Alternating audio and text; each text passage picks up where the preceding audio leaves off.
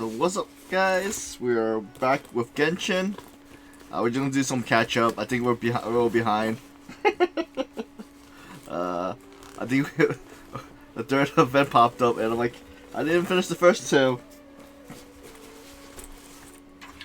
So we're doing Kave's quest and probably Beiju's quest too.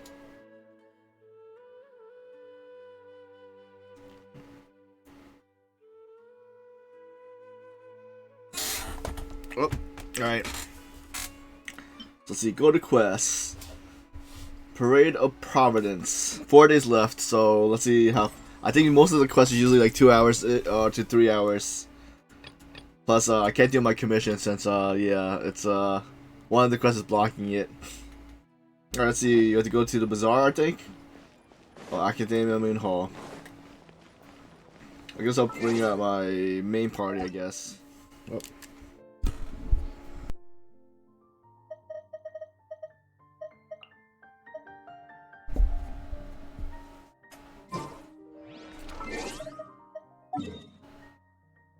Let's see.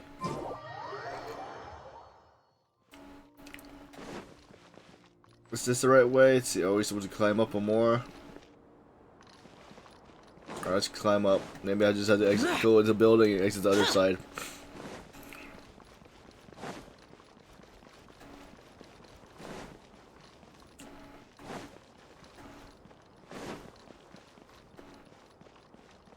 Alright, I'm just gonna climb over, or I might just drop down.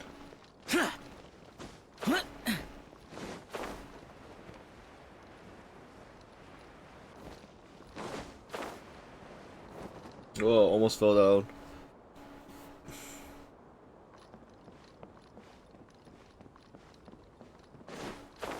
So, for the VTuber roles, we did lose the 50-50 to Tadari. Though for the standard stuff, I wanted to get Diha. Let me see.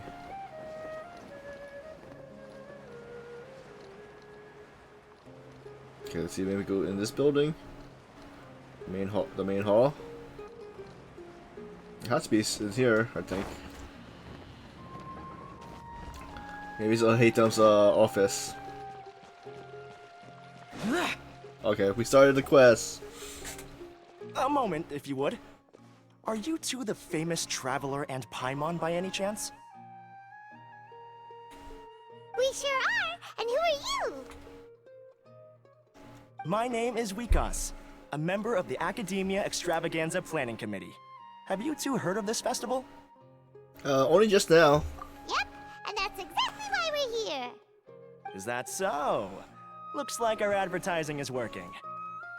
Since you're both interested, would you mind if I gave you a brief explanation of the event? That would be helpful. Helpful, thanks. So, the Academia Extravaganza is a grand event run by the Academia with a long and storied history. To be precise, it can be divided into the Wisdom Gala and the Inter-Darshan Championship. The gala is held annually. During this time, all 6 Darshans will set up booths throughout the city and host guests to showcase the most fascinating aspects of their school, and thus increase their influence. On the other hand, the championship is held once every 4 years. Each Darshan will send a representative to vie for the position of Grand Champion. This year, the gala is being held alongside the championship, so the mood in the city is, as they say, at an unprecedented fever pitch. Got it. Cool. Thanks a bunch for the detailed explanation. You're most welcome. Answering questions regarding the Academia Extravaganza is my job. And I actually do have something I would like to ask the two of you. Huh? Need our help with something? Well, let me begin by saying that this year's Academia Extravaganza is of utmost importance to us. Lesser Lord Kusanali and the sages came up with a plan for the Academia to recruit talented people from the desert starting next year. As such, we've invited a great number of desert dwellers to take part in this festival, so they can hopefully experience the Academia's atmosphere ahead of time. I've heard that the two of you are famous across both the rainforest and desert. With your participation, especially in the Inter-Darshan Championship, more people will definitely come to appreciate the festival.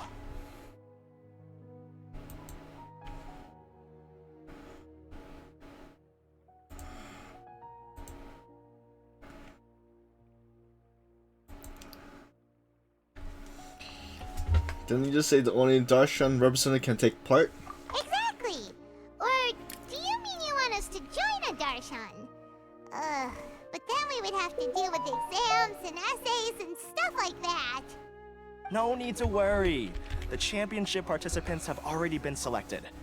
I mean to invite the two of you as guest commentators. Your job will be to observe and record every part of the competition. There's no pressure. Just follow each match and enjoy the festival. Aside from that, we'll also prepare some compensation for your efforts. We won't have you working for free. That kinda sounds like a sweet deal. What do you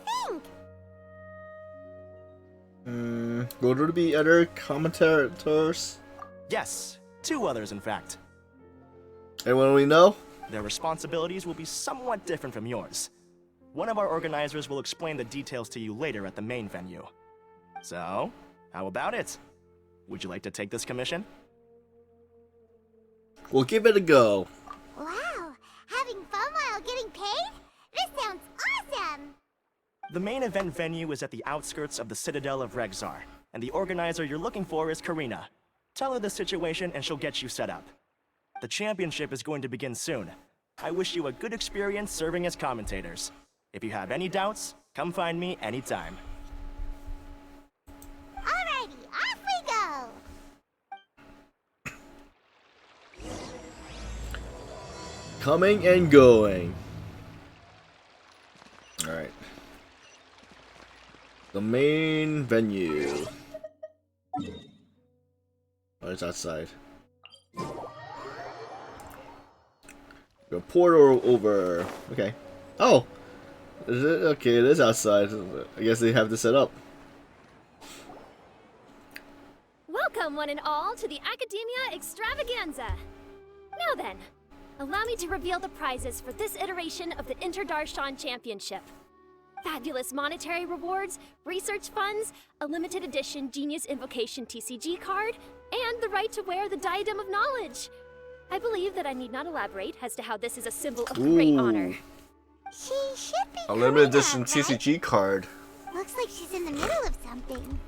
Let's wait till she's less busy, then go introduce ourselves. The Diadem of Knowledge. What a perfect work of art.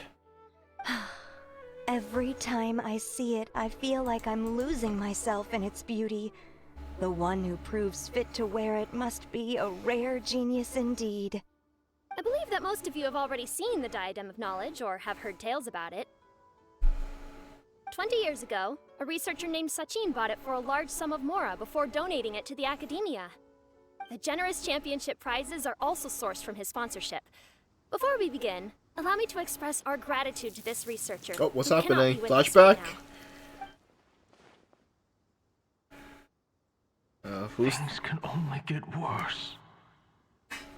Things can only go from bad to worse. What is this place? Human nature begets conflict, and conflict begets ruin. From the beginning, the seeds of wickedness have been. Hey, stop spacing out! Paimon called out to you, but you didn't respond. You okay? Did you stay up late without telling Paimon? I was? All right. I'm sure we're all more than ready for the championship to begin. Now then, let's invite our 6 Darshan representatives to the stage. Our contestants are... representing Amorta, Tainari! No, Tanari! Representing Spontamod, Sino!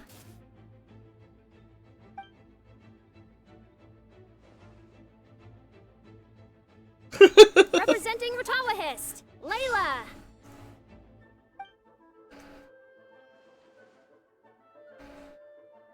Representing Haravatat, Farzan! I know.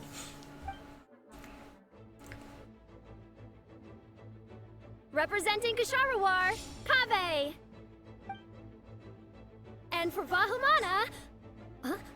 Is Vahumana's representative not here yet? Was that supposed to be a Hatem? These introductions are pointless. Let's just get this over with. Wait a sec.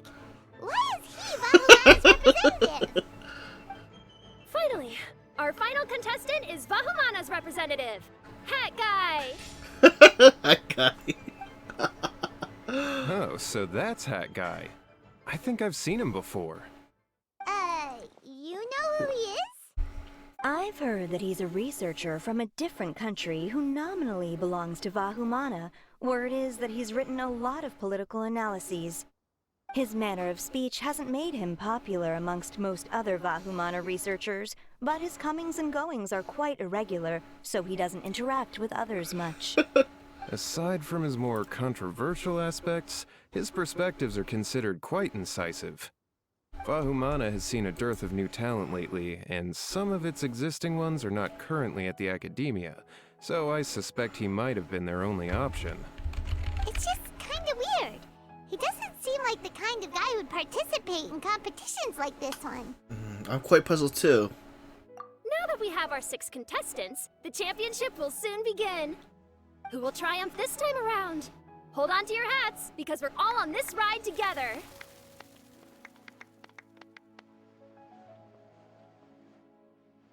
Huh. We really do know a lot of the contestants.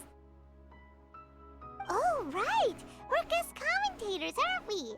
So figuring out everyone's reasons for participating is in our job description. Let's go ask them when we go say hi. Especially him. Paimon still thinks it's weird that he's here. The Wanderer. Don't wonder what each of them are supposed to represent. Layla. Kaveh! Farzan! Layla! Huh? Oh, it's you. Why are you here? We're here especially invited guest commentators. Our job is to record what happens during the competition. Is that so? In that case, I'll have to trouble you to catch the moment of my triumph on camera. Remember to shoot from behind at a lower angle. You know, to capture a senior's class. Yeah, because I don't think you ever saw Farzan talk before. Or was there any quest with her? Not that I know of.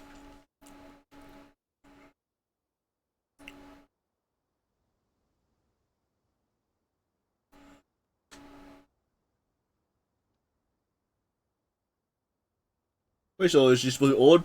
Farazan, the researcher from 100 years prior, is a household name in Harvazat. But she is better known in Samuru at large for her work in mechanics. Once she was trapped with a strange ruin, and only escaped after much peril, yet a century has passed for the world to emerge into. It is no longer the place she remembers. Whether it is due to academic disagreement or the passage of time, she has quite a few things to say about the current state of academia, and is not afraid to put her sharp tongue to use in commenting about other researchers. However, she can be quite easy to talk to, so long as you call her ma'am, that is. Don't get ahead of yourself now. Victory will obviously be mine.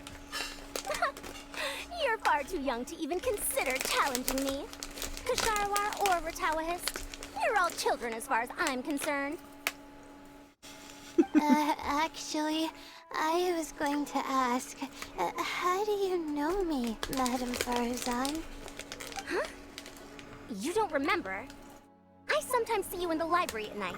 You even waved at me. What? I don't remember doing that at all. Huh.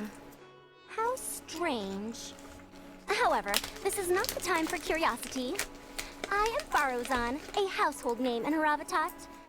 You are Layla from Ratawahist, I presume? Yes. Good. Then we are officially introduced. See? Simple as that. I like respectful ones, by the way. Would you like to join my research group? Madam Faruzan, I'm quite sure this counts as poaching. Let's dial things down. I know, but it's been tough getting people these days. And research funding has been hard to secure. But once I win this tournament, it'll be a different story. So you're just here to increase the amount of funding you're getting? Well, not just that. What? Are you curious about my reasons for participating in this event? Well, I suppose that's to be expected. You are our guest commentators after all. There's been an influx of newly enrolled students, and they'll be paying close attention to this competition. If I do win, I'm certain that there will be no lack of students knocking upon my door. Moreover, research resources will be made available to the victor, so that will nix my funding issues. Therefore, my two juniors, I do apologize, but I fully intend to emerge triumphant. I'll do my best as well. At least I don't plan to lose too badly. So, why are you here, Layla? I don't know why, but a lot of people recommended me. I didn't sign up myself. I just woke up to find my name on the announcement board. Oh, I'm really Who signed her up? I've been so worried about disappointing everyone that I've been losing sleep. Stress not, young one. We must all experience failure to grow and mature. But Madam Faruzan, I don't want to fail. Seriously? Everyone has such nice reasons for joining. And what's your story, Kaveh? Must I say? Yep. Yes, you do! We gotta record it! Well, you know, right? I want to buy some property. Oh, that's right! You want to move out of Alhaitham's. What? Alhaitham? What about him? This has nothing to do with him. Paimon's misremembering things. Oh! Right, sorry. Paimon has no idea what she was talking about. So, you want to use the grand prize to buy a place, right? Correct. Also, my father took part in the Inter-Darshan Championship when I was young, but he didn't win. Once I do, the right to wear that diadem will be mine. In a way, I'll be helping my father fulfill a dream of his. That's not a bad reason at all. You have ambition, youngster. Although your chances with me here aren't great, I believe your father would be most proud if the diadem of knowledge were bestowed upon you. Not that he'll have the chance to celebrate. My father passed away many years ago. They say he ran into quicksand while traveling in the desert. For you to have experienced such a thing, that must have been tough for you. It's all in the past now, and life goes on, doesn't it? Let's change topics. I don't want to bring the mood down.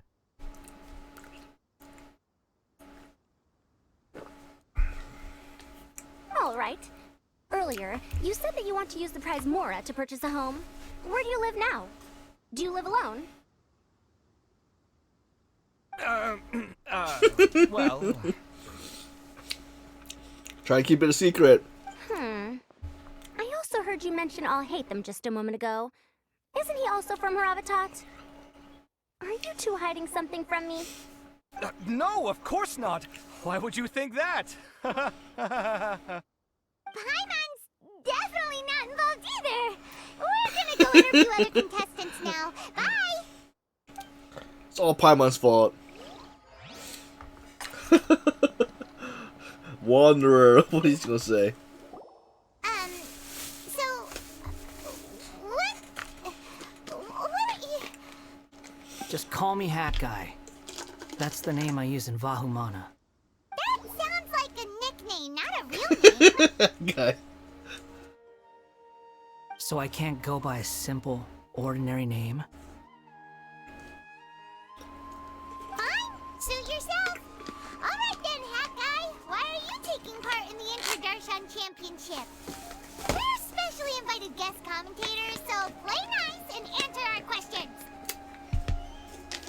You could be Matra for all I care. So what if I don't answer you? What then?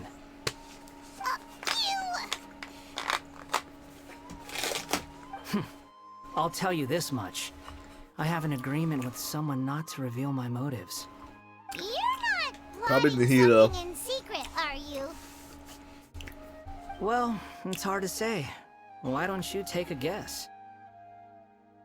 Ugh, Paimon's had it with you. Fine, be that way. Then we won't ask you why you're participating.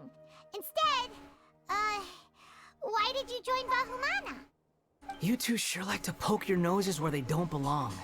If I don't say anything, are you going to annoy me to death? I heard that the Vahumana researcher named Akaba was researching the Tatarasuna incident, so I wrote a few essays to refute his points.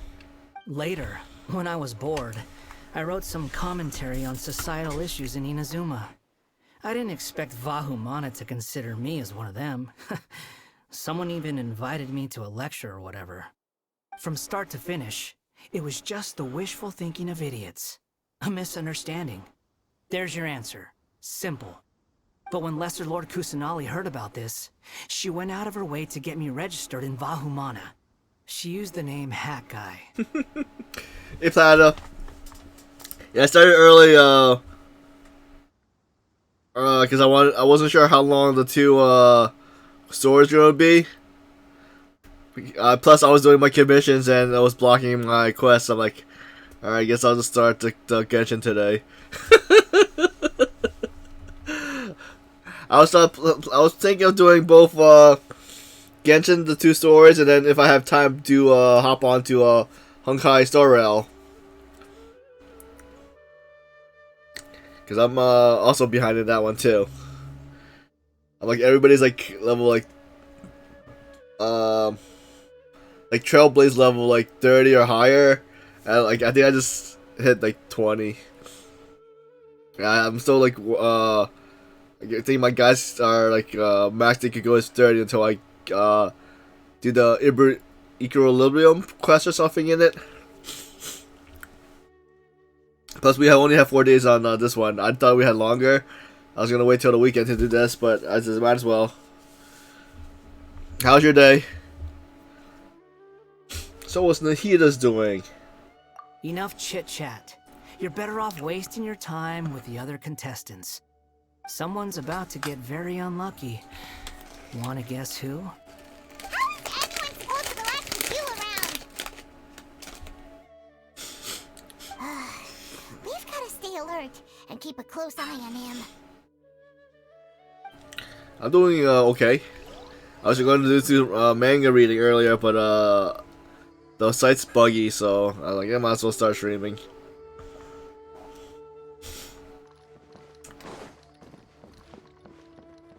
Tanari and Sino.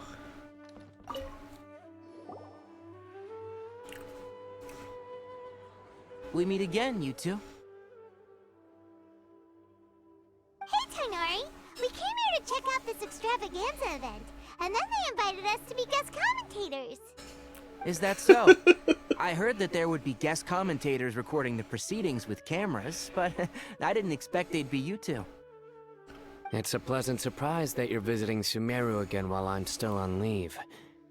When everything comes together perfectly like this, I call it the biryani factor. Because it's always rice to meet stew again. Ugh.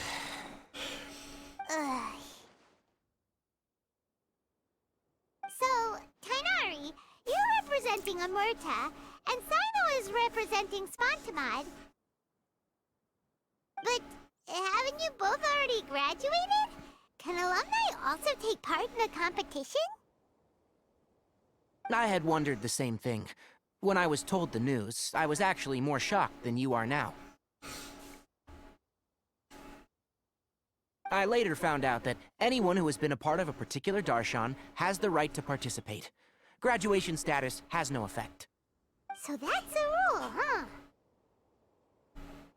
There are some restrictions, Oh. though. For example, sages cannot participate. Any given person can only participate in one instance of the championship, and so on. That's right. Also, there are two methods by which the Darshan representatives are chosen. One is self-nomination, and the other is to be recommended by over half of one's Darshan. You must have been a case of the latter, Tainari. I heard that quite a few of your juniors petitioned for your candidacy. Sometimes I wish I could clap a few of them over the head and tell them to spend that time on studying instead. Can you refuse? Well, you can, but after some consideration, I realize this could be a good opportunity for me. Next month, we're having a public lecture on ecology at Gandharvaville. If I participate in this event, I might be able to utilize its popularity to promote the lecture. I'm not that concerned about becoming the champion, unlike someone here. So you volunteer yourself, you know. Yes. I'm using the last of my leave for this. When I heard that a limited edition Genius Invocation TCG card was one of the prizes, I signed myself up. Yep, that's why I see This year's card Sino is a will rare sign one up for. indeed. It would be a shame if I missed out on it. Wait, is it some kind of super powerful card? No, it's a very common one. But it has a holographic layer. So what's the point? It's very cool. Paimon meant apart from being very cool. That is reason enough. I shall do my all to emerge victorious and add it to my deck. As someone who doesn't play cards much, I can't quite relate. But it isn't surprising that everyone has their own reasons for taking part in the tournament. Fair enough. Alright, let's go find someone else to question. Yeah, my keyboard's right in front of my mic. Looks like Karina's got a moment now. Let's go chat with her.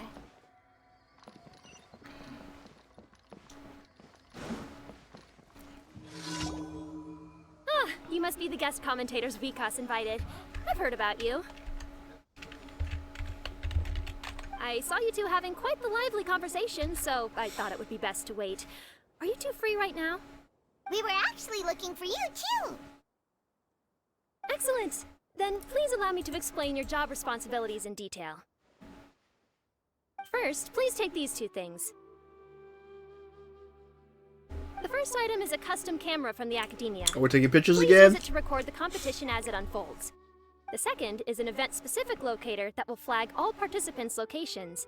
It will also sound when one of them completes an objective. Wow, what a convenient little thing. Aside from you two, there are two other commentators. However, they will remain by the commentators area and will not be following the contestants in real time. Speaking of which, you probably know them. Alhaitham and Nilu.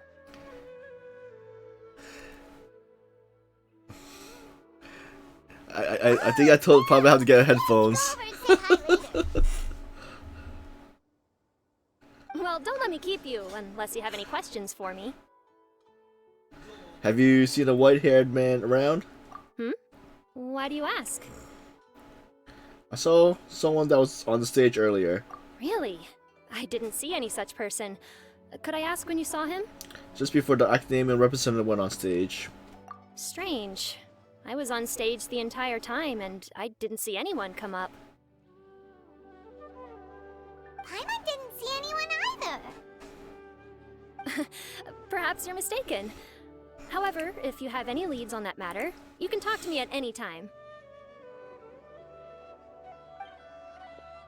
Hey, traveler. Oh, Paimon. Diha! Long time no see. Dia! Candace! You two are here as well! Ah, so they're two friends of yours. In that case, I'll take my leave. May you all have a wonderful time during the extravaganza. The Academia sent us both invitations, so Dia suggested that we come together. The villagers were also encouraging me to travel outside the village. I couldn't find it in myself to turn them down. We're here now, so no point dwelling on that. Even though this extravaganza isn't a holiday or anything, it's still a big deal here in Sumeru. Merchants from all over will set up shop. There'll be tons of stuff to eat, use, and wear, more than you can count. I'm already set on helping you buy 2 new outfits. I mean, who wears the same thing at work and home anyway? Rough? I'm looking forward to it. Just being able to relax and wander the streets freely has already made my day. So, Traveler, Paimon, you two want to come with? It's like, We'd love to, but we've got work to do right now. Aw, that's a shame. Let's hang out together when you're free then. Sure! In that case, Candace and I'll head out first. like who wouldn't Good say clothing no, and right? fabrics are very much in demand. If you snooze, you lose. Oh, right. We should also get some accessories. No need to rush. I think we'll have a better time if we take things slow. See you two later. Feel free to come find us whenever you have the time. Paimon didn't think that Candace and Dia would come. Hanging out with them sounds like a great time. Still, looks like the competition's starting soon. Let's go over to where Alhaitham is and see what's going on.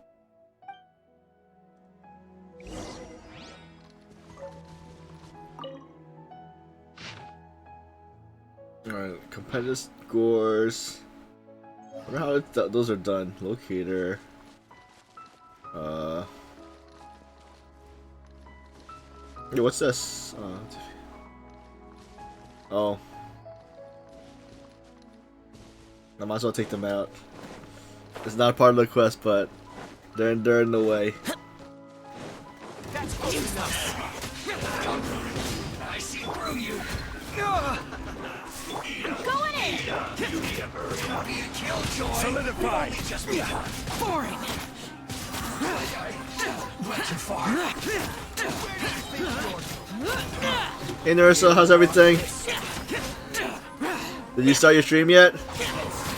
Disappear! Worthless!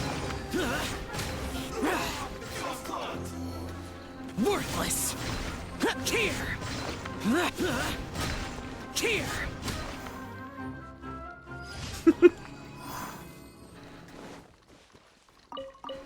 Oh, that's not good.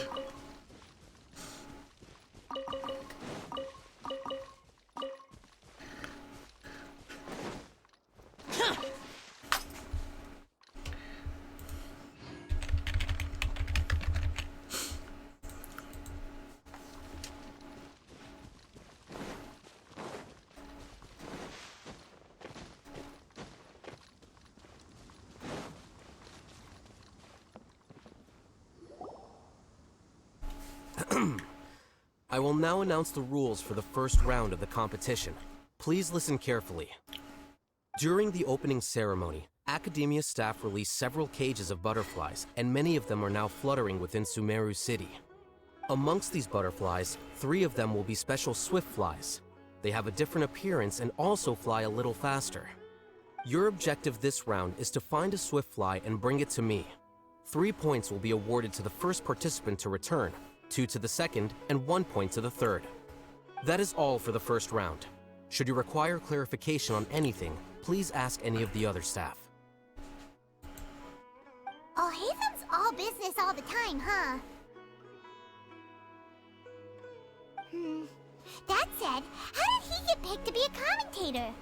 Paimon's kinda curious. Finding 3 specific butterflies in a place as large as Sumeru City sounds rather improbable. If these swift flies behave anything like regular butterflies... I'm off. It will take some time to search every corner of Sumeru City. Huh? You're going just like that? A champion walks the road to victory. My dear Kasharawar Jr., I have a plan. How about some cooperation between you and me? Cooperation? Looks like everyone's got their own plans for this toughie. So who's gonna win the tournament? Next, right? questions first. Huh? Wait a minute. Look, he seems to be observing the other contestants just like we are. We were right not to let our guard down. Do you remember those things we made previously? Huh? You mean... It's time for them to shine. It looks like Faruzan and Kaveh have some secret plan. Oh, hello there. Madame Faruzan and I are discussing how... Shh! Hush now! The walls have ears around here. We should keep it a secret for now, but you'll find out what we have in store soon enough. Come now, let's go. Before the others act. All right, there's no time to lose. We're off to make our preparations. See you later.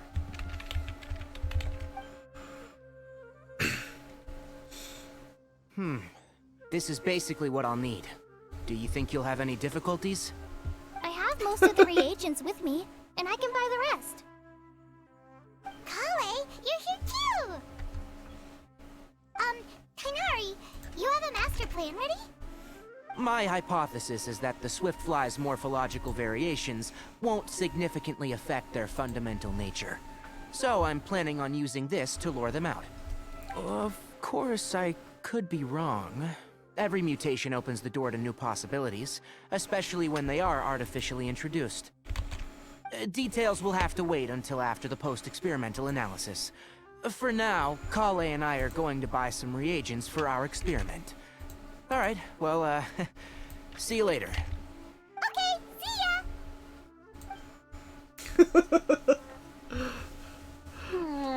I know it has other people's emos with ghosts eating popcorn. You look a little worried. Yeah, I have no idea what I should do. What color are these swift flies? Do they have special markings? How do they differ from ordinary butterflies? Oh, I can't even figure out these basic questions, and most of what I've learned in the past is completely useless here. Aren't people who research the stars supposed to have some extraordinary abilities? Why not use astrology to solve it? Oh, you're another contestant. That hat guy, was it? Is it that you can't use astrology during the day? Guess that skill's less useful than I thought. No, it's not like that. If it's daytime, all I need is an astrolabe. So, why don't you do that then? Mona Magistus, the astrologist, said that those who constantly use astrology to obtain things that shouldn't be theirs will eventually lose the blessing from the stars. It's just something I read in an academic publication. I really love to read Mona's essays. You're overthinking it. Power is just a tool. It just seems to me that you don't have the resolve to win this. Well, suit yourself. Wallow in your immature ideals if you like. Hey! Seriously? Just walking off after saying a bunch of mean stuff like that? Did I say something wrong just now? Let's see. No, it's good to have your own conviction. Thank you so much. I've made up my mind not to use astrology for this. I think I'll just try my luck in the city. To be honest, I've always been pretty good at observation, and if I'm fortunate, I might be able to find that special butterfly species. Lord Cyno seems to have found a swiftfly. Come on, let's go check it out. Really? Where? The butterfly flew up high, and he's chasing it now. Oh, no time to lose. Let's go see. As expected of Cyno. Actually, shouldn't you two go have a look as well? The moment when he catches the butterfly will likely be one worth recording after all. I'll head into the city shortly to start my own search. I'll see you later. Alright, in that case, let's go see Sino first, and then we can check on what everyone else is up to. Alright, let's see where we head to. Wait, what's this thing? Is this Layla? Oh wait, so it shows you where each of the characters are? Wanderer. I make it bigger. Everybody's still around in the starting area. Okay.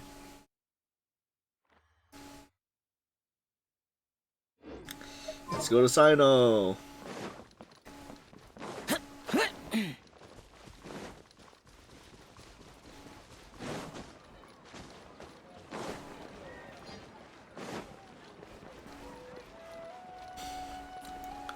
Did you guys finish this quest yet? I know I'm behind in it.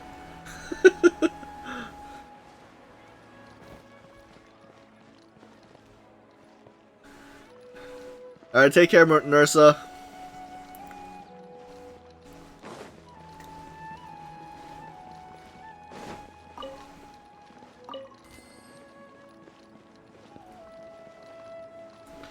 Alright, so... Oh, Sino's on a bridge. We found you, Sino! Oh, wait, is that a swiftfly? Stay put. Don't move. Was he talking to? Oh. Huh? Sino, what's wrong? This isn't what I'm looking for. It's a... Finally, I made it. I heard that you caught a swiftfly, Sino. Mind letting me see what it looks like? Hold on. Isn't this the mechanical bait that I released earlier? Why would you catch that instead of a swiftfly? Wait a minute. If we consider this from a different angle, isn't it a good thing that the bait you made was convincing enough to fool even Sino? Bait? That's right. During a previous interior design project, I felt that the artificial flowers on a wall were a little bland, so I decided on placing a few moving mechanical butterflies to add some pizzazz. In order to make them both small and nimble, I consulted with Madame Faruzan. Not long ago, the two of us took all those mechanical butterflies and released them into the city. Why would you do that? Need you even ask? Young people these days really do need to get out more. Have you never played that game where you place strips of paper on a bamboo pole and wave it across a field of flowers to attract a whole kaleidoscope of butterflies? No, I haven't. Wait, so you're trying to... That's right. The butterflies within the city will mistake our mechanical bait for one of their own and follow them around. As long as we keep releasing and retrieving our bait, we can capture all the butterflies within the city. What comes afterward is just a matter of separating the swiftflies from the others. Huh. Guess that's one way to do it. Do not underestimate the wisdom of your elders. I had already thought of this method the moment the round's rules were announced. Of course, we also owe much to this fine junior of mine here for making such lifelike butterflies. It seems that Kasharawar has not quite declined as far as I had thought in recent years. Their teaching skills at least seem to be intact. Well, I just stuck to what I do best. The idea was yours. No need to be so polite. Once we capture all these butterflies, we shall split the points for this round. Look, one of them is returning now. Huh? Where's it going? Are my eyes deceiving me? Why don't I see any butterflies behind it? That's because there are none. Seems like your plan has hit a snag. Looks like the match continues. I'll be looking elsewhere. Huh. Strange. Has something else diverted their attention? Come, let's search in the direction the bait returned from. We'll go have a look too.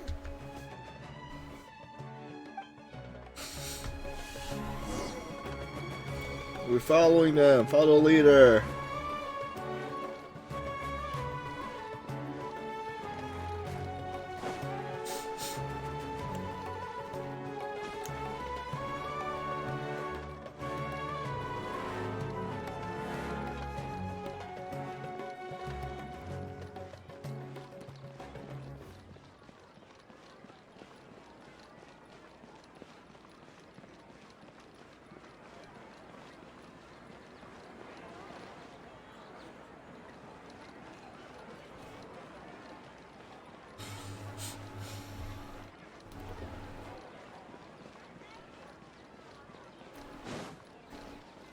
Oh, what are those?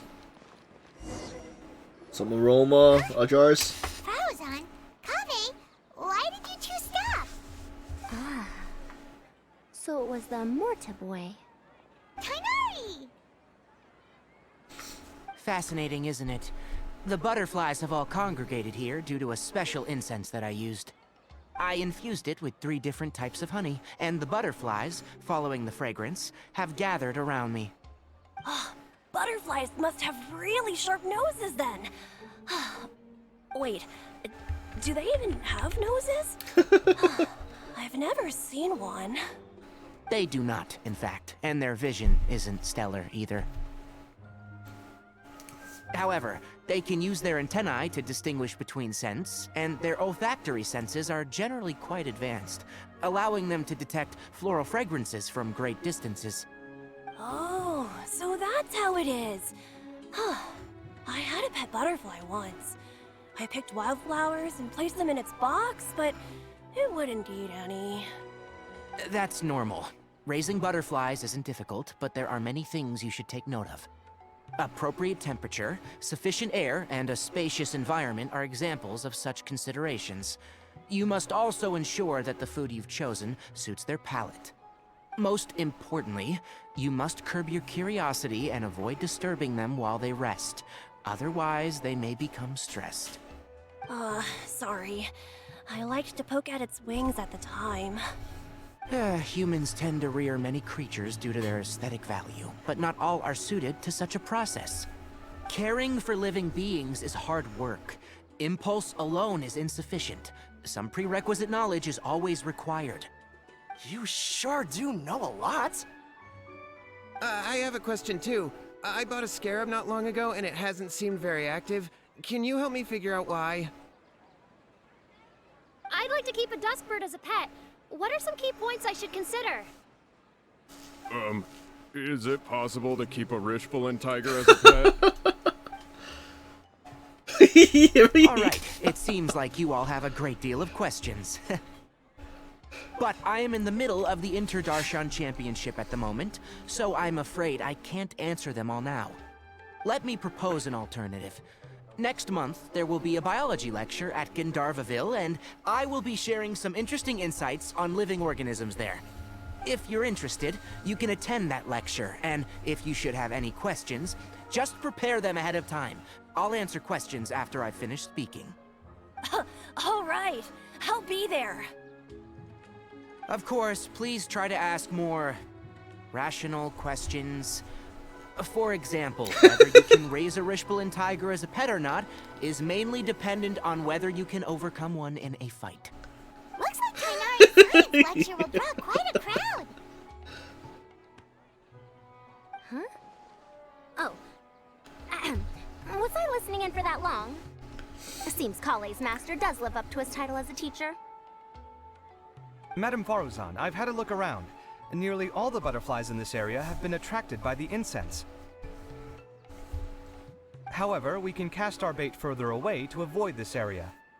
All right, then let's get moving. We shan't let all the butterflies get away from us if we can help it.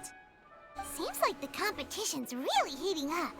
Let's go see how the other contestants are doing. Who are we checking now? Wanderer? Alright, let's see. Let's go to Layla.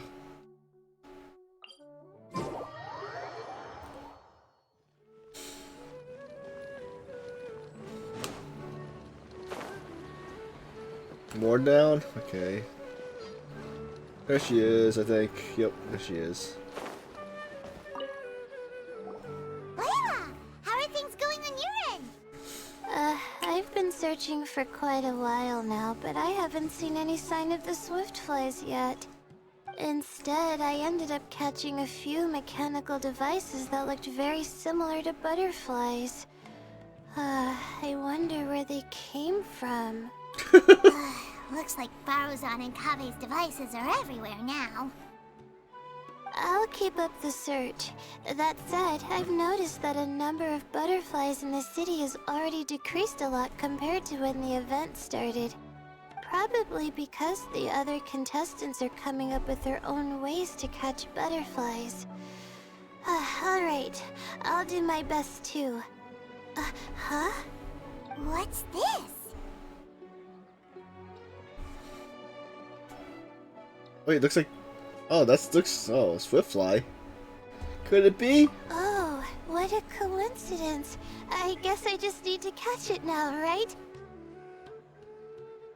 Oh, please wait. Oh, there it goes. poor Layla. It's so fast! Paimon thought all Hatham said they were only a little faster. No, come back. Come on, Traveler, let's go too. The locator's going off. Looks like someone's already cut themselves a Swiftfly. Okay, we're chasing after Layla. Oh! We got... Layla, go, go, go! The locator's going off again. So, someone else finished too? That would mean that the one Layla's chasing is the last Swiftfly.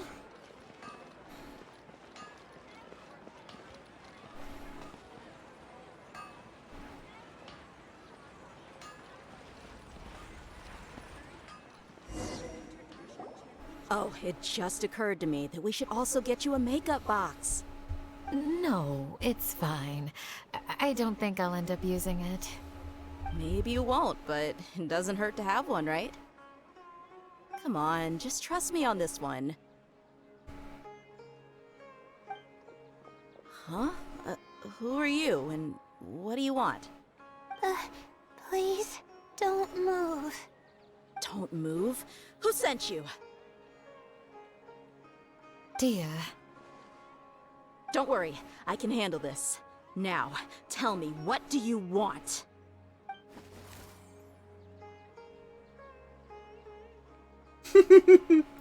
That's a nice screenshot.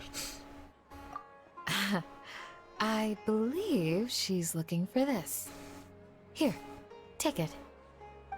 A butterfly? Was it on my head? Oh, you're... It's been a while, Layla.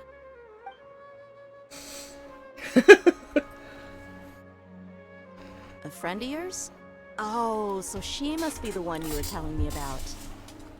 Huh? You two know each other? Oh yeah, it has been some time. The first time I ever woke up after sleepwalking, I somehow found myself in our village. Candace was the one who took care of me then. She's sleepwalking onto to another village? She didn't look well, so I gave her something to eat. She said a lot of complicated things about astrology, the night sky, the stars. Not sure I understood it all, but it sounded pretty enchanting. Right. Do you still want this butterfly? It seems like you were chasing it all the way here. It's of little use to me, but if you don't want it, I can release it. Just let her have it. It's no big deal. The Swiftfly was flying so fast, but you were able to catch it like it was nothing, Candace. Oh, it didn't seem that quick, really. I was actually worried that I would injure it, but I'm glad that didn't happen. Anyway, sorry about the butterfly thing. With the way you suddenly came running over like that, I thought you were hired to take us out or something. Huh. On second thought, I guess I've never seen an assassin that looks tired with dark bags around their eyes. Oh, you must be taking part in the championship. Take it from me. Don't let it stop you from getting some rest. I'll do what I can. Thank you. We'll be on our way then. See you later. Alrighty, let's bring the Swiftfly back together with Layla.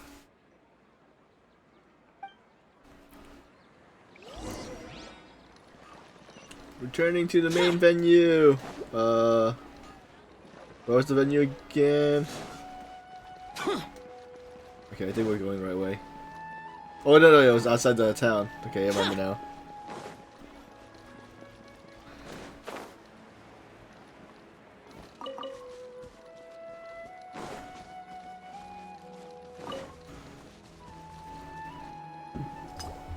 It seems we have a third contestant who has returned with a Swiftfly.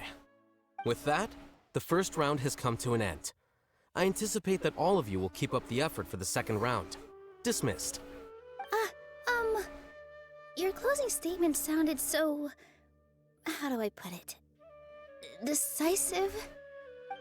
Well, you could certainly stand to try being more decisive, Nilu. It would help you live more freely. Hang on a second.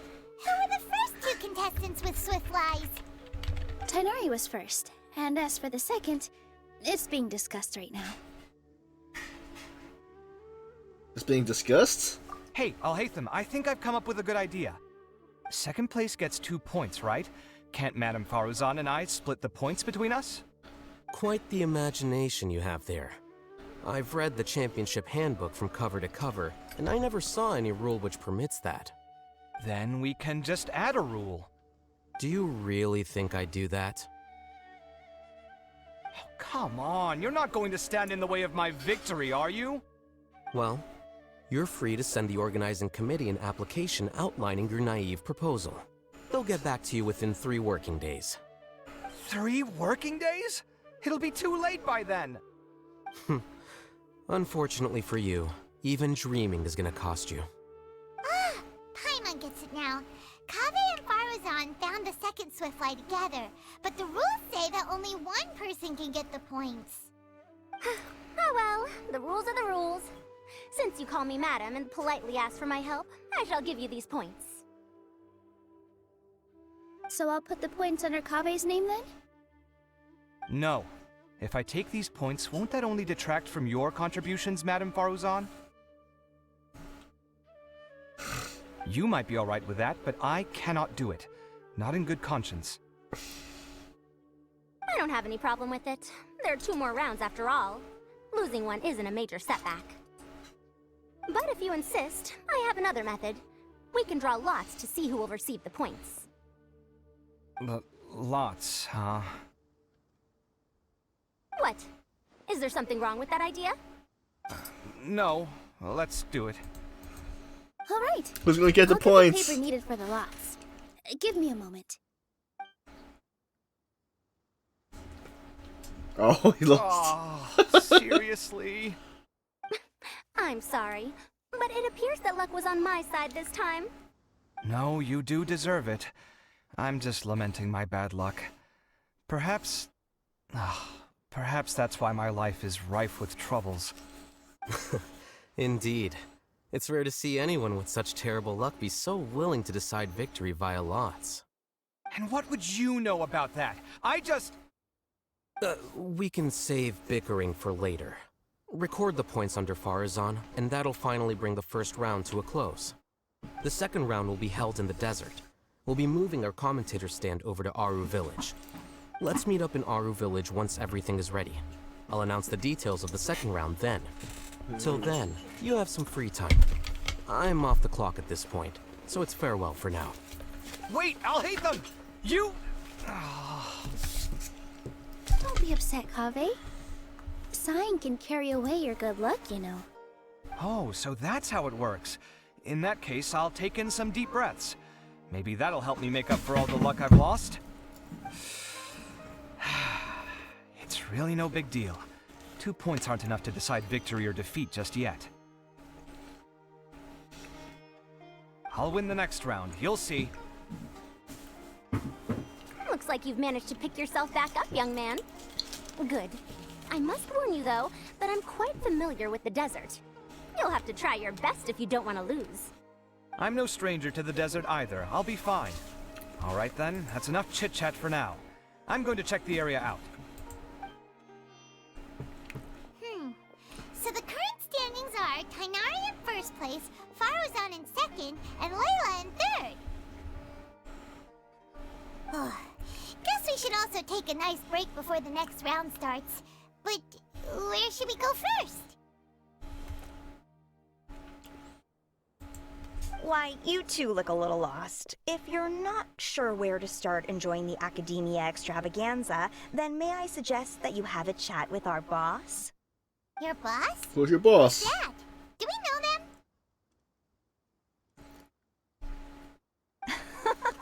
Well, only the most famous merchant in all of Sumeru, Lord Sangamo Bay. Dora?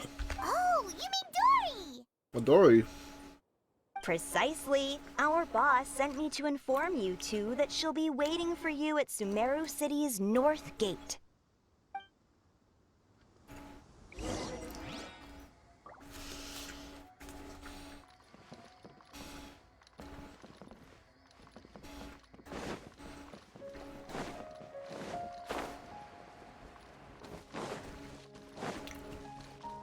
Alright. Where in town is Dory? Well, at least they like showed us where it's located.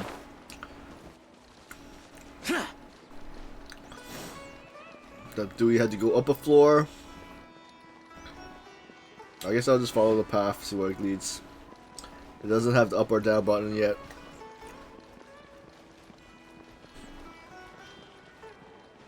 Got the doctor's area.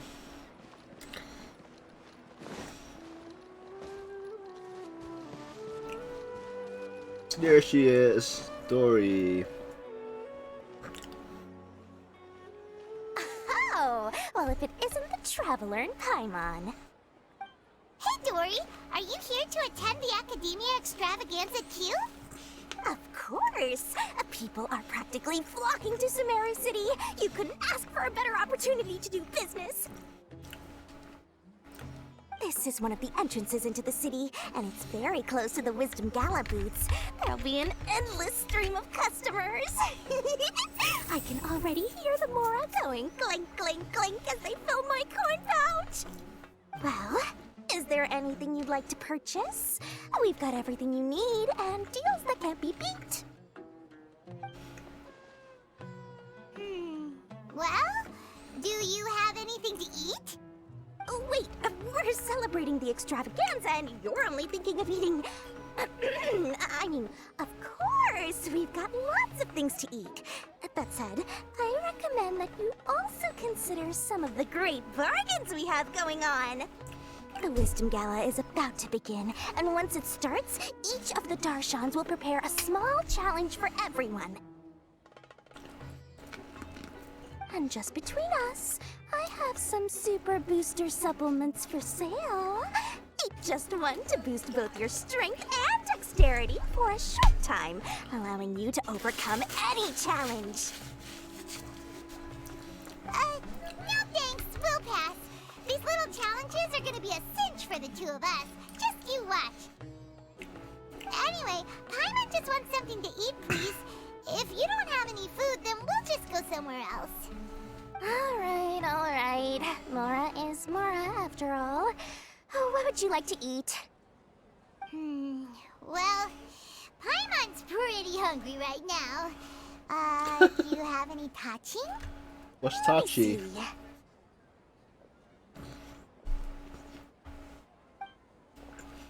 This is a huge job, isn't it? If this works out, we'll be set. Here What you job go. are you doing? 2 servings of touching. See? I told you there's nothing Lord Sangamo Bay can't procure. Yay! Huh? What are you looking at, Traveler? I thought I saw. Wait. I thought I saw someone just now. Oh? Who? Someone we know? They're gone. Was it someone suspicious? Have we attracted some unwanted attention? Huh? What's happening, Dory? Is there something else going on? I don't know who you saw just now, but I do have some hard-to-come-by information about the extravaganza. If you want to know more, we can talk business later.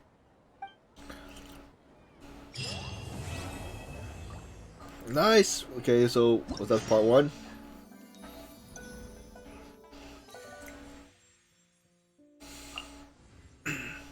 Oh, there's so okay.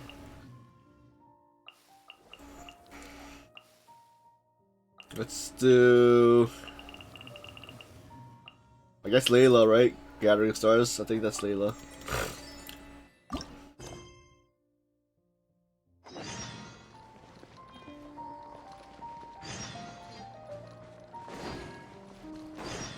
How far do I have to travel? Wait, did I just switch quests? Oh no, okay.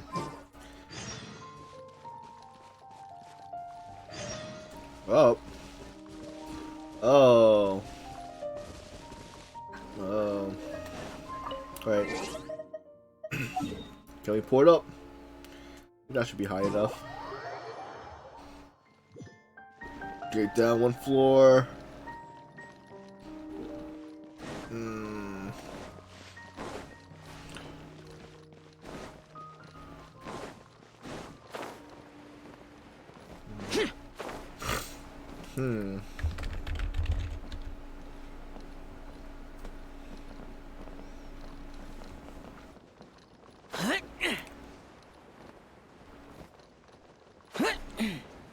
Oh, did too far.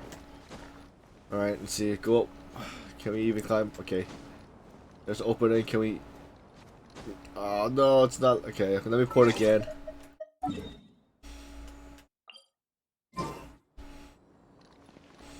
And I got one that got messed up.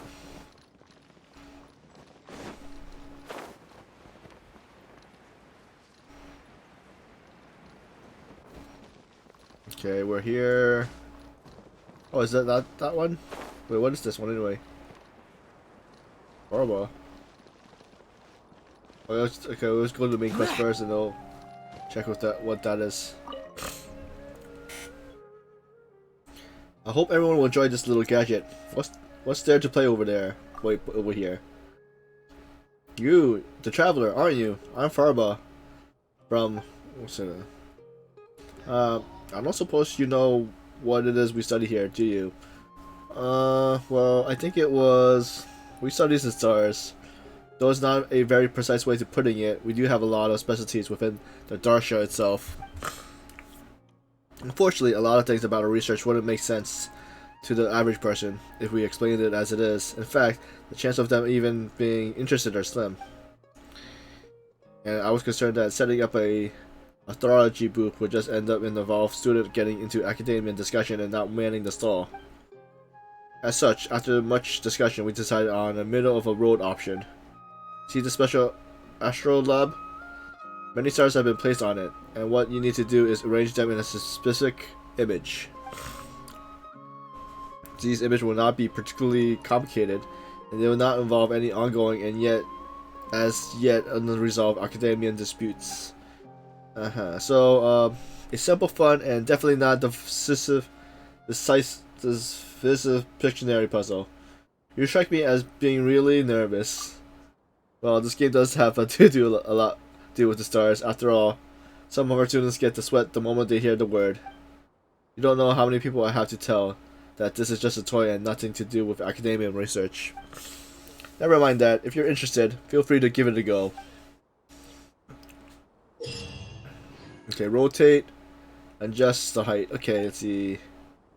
Once the angle and height are suitable locations, oh, the stars will light up. Nice. Okay. So a certain amount of time elapsed following the challenge beginning. You can ask for help from the organizer or obtain a hint, which will show the intended star position. Okay, let's start it up. I wish the older students would stop coming over to ask. This really, truly is a toy. Just a toy. Okay, let's give it a try. How many? So we have 4, 5, 6 different ones. Okay. How does this work? Where's okay? We have to make that. How do I change the view? What? So that's the high point, I'm guessing. Alright, now we have to go to the next one.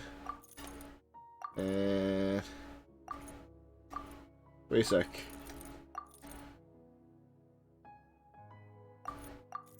There we go! Next! Okay. What are... There's 3? That moves 2, that moves 2, and 1. So 1, is that the highest point? Let's give it the highest point. That's right there. 2. Let's see. Ah. This is the lowest point. Oh, if it lights up, that means it's good, right? Or am I wrong? We got it. Next. Alright, let's see. So what is 3? What is this supposed to be? Oh, nice, we got that. And no? Bottom 3.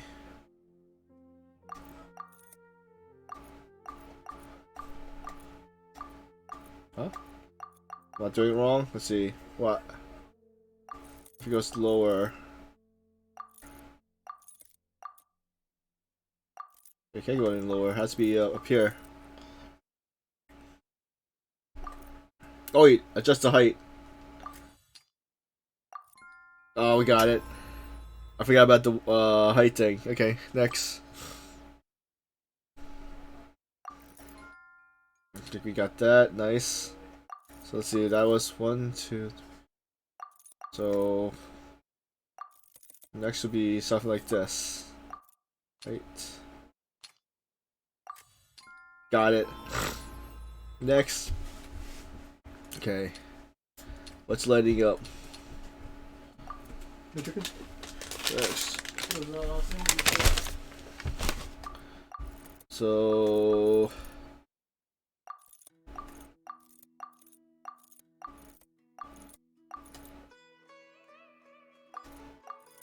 oh, nice, we got it. Okay, that one done.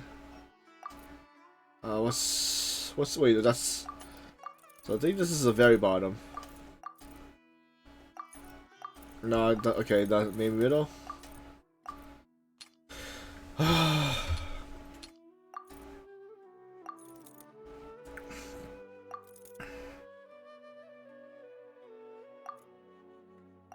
on, light it up.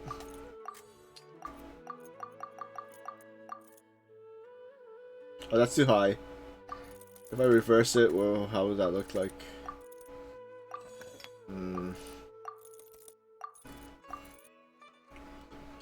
Alright, check this one right here.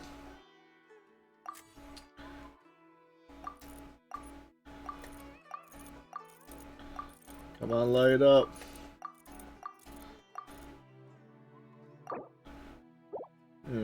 Descend. So let's see, we got top 2. Bottom, so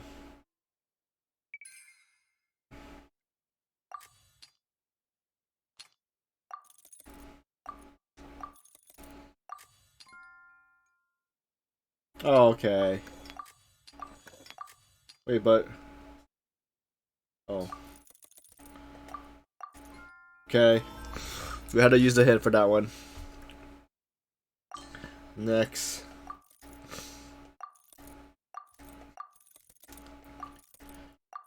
Okay, let's see what are this one.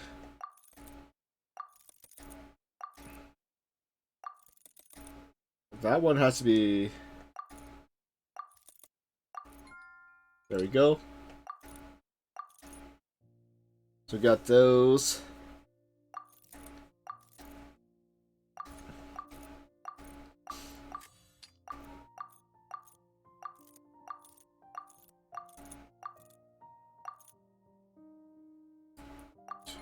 Okay, that 2.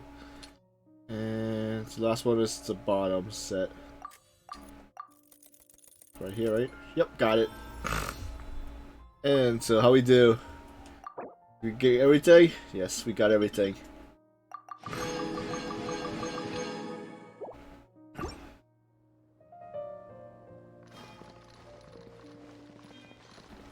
So if I go to event, does that mean we complete that one?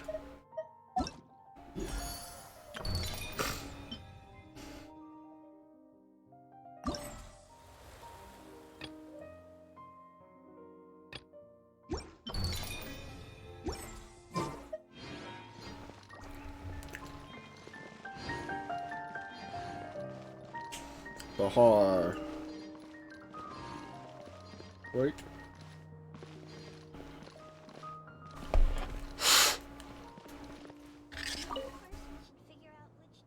Good day to you, traveler. Given how you appear, you must be here to take part in the Wisdom Gala. Yes? If you're interested, would you like to try out the event that we, the Harvard, are organizing? If I recall, Harvavasta studies language. I'll bet that's a loose member summary. That's what we research here in Harvard. Well, what do you think? Sounds like a good fit for the Gala festivals and relaxed atmosphere, does it not? Many of my fellow Darshan members do quite think so. Everyone is having fun in their heart content, so surely we shall not spoil the mood for going around asking people riddles, yes? In any case, we should be hard-pressed to drum up much interest if we make people guess riddles for activities. After much friendly discussion, we have decided on a little game known as the Truth Step. It does not require any tools or items, we just settle mind and clear thought. When the game starts, I will tell you a story. Now, it may seem to you that it's a tale that is going nowhere. Indeed, some parts of it might even defy common sense.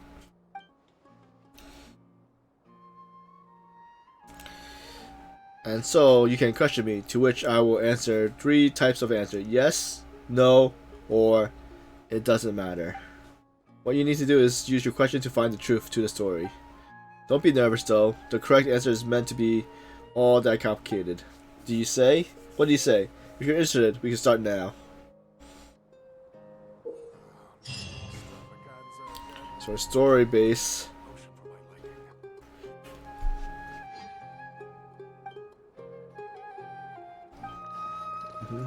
Where are you running to?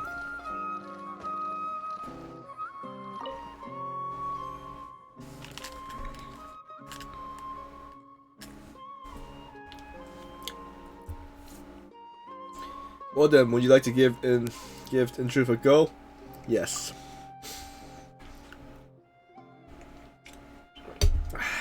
Good, good. In that case, lend me your ears. So 3 parts.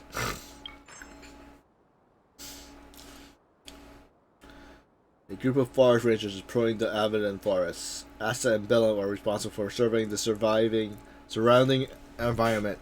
While advancing, they discovered monsters ahead and ended up getting caught in the downpour, with the rain making the ground so muddy that they were temporarily stranded. Asher sent Bellum out on the other team of forest rangers with the intention of reminding them to stay vigilant. Then Asher hid in a tree until the monster left. Later, following Basha, the other team of forest rangers successfully rendezvous with Asta. Afterwards, they quickly left the forest. However, of the numbers, only Bellum was soaking wet. Why was that?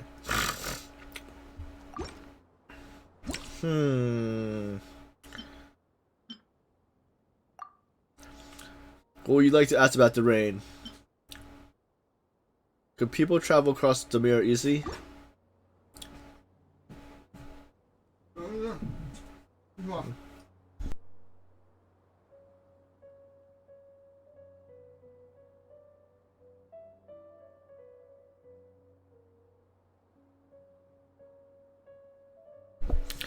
No, the mirror cannot be traversed by human strength.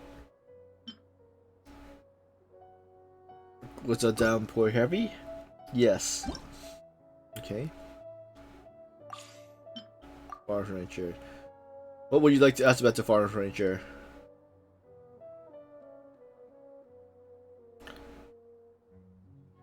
Was any waterproof gear brought along? Yes, enough to ensure that the Forest Ranger's clothes will not get wet.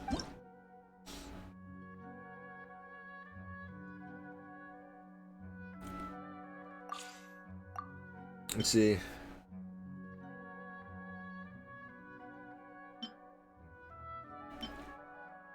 Was everyone on the patrol a Forest Ranger? No.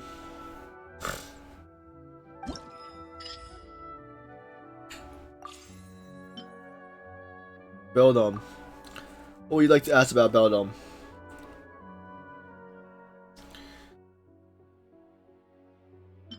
Did Beldum have a different set of objectives compared to the Forest Rangers? No.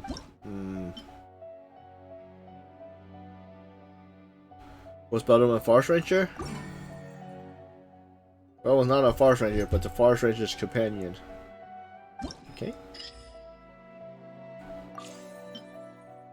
Bedlam's identity. Was Bedlam an animal? Yes. Okay.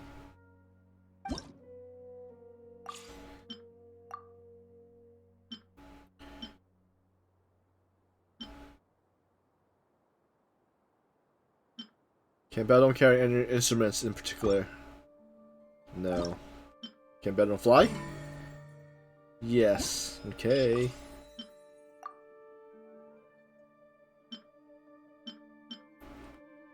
Was flight one of Beldam's innate ability? Yes. Okay. So how's...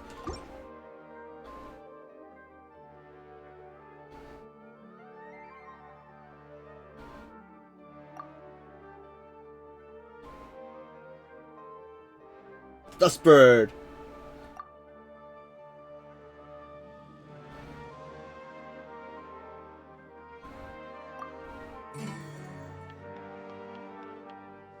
Yes, we got it!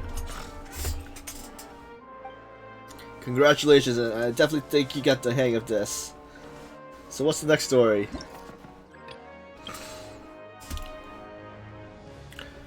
Bahara is a student from Harvasa.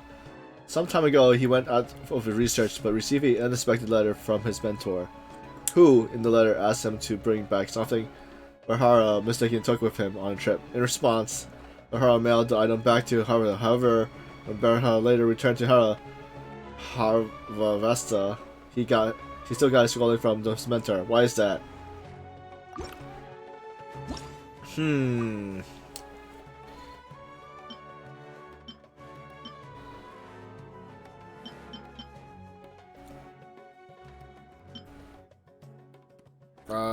Was this item broken when it was returned? No. Could this item be mailed through a letter? Yes. Was the item related to the mentor? Yes, it was something that the mentor needed urgently. Okay.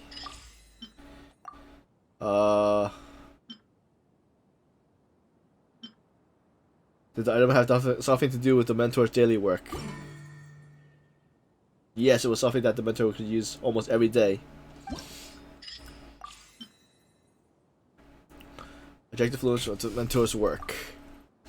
What will you say to ask about the object's influence of the mentor work?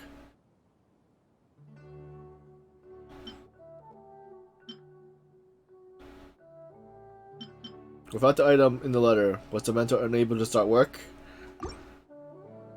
Yes. Okay.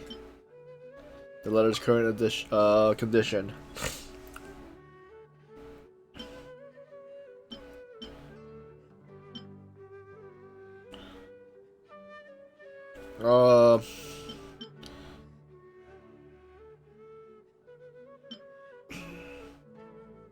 Was the letter delivered to Harvesta?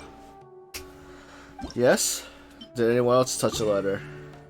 Yes. The people who touch the letter.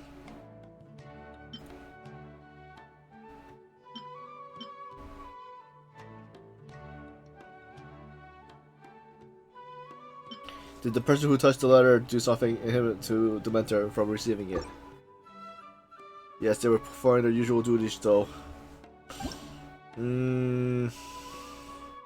Let's go. Why was the mentor angry?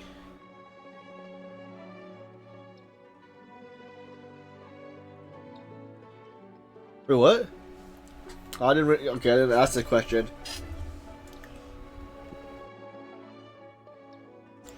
His plan was about to be exposed. I'm guessing that. Who was it who came in contact with the letter?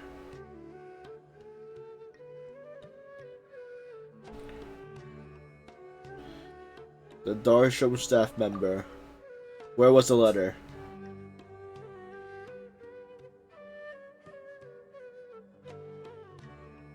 Mentor's office? What was within the letter? Would be the key? It would be funny if it was a key. Excellent, you truly do have action on it. There's only one question left unsolved. Give me a moment to think about it some more. Wait, what was the... So... What's this? Oh, so if it was the key...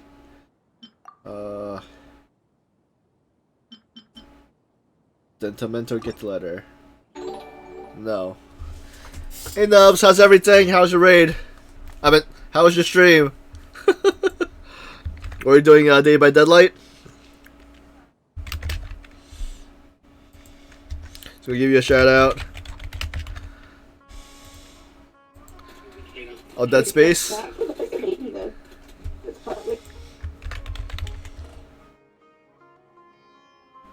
Wait, did that clip? Let me, what happened to the clip? Let's see.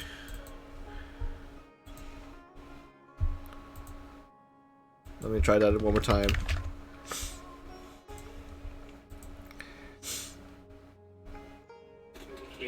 It's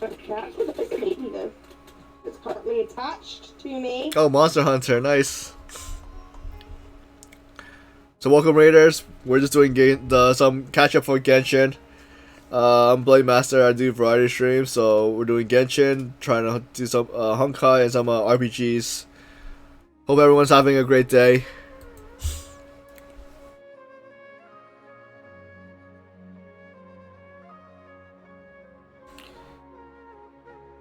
So you were playing Dead Space 2? How far did you get?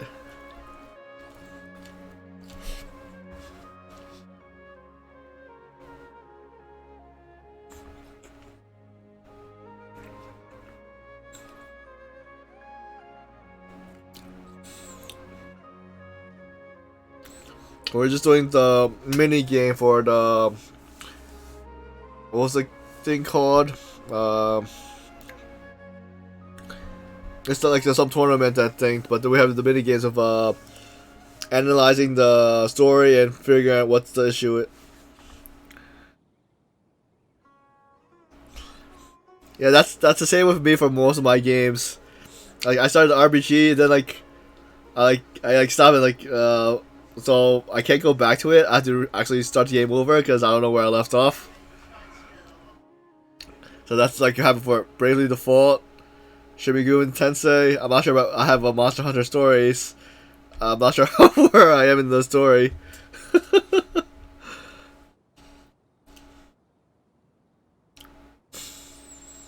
Is it only two in the series? Dead Space 1 and Dead Space 2, or is there a third one too?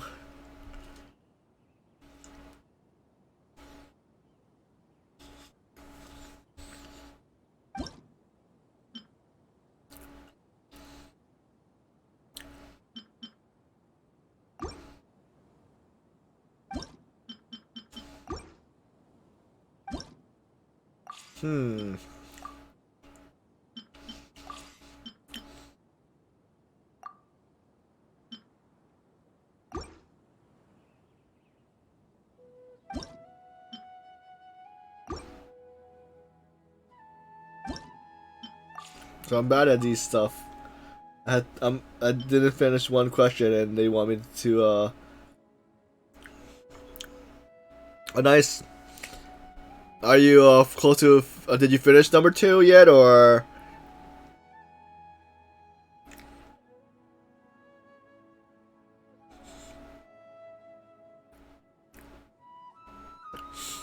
I'm guessing did you just play the first 2 games, or did you also play the third one too? Oh, okay. How you like it so far? Any jump scares? A lot, or because I know there's a lot of jump scares in that game. I haven't played. I played the first one, but didn't get that far. But I seen like other people stream it, so.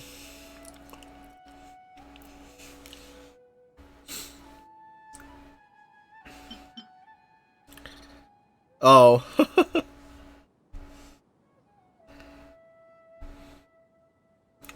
Alright, thank you. Thank you again for the raid. If you need to get something to drink, get something to eat, rest. Okay,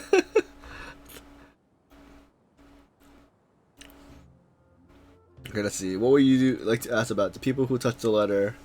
Let's see. Alright, take care. Have a good rest. Thanks for the raid again. Okay, the one who touched the letter. Okay, this one just. Oh, it was this a staff. Let's see. No. What was the last question?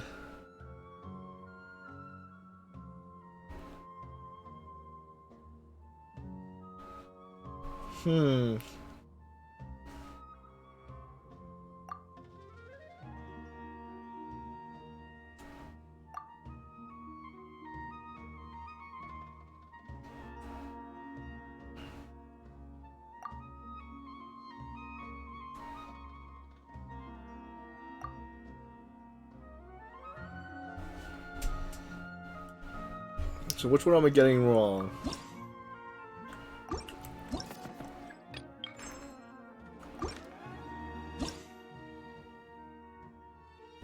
Few keywords, view story. Let's see.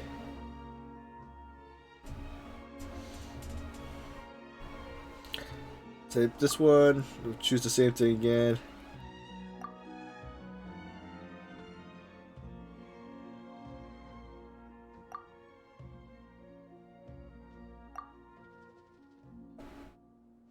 So 2 questions. What is the I'll try that again.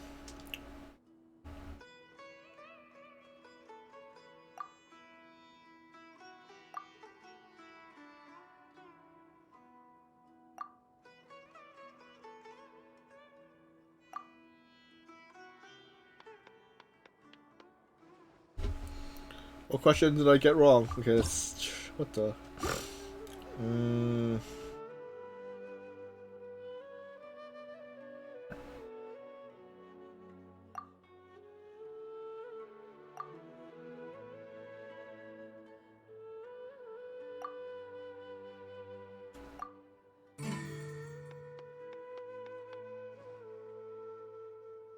Also, the first one was wrong. Okay.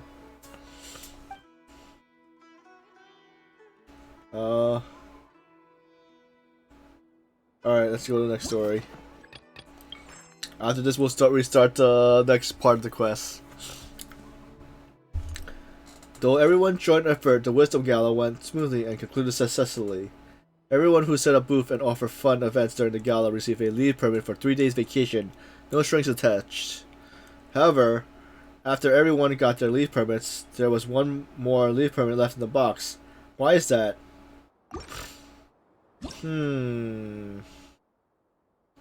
How the leave permits were to be used.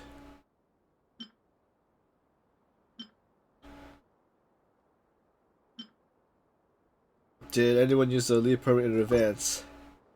No. Okay. Did anyone duplicate or exchange the leave permit? No. Could the leave permit be given to someone else? No. Okay, so all these are no. Obtaining the leave permit. Did someone choose a different reward? No. Did some later have their leave privileges cancelled? The question, I fear, has nothing to do with the story. Was anyone not allowed to claim their leave permit? No. Did everyone take their leave permit? Yes. So if everybody took their leave permit, how come there's one left? Was everyone allowed to have only one leave permit? Yes.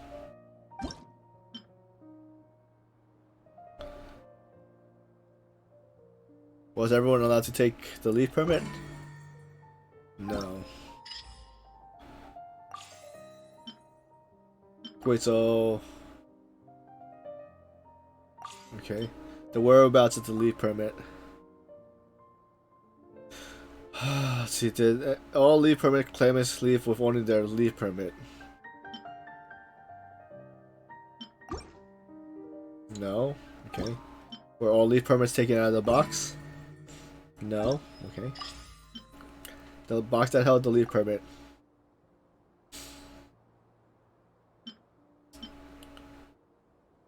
Did the leaf permit in the box belong to someone nevertheless? Yes. Was the leaf permit in the box still valid? Yes. Alright, let's find the truth. And current status of the leaf permit is...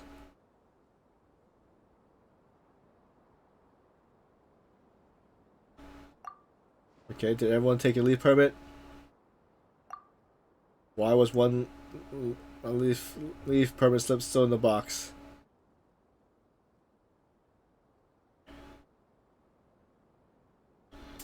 The person who took the slip took the box too. Oh, wait, we got it! Nice.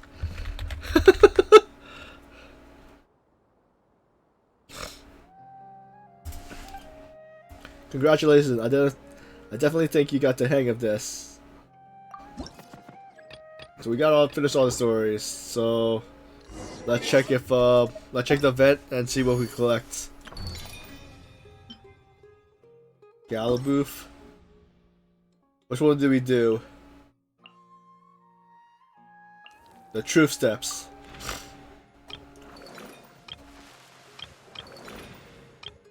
Oh, we finished all those. Alright, let's go back to the story again. 2, go to the quest. And...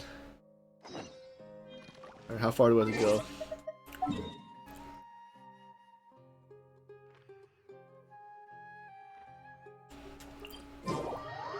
Alright, part 2 of the quests. Alright, it's on the other side of the... Okay, there's a bridge.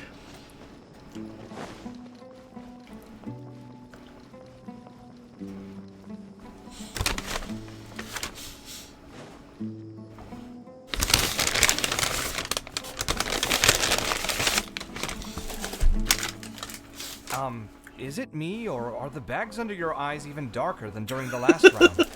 Are you alright? Thanks for the concern, Kaveh. I just haven't been sleeping well lately. Even though I try to fall asleep, I can't get the championship out of my head. And before I know it, it's morning again. I know the feeling. That happens to me too when I'm agonizing over my blueprints. Do you have any tips for dealing with that? To be honest with you, no. You could say there are many things that don't have a quick fix and can only be endured.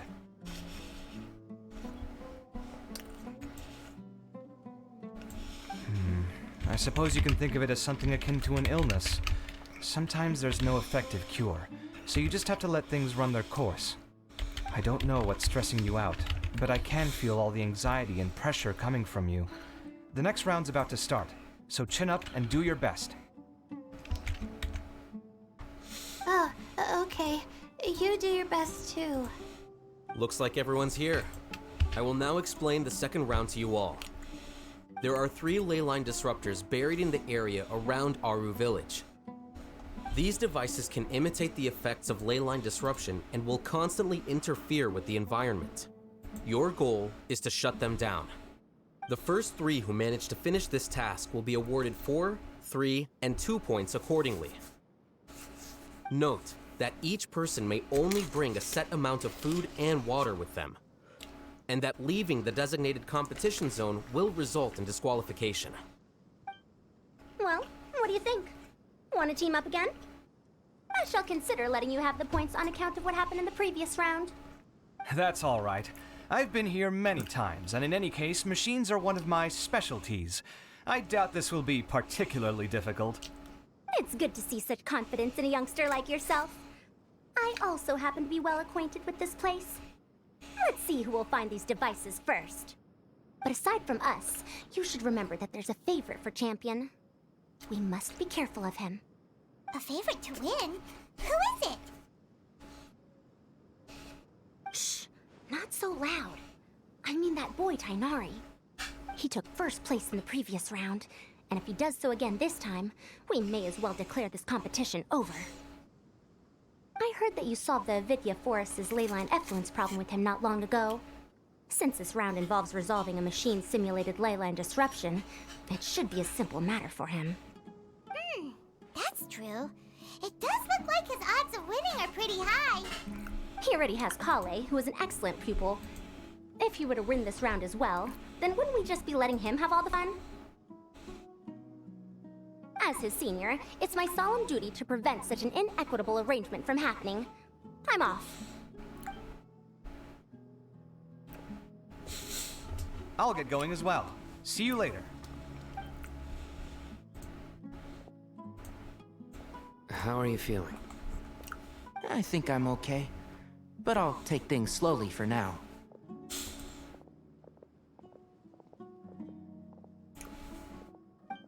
Is this all the water we're getting? Sorry, that's what the rules say. While this round seems to be about how quickly you can shut down the devices, it's also testing your ability to survive in tough conditions. I knew it'd be harder than I had expected. So we'll either need to find the devices as quickly as possible, or we'll have to save our energy and wait for an opportunity. Okay, I'll head out shortly. Thanks a lot, Nilu. You're welcome. Please take care of yourself. Well, there goes everybody. So, who should we visit this time? Let Paimon think. Oh, right! Didn't Faruzan say that Tainari's the favorite to win? Let's go look for him first.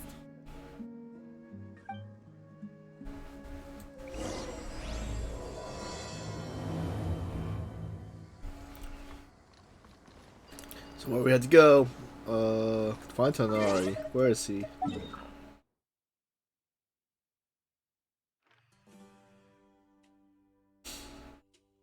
I did click it right to see quests.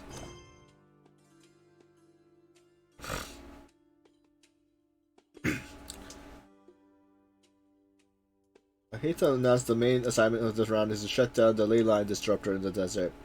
Tanara has become the favorite to win, but what is he doing right now?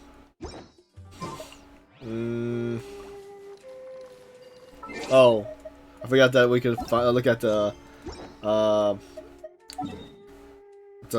competitor, there's Tanari.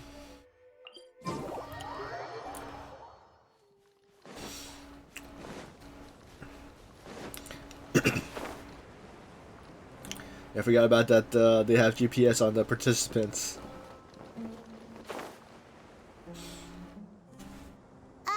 Hey, Tainari? Tainari! Huh? Weird. The locator says that he should be around here somewhere. Tainari! Can you hear us? He's over there. You're right! Huh? Oh no, it looks like he's fainted! We have to help him! Tainari, are you okay? It's so hot.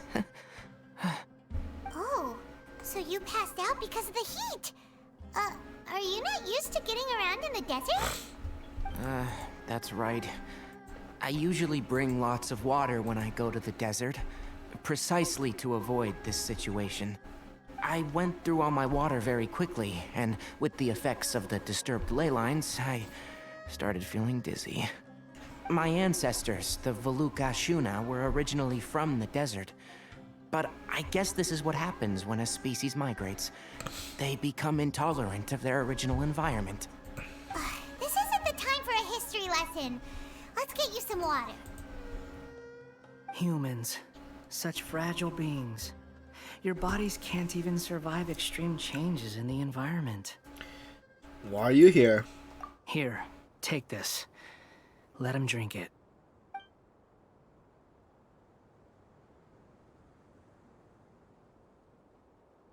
These are pretty good, let's take a screenshot. I should have taken a screenshot for the other one too.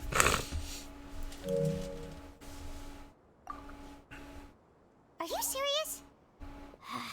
This had better be just normal water. Hey! You're leaving already? It seems it really is just water. Paimon really doesn't get that guy. What's he up to? Anyway, let's focus on helping Tainari drink some water first. I'm feeling a little better now. Thanks, you two. Oh, it wasn't just the two of us. Just now. Found you at last. Sino, you're here too. I was concerned, so I came back to check on you. Will you be able to go on? The fur on my tail is so dry, it's practically been singed right off. I don't see any purpose in pushing myself beyond what is reasonable. It appears I'm not suited to this particular round. I should probably just return to Aru Village and rest. Really? So you're backing out? Yes. I do have my results in the first round to serve as a buffer, so even if I forfeit this round, I still have a chance to turn things around later.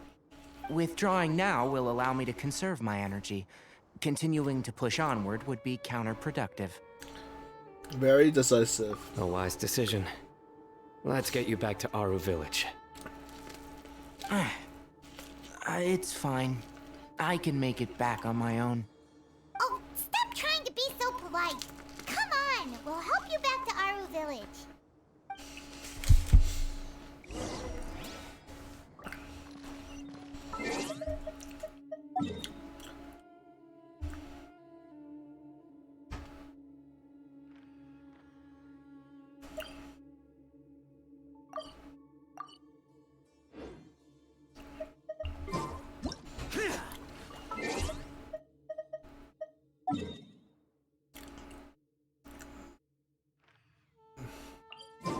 Alright, let's just go to where Layla is.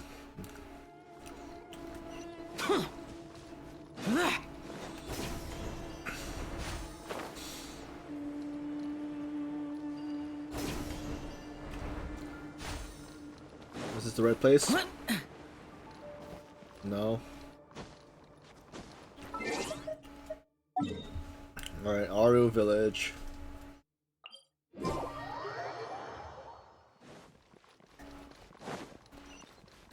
Don't tell me it's the part that we were right next to. Alright, we'll try that one more time. Maybe it's on ground. Or so wait, nothing will be in the. Yeah, it won't be in the sky.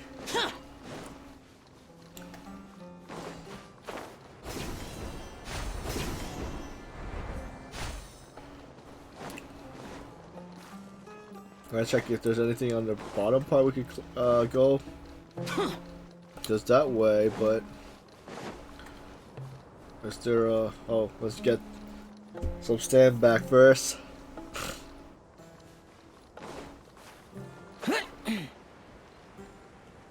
Alright, it is on there, okay.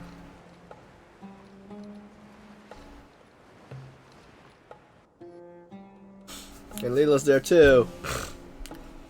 How are you feeling now, Tainari? Do you want to rest some more? There's some shade here, so we can stop for a while. Alright, let's do that.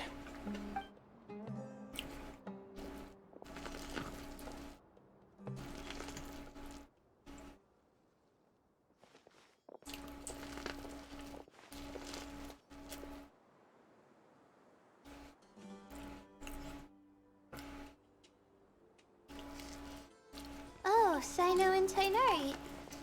And you've got the Traveler and Paimon with you. Oh, hey, Layla! Yeah, the sun was too strong, so I decided to take cover here for a while. What about you? Are you all done already? Unfortunately not. I'm not quite as capable as I thought. I intend to withdraw from this round. Sino and the Traveler are escorting me back to Aru Village. Withdraw? Can you even do that? I believe the rules do provide for such a situation. Alhaitham did say that the act of leaving the competition grounds would result in disqualification from the round. Didn't I ask you if you were alright before this? If you had just decided to withdraw then, you wouldn't have had to suffer. Well, I had to try, didn't I? So I tried, and it didn't work out. And now I'm backing out while I can. When I get back, I'm definitely going to make a batch of sun-resistant oil. Next time I venture into the desert, I'll be prepared. By the way, you're Layla, aren't you? You don't look very well yourself. Will you be alright? I did feel a little faint when I first entered the desert, but I feel a lot better after resting here for a while. Be careful not to push yourself too hard. Don't worry. I'm just... Feeling the pressure? Uh-huh. You can tell? Your expression is similar to the ones I see on criminals' faces when I interrogate them. To tell you the truth, I'm still not sure whether I have what it takes to represent the Ratawahis Darshan in the championship. Most people voted for me because of all the rumors surrounding me, and to be honest, those rumors don't really mean anything. Now I don't know how to deal with all the expectations they've put on me. Even the people who usually criticize me voted for me this time. So I feel like I have to live up to their expectations somehow. So their expectations are putting pressure on you. Yes. Actually, I heard that you were voted in as well, Tainari. How do you deal with it? To be completely honest, I don't really feel any pressure. Firstly, those who expect things from you do not necessarily do so for benign reasons. On the other hand, those who do consider your feelings certainly wouldn't want you to push yourself. Next, we are researchers. Our primary duty is to interact with knowledge, not to meet others' expectations. As for me, I took part in this competition to advertise for an academic lecture at Gandharvaville next month.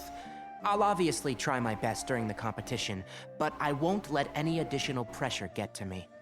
I think you can also try to find a clearly defined goal. That may help you.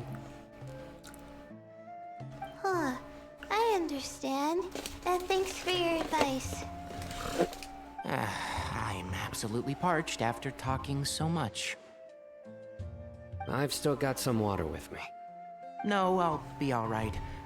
We aren't far from Aru village, so I can go the rest of the way myself. You should get back to the competition. Don't you want to win that limited edition card? Yes. Alright then. Your spirit will live on through me. Hey, don't talk like that. I'm not dead, Sino. Everyone, I'll be heading back now. See you after the round ends. I'll continue searching for the ley line disruptors. Are you feeling better now, Layla? Yeah, I feel like some of the weight has been taken off my shoulders after chatting with Tainari. It's been a long time since I first left my hometown to come to the academia, and every day here has been so precious. But of course, there have been some rough times. All sorts of complex astrological models, countless quizzes, and essays that took all my brain power to barely finish. Each of those things are like huge boulders barreling at me, forcing me to continue running forward. When I was chosen as my Darshan's representative, it felt like another boulder was added to the ones already rolling behind me. Every time I close my eyes, I think of all the people I'd disappoint if I mess up. We'll prefer you to be happy, Layla. Yeah, I think that's what Tainari was trying to tell me. You're our good friends, which is why you didn't stop him from dropping out of this round, and why you don't feel disappointed in me. That's right! No need to feel so down! That said, he did also say that he hopes I could have more concrete goals for taking part in this competition. I don't have any now, but I'll give that some thought. Anyway, I won't take up any more of your time.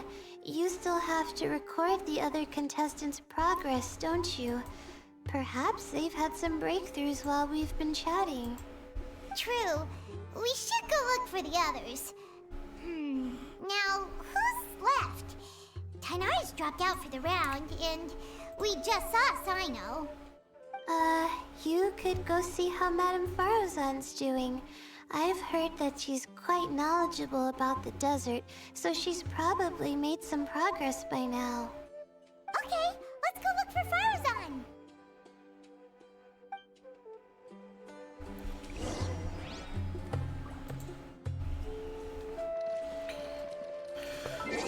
Alright, let's see if she's still teaming up with Kaveh.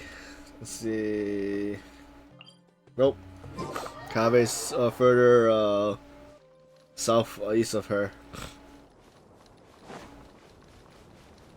Hey there, Farozan. Have you made any progress? You're just in time. I'm about to start digging right here. Oh, you found the ley line disruptor already? Such a simple problem could never confound me. Not long after entering the desert, I discovered a primal construct that was acting abnormally, so I followed it all the way here. Once I got near here, it suddenly disappeared. Something unusual must be happening around this area. You're a true expert, Madame Farozan. You knew what to do right away. Well, I do happen to have more experience than most. But that aside, has anyone completed this challenge yet? Nope, not yet.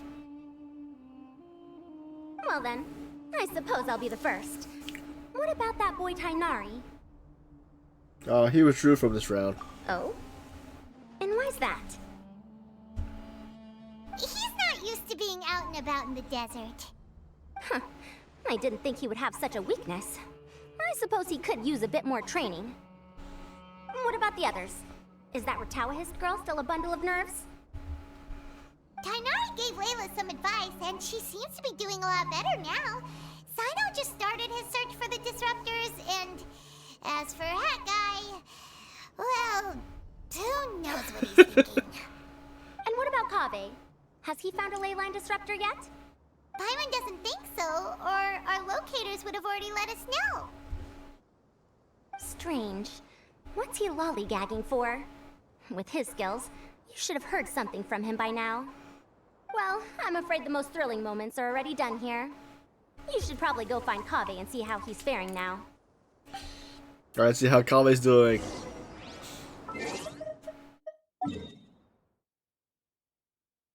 Oh, there's no waypoint there, him. Guess I have to walk there.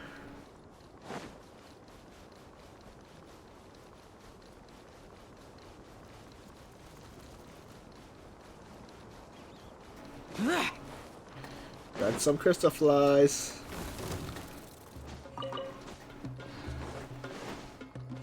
I only got 2. Okay.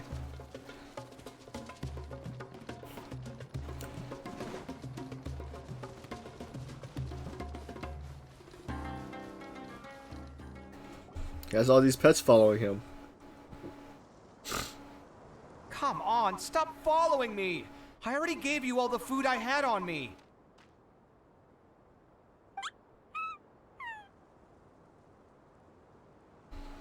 You can cry all you want. I don't have any more food. All I have left is a half bottle of water, and I can't possibly give you that. Without water, traveling in the desert will be incredibly difficult, and I still need to find what I'm looking for. Are the foxes going to can help you help him? me out here? Keep them away. Kaveh, there you are! Farozan told us to come see how you're doing. What are you up to? Just thinking about it makes me upset. Not long after I entered the desert, I was accosted by these fellows. I don't know why, but they didn't leave the competition grounds, and now the ley line disruptions have left them confused and circling around the area. The moment they saw me, they wouldn't leave me alone. They even cheated me out of my limited food supply.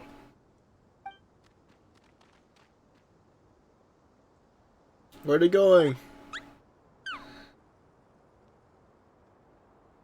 Hey, didn't I ask you to keep them away? Kave, is this flying metal thingy yours? That's right. This is my toolbox, Marak. Your toolbox? Huh. It seems pretty fancy. Hey there! Can you understand us?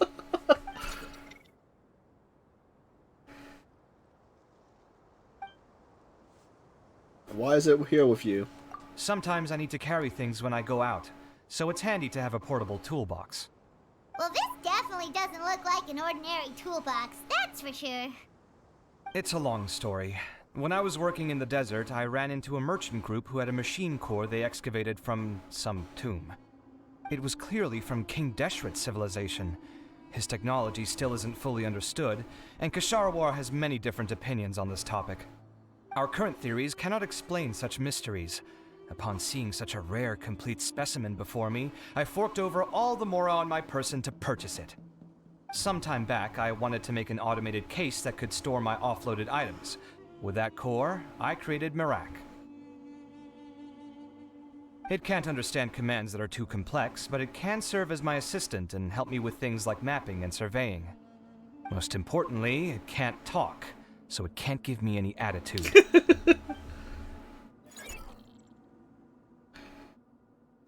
Oh, yes.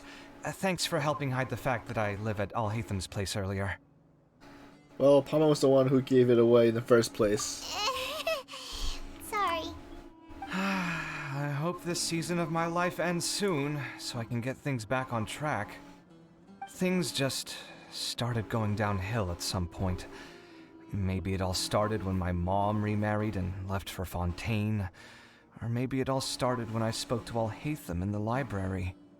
Or maybe it's because constructing the Palace of Alcazarzaray burned through my funds. I'm still paying off the debt from that one. Oh, when's this going to end? He constructed a palace? Now that I think about it, I guess we're all unlucky here. It's not like any of you asked to be trapped in a ley line disruption. Okay, let me get you all out. Kave, aren't you going to look for the ley line disruptors? Yes, but I can't just leave them here, can I? Oh, forget it. The more I think about this, the more I feel a headache coming on. I'll get back to searching once I get them out of here. Time's a-wasting. I'm off. Kave looks like he's conflicted. He really wants to win, but he can't ignore those he wants to help. He's a unique character. Paimon's always felt like he's the type who easily gets himself into tough spots. Paimon doesn't mean this in an insulting way, but he seems like the kind of guy who'd be really easy to take advantage of. You're certainly cruel with the truth. Whoa! Someone's done already! I wonder who it is. Paimon also wants to know. Let's go back and ask Alhatham. Who is it?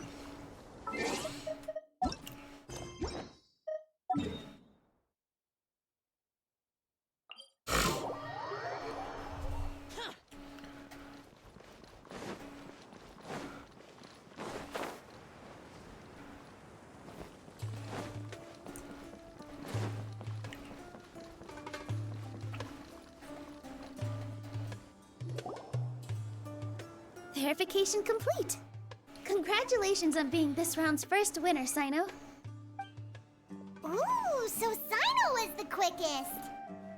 I am from Spontamon, after all. We know a lot about ley lines, so finding a disruptor was never going to be particularly difficult for me. Since the Traveler and Paimon also happen to be here, do you have anything you want to say? Anything I want to say? My friend couldn't continue on, so failure was never an option. The bonds of yesterday will forge the road to tomorrow. With the ties of friendship that bind us, I won't lose to anyone. That's a line from King of Invocations, one of my favorite works, and it sums up my thoughts right now. It might be a good thing that Tainari isn't here, or else he'd give Sino a good smack right about now. That's so Sino. Oh, wow. It's already so late. Everyone's probably running low on food and water. It'll only get harder from here on out. Something similar happened in King of Invocations. What a classic. Any thoughts on that, Alhaitham? I have no thoughts regarding King of Invocations. Nilo obviously wasn't asking about that. Deserts are much more dangerous at night, so this competition should be nearing its end. At the moment, only Farazan, Layla, and Kaveh remain. I wonder who the next person to find a disruptor will be. Wait, only 3 people are left? Tainari forfeited, and Sino's already done. What about Hat Guy? He also forfeited not long ago. Ugh, Paimon can't understand what he's thinking at all. But, like Alhaitham said, this round's almost over. Let's go see what the other contestants are doing.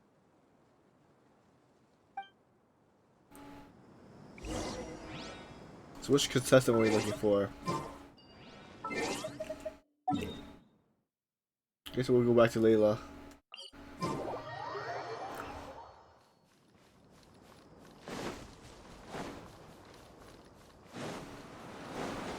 Oh, she's okay. She's there.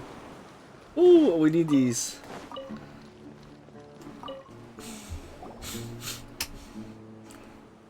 Hello again. You know, it suddenly occurred to me that you guys have had to do a lot of running around this time. Don't you find it tiring? It's not bad. Really? Wow. I don't know where you get your strength from. The desert's getting colder now that night's falling, and the wind can really sting your face because of all the sand in it. Has anyone finished this round yet? Sino's already shut one down. Have you made any progress yet? I circled the whole area, but I didn't find anything. But I did have the chance to think some more about that thing that was weighing on my mind, and I realized something. And what was that? Well, my fellow Rataohist members must have all put my name forward for different reasons, and maybe a lot of them only picked me because they wanted to watch me make a fool of myself. But be that as it may, I believe that a lot of them genuinely do expect great things from me. And I want to live up to their expectations. I don't want them to regret putting my name down. Huh? But doesn't thinking like that put a lot of pressure on you? Of course, that comes with some amount of pressure for sure. But now I've thought about it, I don't feel like this is something I have to do. Instead, it's something I want to do. That may not sound like a huge difference to you, but it's helped me relax a lot. So don't worry about me. Well, that's great! Also, now that I've relaxed, I'm suddenly really sleepy. I think I'll just take a quick nap. Just a quick one.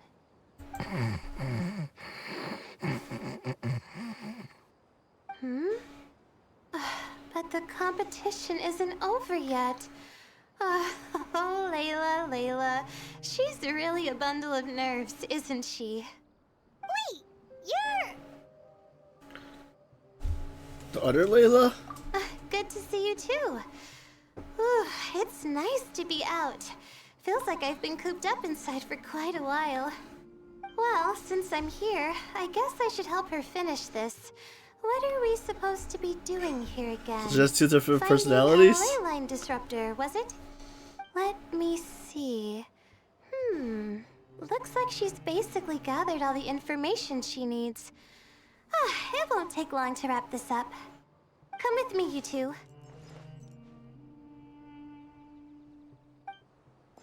That's pretty interesting. Do you ever get the feeling that the ley lines have a regular flow? Similar to the way that celestial bodies follow fixed orbits? If we were looking down from on high, I wonder whether we'd find that the ley lines are just the reflections of the stars upon the Earth. Not all astrological phenomena can be directly observed. Some are deductions based on other details that we know. It's the same situation with the ley lines. The parts of them that are hidden underground can be identified via elemental energy, sound, and other phenomena.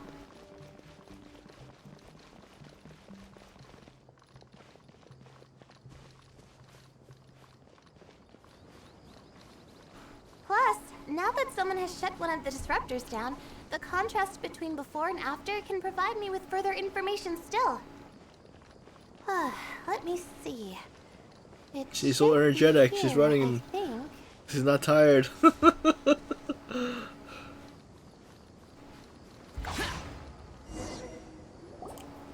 This should be it, right? I'll turn it off. That should restore the ley lines in the area to normal. Nice work! Again, I didn't do any of the real work. I'm just wrapping up. She'll probably wake up soon. No doubt she'll be a little disoriented at first, but once she's got her bearings, she'll go and report that she shut down this disruptor. Will you be staying here for a while? Or are you going to check on the other contestants? Oh, time to check our locator. Whoa, it looks like Kaveh and Farozan are headed towards the same place. Perhaps they're about to find the last disruptor. Also, speaking of Kaveh, he's an interesting one. Huh? Why do you say that? Before the second round, he had a chat with the other me. He said that worries can be like illnesses. They don't always have a magic cure. Sometimes you just have to endure them as best you can until they run their course. But the way I see it, his situation is much worse than my other self's. She just hadn't found what she wanted to do at the moment, which is why she felt lost. Kaveh, meanwhile, knows what he wants to do. He's convinced that he has to win, and yet he still seems conflicted. He doesn't have a second personality, but somehow he still seems that he's at odds with himself in some way. I don't know exactly how to describe it. It's like he's smiling on the outside, but there's no joy inside, only sorrow. Still, who knows? He must be more experienced than me. Maybe he's just better at dealing with it all than I am. But back to the topic of wrapping up. Shouldn't you be getting back to the action to record how everything plays out? Last one, then the round's over. Oh, true. Okay then, guess we'll be going now. We'll keep everything you said in mind. Kaveh and Farozan were super confident at the start, but... Okay. We cut off Paimon. But between the two of them, who's going to get there first? Let's head over quick.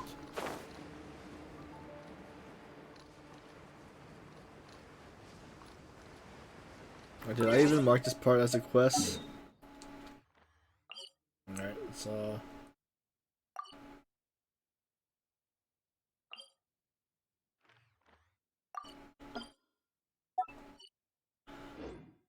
Okay. I will check that part later on.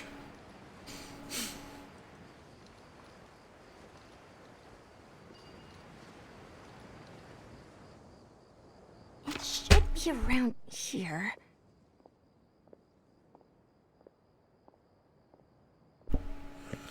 Finally found it. Kaveh? Are you? Oh, Madame Faruzan. And here I thought you would have finished this round by now. Farozan, Kaveh! Oh, looks like Layla's already done. I didn't expect that you and I would find a disruptor at the same time.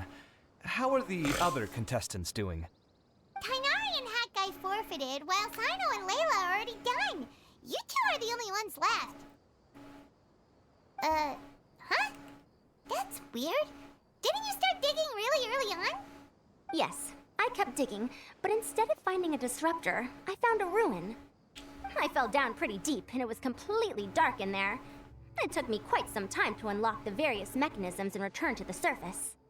That's actually really impressive. Finishing a week's worth of trials in such a short time. Huh. That's pretty amazing, Madame Faruzan. What about you? Why are you so late? I encountered a lot of lost desert foxes along the way, and I brought them to the outskirts of the competition zone. When I came back, I was absolutely parched. And then I blacked out. Probably from the heat, you know? When I woke up, it was already night. I used the last of my strength to come here. A most curious reason indeed. But are you sure you're all right? It sounds like you were in an incredibly dangerous situation. You said you were familiar with the desert, but the way you handled problems... It does feel rather at odds with your title as a genius. It was problematic, but that had nothing to do with me being a genius. It was my decision. The way I did things wasn't optimal, but I wouldn't have been comfortable not doing it either. My conscience would have weighed on me. Youths these days, each stranger than the next. But back to the main issue at hand.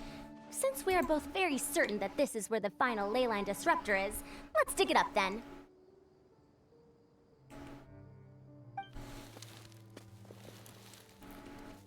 Well, this is indeed it. Of that there is no doubt. But how shall we count the score this time? What is it, youngster? You seem relieved. Oh, nothing. I was just thinking that this round's finally over. There shouldn't be any more innocent creatures getting wrapped up in danger. As for the points, I guess we can draw lots again later. I can't think of anything better. Alright, in that case, let's all head back to Aru Village. Paimon thinks you'll both need some water and rest.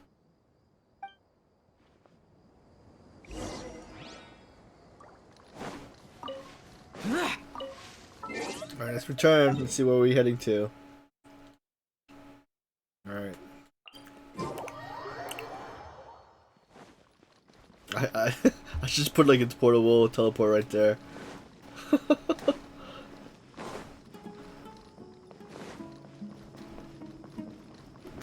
Who won the lot this time? Looks like the second round is over. I wonder who is faster, Kabe or Madame Farazan? Huh? Where's Madame Farazan? She went to get water. She'll be back shortly. We basically arrived at the same time, so we'd like to draw lots again. You get caught up in some things so easily, like drawing lots. I'm not caught up in anything! Don't make it sound like I take pleasure in having bad luck! Really? Then should I say that you have a curious affinity for drawing lots? I'll go get the box and slips of paper for the lots. Please wait a moment.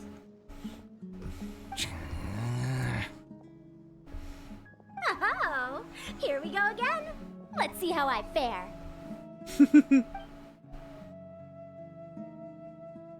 I got it! Did you see that? I won! Congrats, Kame! Congratulations! Looks like Kabe's luck's taking a turn for the better! Oh, finally! After all this time! It looks like you've been rewarded for your tribulations in the desert. This round's points are yours.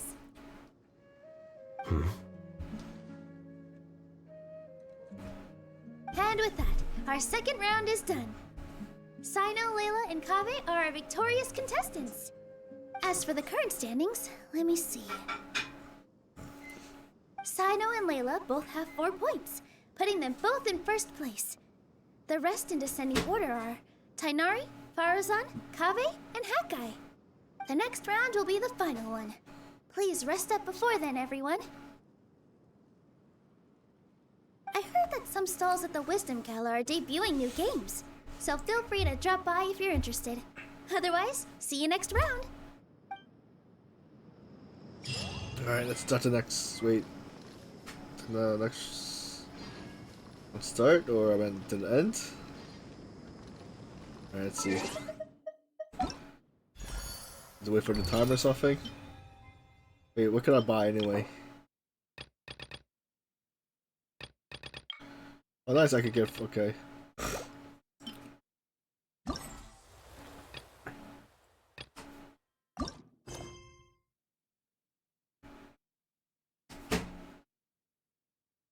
Alright, so let's get this other quest done. Or out of the way.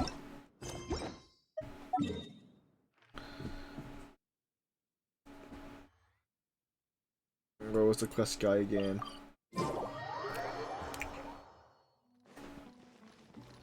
This place?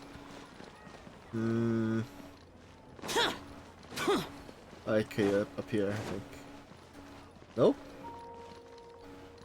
Alright, let's check again. Good quest.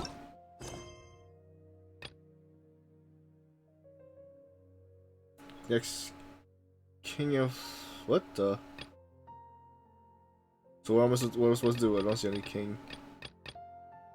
Huh? Oh, here it is. I think. I hope.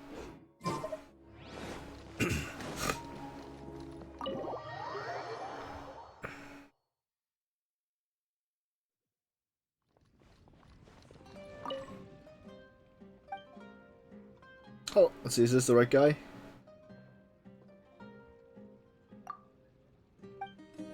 Nope. Alright, it's right here, right? Okay. Oh, Sino!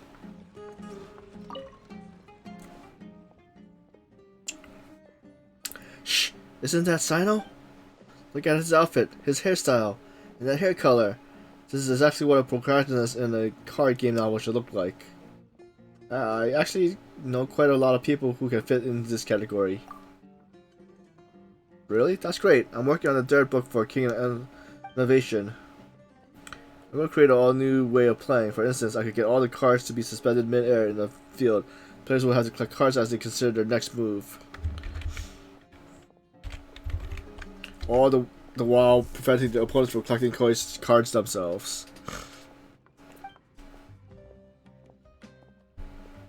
Haha, I'm getting excited just thinking about it. But we don't have time for this right now. Traveler, please ask Sino to be the model for my novel. I'm counting on you. This combination of cards isn't so bad, but they're not strong enough to deal with quick attacks. What are you up to, Sino? I didn't expect you to see you here. I'm in the middle of trying to build a genius evocation deck with a really slow attack speed. I'm hoping that the deck will allow the player to obtain an abundance of resources and plenty of powerful cards. But to be honest, it's hard to build a deck like this. Currently, in the Genius Evocation community, some players prefer to use cards with fast attack speeds. At the beginning of the game, they play a large number of cards in one go in order to swiftly defeat their opponent. But I'm no fan of that tactic. I prefer to continuously accumulate resources in different ways, seizing every possible opportunity in building up my advantages, and eventually securing my victory. Yes, yes. Wonderful! You're just like the main character from my novel. Sorry, but this is the author of King of Innovation. Hello, General Maha Mantra. I don't suppose you heard of me. I read your novels. It's very good. I'm truly honored. In the novel, every time the protagonist is in a disadvantage, he always managed to get a card that wasn't in his deck through various means, then defeat his opponent. This left a lasting impression on me. I understand that writing novels requires taking a creative license, but this way of winning is a departure of the fundamental mechanics of Genius Evocation TCG. Well, about that, although I don't play Genius Evocation TCG a lot, I'm not really good at it. And if you write about the duels with a competitive mindset, it wouldn't make for an interesting story. Is that so? Well, as luck would have it, I just built 2 decks of cards so we can play a few rounds of Genius Vulcan TCG here. Maybe you'll find some inspiration? This guy simply wants to play cards. I'm playing with you? I'd love to, but the truth is...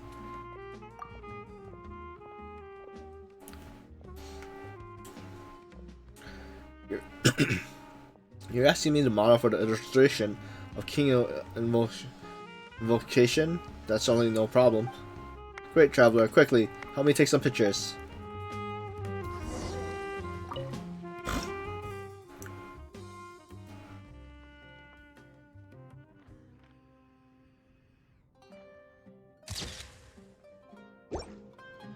That good?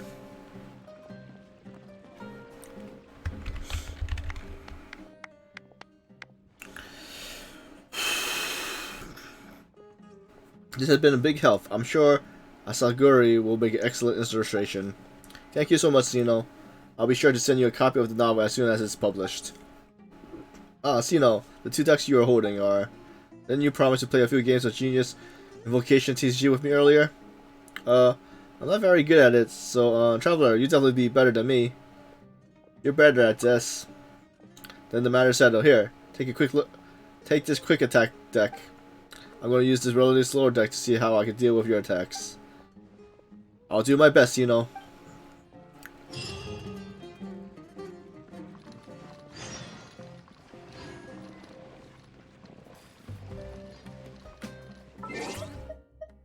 What quest we have now? Okay, nice. Now we can continue on the quest.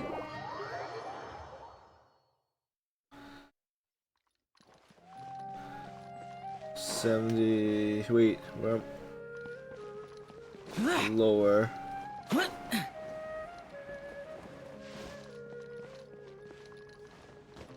Wait a sec, since... Let me check about, can I turn to my quest? Nope.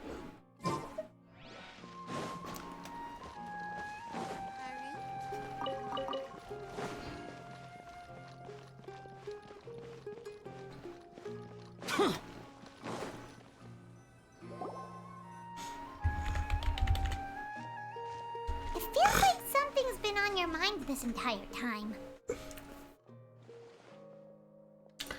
The white-haired man I saw before the competition started. Traveler, Paimon. I finally found you. Finally? Did something happen? Don't you feel like there's something off about this year's Academia Extravaganza?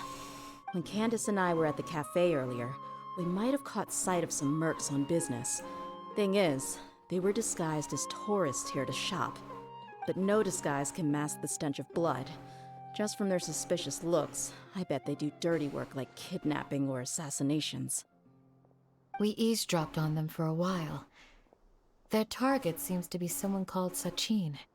Sachin? Isn't that the person who Karina mentioned during the opening ceremony?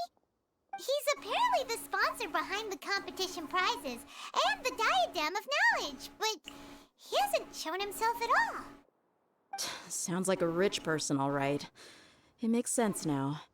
The Eremites have been struggling to make ends meet recently, so a lot of groups have been doing private work that involves the rich. In their words, one gig sets you up for half a year. Just one job like this nets them enough mora to take it easy for a while. The extravaganza has brought many tourists to Sumeru City all at once, so it's likely that they took advantage of the bustle to sneak in. Dia and I wanted to directly capture them, but they were on guard and made some excuse to slip away. I would have tied him up if it wouldn't have caused a scene. Who's legally supposed to take care of this kind of thing? The Matra or the Core of 30? If Sino were here, he'd definitely get involved.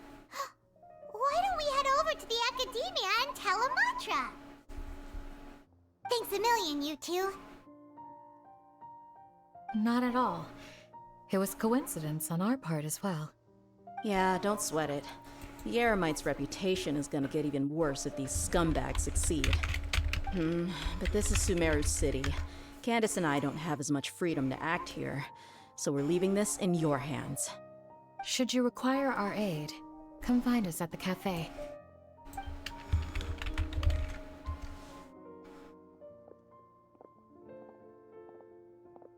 Paimon's noticed that something's bugging you. Is it the extravaganza? 'Cause Paimon's starting to think that there's more than meets the eye here, too. Wait, thinking like this isn't doing anything. Let's just go find a mantra.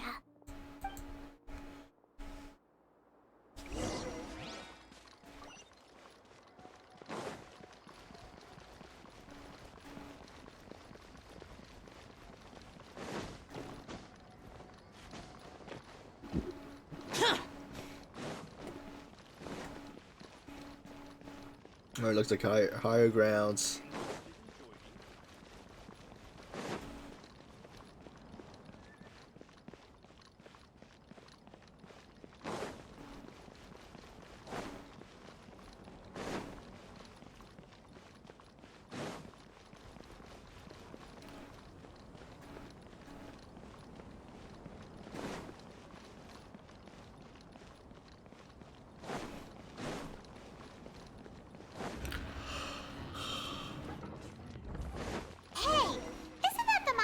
Investigated Siraj with?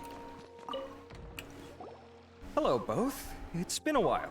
Do you have any issues to report? Someone's planning to kidnap Sachin. Goodness. Though I suppose it's not all that surprising. The growing popularity of the extravaganza has given him quite the reputation boost as its sponsor. He's seen as one of these super rich types. Well, since he's got a target on his back now, shouldn't you send some people to protect him?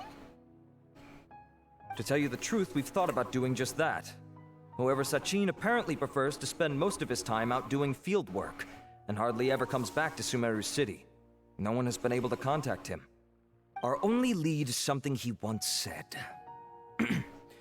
Each time the Inter-Darshan Championship is held, I will be watching from close by to choose a suitable person to inherit my estate. Assuming he remains committed to that promise, then he must be right here in the city somewhere.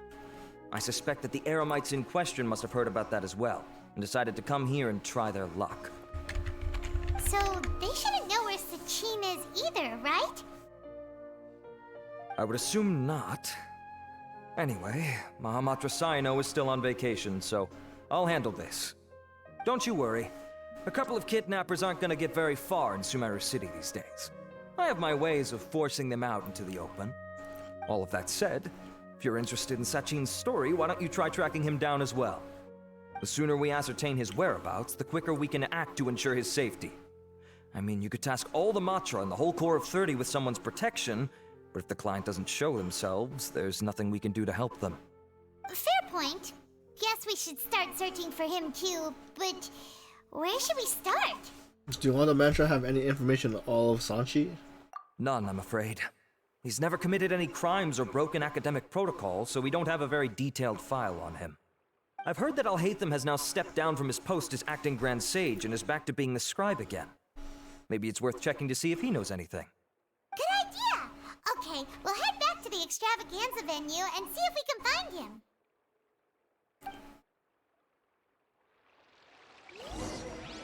This is worse. I hate them.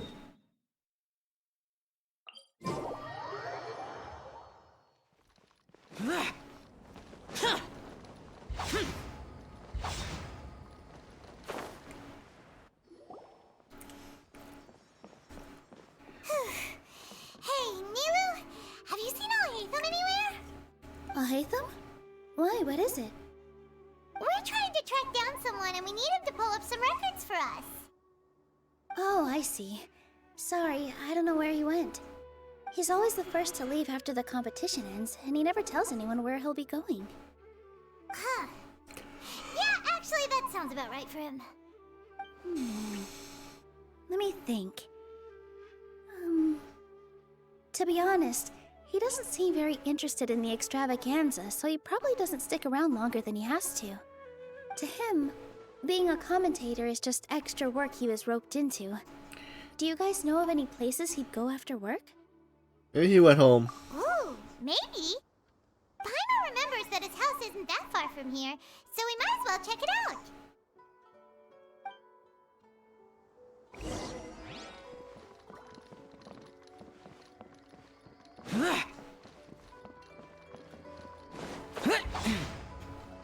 Oh, only have one?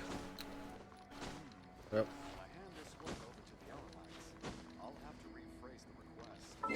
Let's see.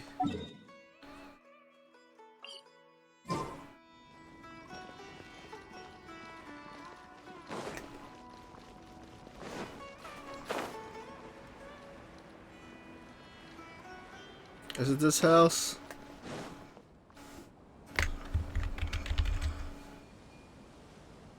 Let's try knocking. Knock. No answer? Maybe no one's home. Hello? Oh, hey, Ethan? Are you in? We need your help with something. Oh, it's you two? Oh, Kaveh, you're home. Come on in, I'll get the door for you.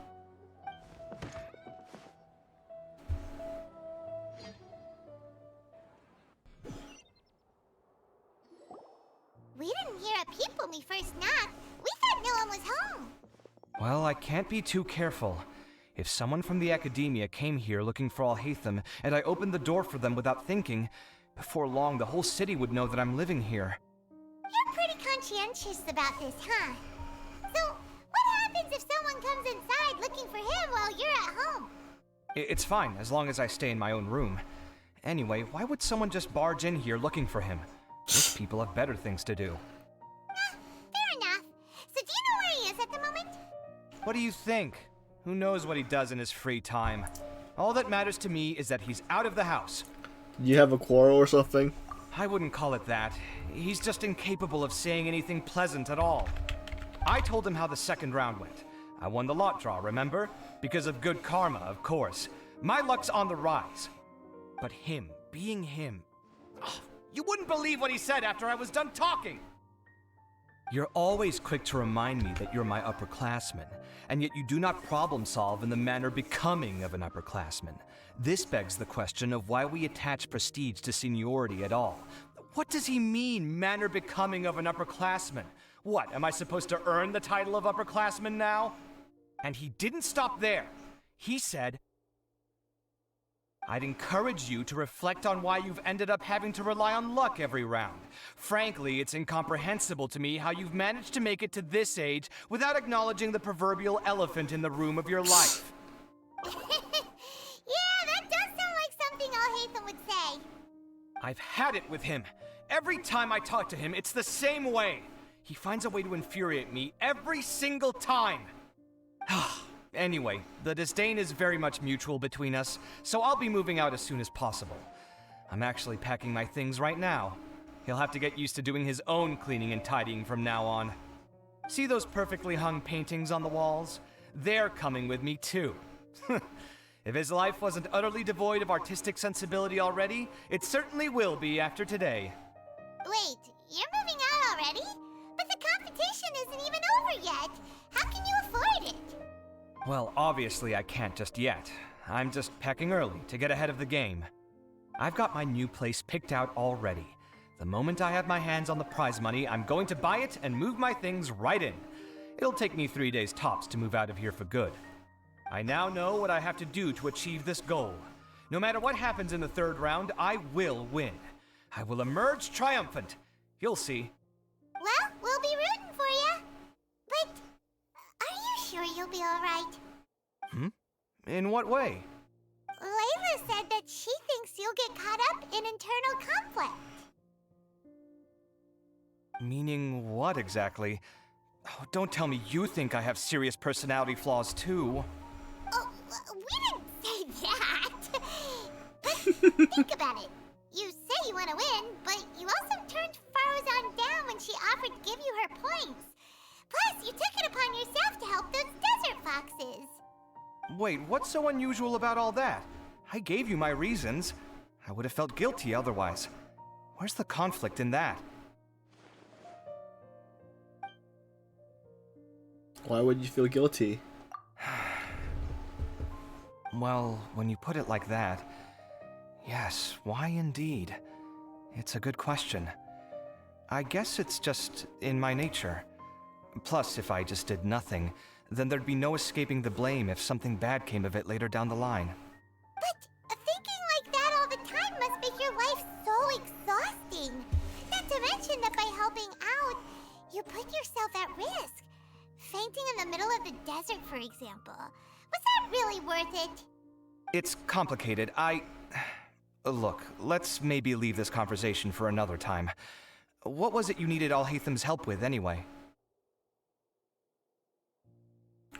We'd like him to help us look for Sachi. Sachin? Huh.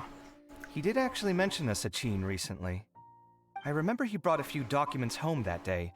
He was thinking out loud as he looked through them, making some notes and doodling as he went.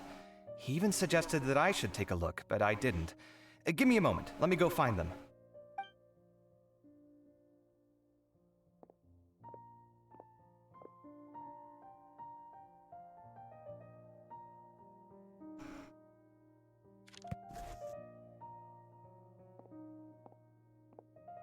Ah, this is the one. Here, take it. You sure he'd be okay with this? With taking liberties? He's certainly okay with helping himself to my beer whenever he pleases. And anyway, he did ask me if I wanted to read his notes. I didn't see the point at the time, so he just left them on the side. He doesn't leave documents lying around unless he's okay with other people reading them. It's fine, I promise. Cool, if you say so. Okay, let's see what he's got on Sachin.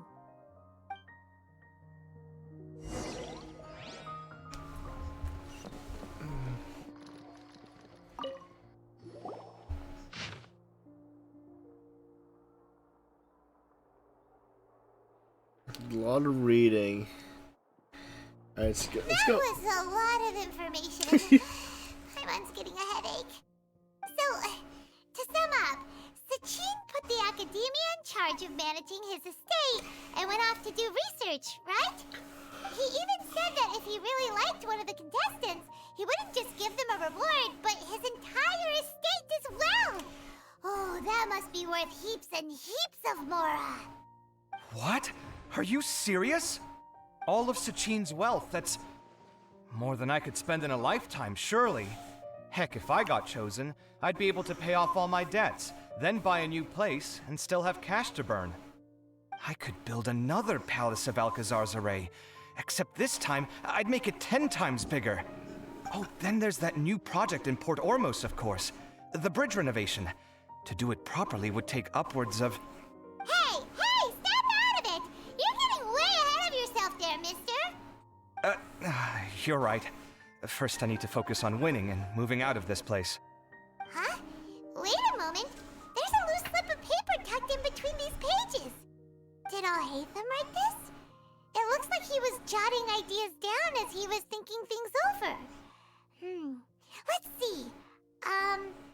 Two phrases have been circled.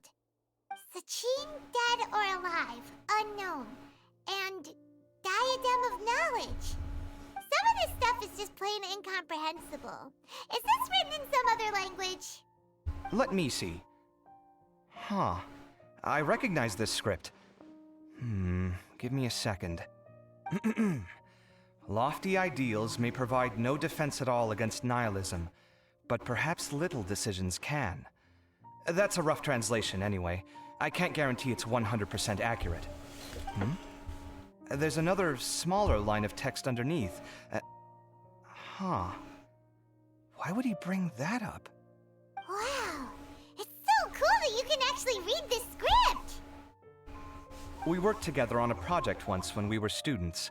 The title was Decoding the Runes and Architectural Philosophy of the Ruins of King Deshret's Civilization. I had to familiarize myself a little with this script at the time. Oh, interesting. So, any idea what Alhaitham meant by all this? Who knows? The way his mind works is one of the great mysteries of the world. Fair enough. Well, guess we've learned all we can here. Let's hope Arvo made some progress. Yeah, he better catch those crooks. But until then, first roll.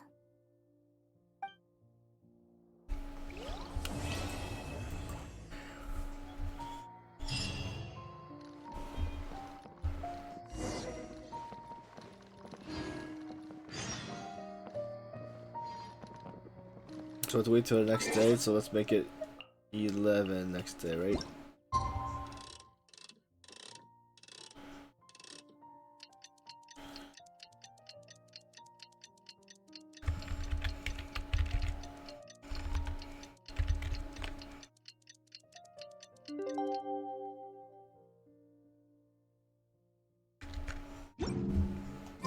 Paimon just heard that the Matra have arrested some Eremite. Oh, we stopped. Let's go to the Academia and check with Araf.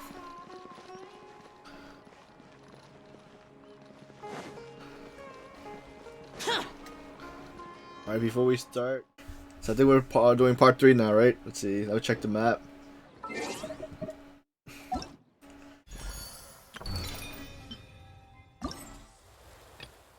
Yep, part 3.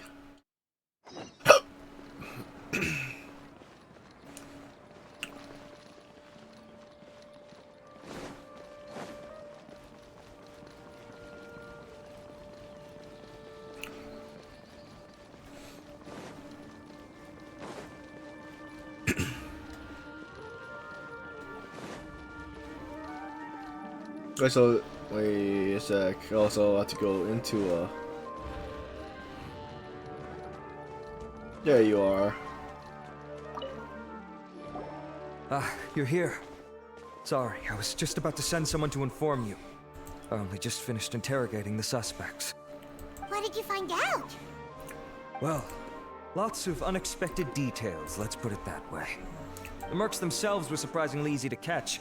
We just had someone dress up as Sachin and they took the bait. But then it starts to get messy. During the interrogation, we learned that they were hired by Sachin's own child. What? Why would someone want to kidnap their own father? What's up with that? It's anybody's guess at this point. In any event, apparently the guys we caught are just the tip of the iceberg. Most of them are still snooping around outside the city. We're diverting manpower as we speak to try and round them all up. Would you like to come along? Sure! Let's go get to the bottom of all this!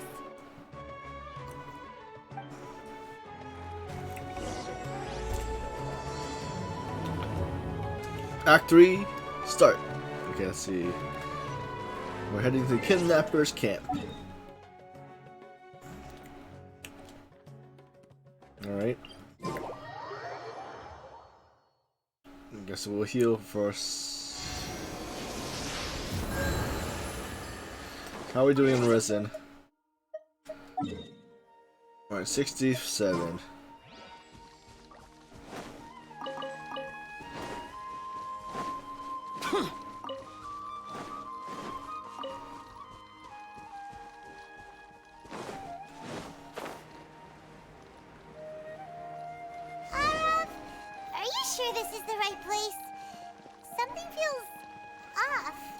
Yeah, the bandits are all like positive.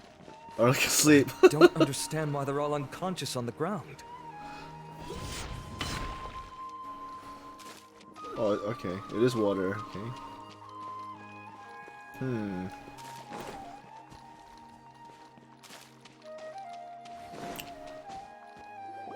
What happened over here? Boss, we got more company.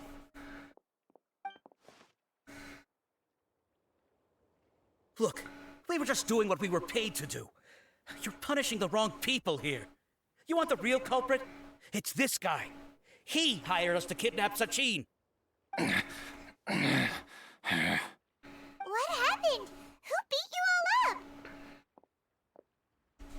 Wait, you mean you aren't with them? With who? Who did this? First there was this flying brat. Didn't bother asking any questions, just started throwing punches. After that, some guy wearing green came along and interrogated us for a bit. I've got the confirmation I needed. This is the one who masterminded this whole plot. Jawani, Sachin's son. If you have any questions for him, now's your chance to ask them. When you're done, I'm arresting them all and taking them back to the Academia for further interrogation. So why did you hire people to kidnap Sachin? What do you think? 20 years ago, he upped and left to go and live a carefree life, not giving a second thought for my welfare. As if that's not bad enough already, he wouldn't put his entire fortune in the care of the Academia, along with a contract saying that one day he'd pass it all on to a genius he admired. That's my inheritance, by rights. You expect me to sit back and watch it go to someone else? If he won't give me what's mine, I'll just have to take it from him. Were you seriously planning to? Of course! Didn't he say he would be here somewhere, watching the championship from the shadows? So, I figured I'd get some people to nab him. Then I make him change the contract. And if the Academia doesn't agree to hand over the goods, I make him publicly announce that I'm his chosen genius. So did you find him? No. The old fart knows how to stay hidden. I'll give him that. He's probably cooped up somewhere watching all this go on and laughing to himself. I already thought he'd gone mad 20 years ago. And who knows what a madman's truly capable of. What do you know about the Diadem of Knowledge? Diadem of Knowledge? You mean that thing he donated to the Academia? Well, I can tell you that it's very expensive. He sold a lot of assets to purchase it back in the day. Weird things started happening after he brought it home, too. For example, sometimes we'd hear a high-pitched voice coming from the storage room. Also, before donating it to the Academia, he once shut himself in that same storeroom and researched it non-stop for days. Something was already seriously wrong with him by that point. Nothing he did shocked me. What do you mean, something wrong with him? I only have a vague memory of it, since I was very young at the time. But I have the impression that he went out into the desert for research and didn't return for many years. When he finally did return, he was a changed person. He would mumble incomprehensibly and write essays day and night. I asked if I could see what he'd written, but he chased me out of the room. Later, he went out somewhere and took his written essays with him. When he got back, he signed his contract with the Academia. Part of me wonders whether he'd already stopped being my father by that point. Perhaps the man we called Sachin was a demon from the desert who was wearing his skin. Okay, you can stop now. You're creeping Paimon out. You can believe me or not. Doesn't matter to me. I told you all I know. But if you do see Sachin, tell him this for me. Whatever it is that he's researching out there, he'll always be garbage in my eyes. You finished? In that case, come with us. Well, we finally caught the guy behind all this. Thanks for providing us with the critical information. Do you still have any lingering concerns? The Diadem of Knowledge. Yeah! Al-Haytham's notes do mention that item. Scribe Al-Haytham looked into this matter. Understood. Well, if you believe there to be an issue with the diadem, I'd suggest contacting the organizers and getting them to pause the competitions while we investigate. That makes sense. Okay then, let's get back to the venue. We need to tell Karina what's going on.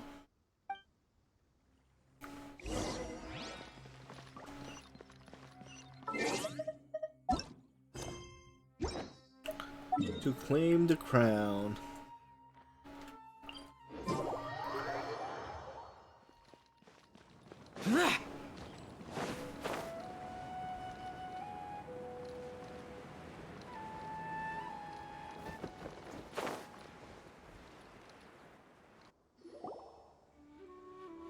Karina!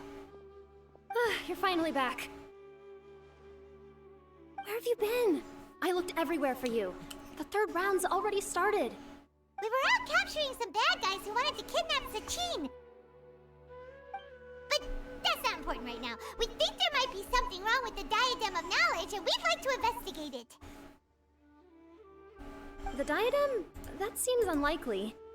The Diadem of Knowledge has been used in every extravaganza over the last 2 decades, always without incident. Why has this come up now?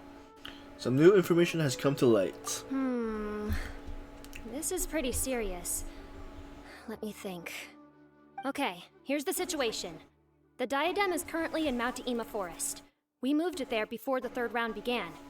In the third round, contestants have to go into Mount Ima Forest, find the diadem, bring it back, and place it on the stand. The first person to do this gets 4 points. Considering how close the scores are between our contestants, whoever wins this round is very likely to be the winner of the whole competition. As such, I suspect competition to be very fierce. You might not make it in time. You have to give it a shot. I'll mark the diadem's location for you. Please head there immediately. Let's hope nothing happens. Alright, let's go! That's weird. The locator stopped working. Is the forest interfering with it?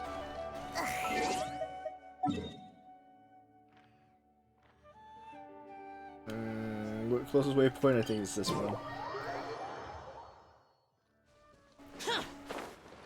Alright, at least it's down. Okay. I guess we can also collect mushrooms since we're here.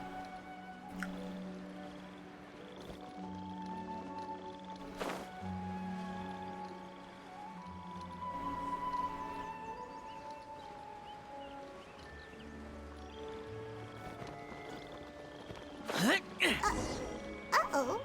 This place looks empty. Did someone already take it? Well, we might as well head back and see if anyone's turned it in.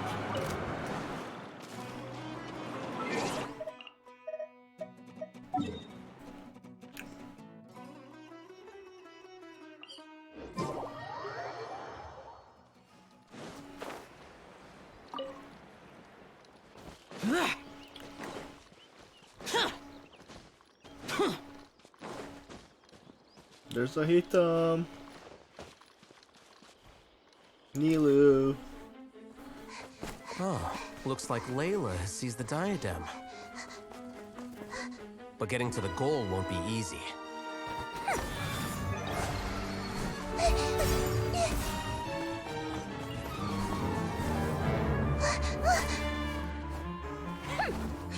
That guy enters the fray. Oh, I see the scene.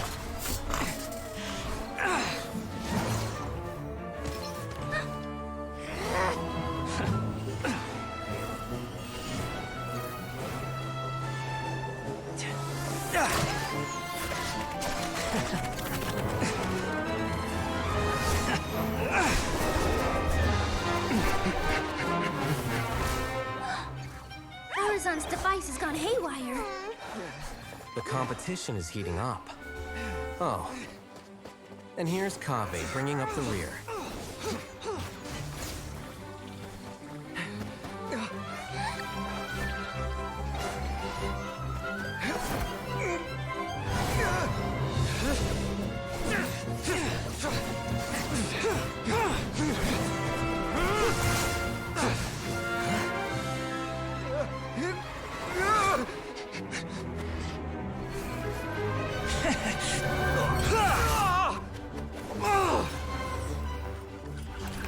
It's Kaveh's toolbox! Throwing the diadem to its owner!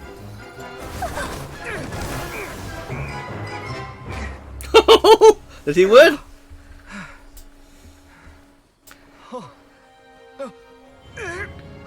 Yes, that's right. Put the diadem in place, and you shall gain all you desire. Who are you? I need you to get out of my head! I am confident that you will not disappoint me. What just happened to me?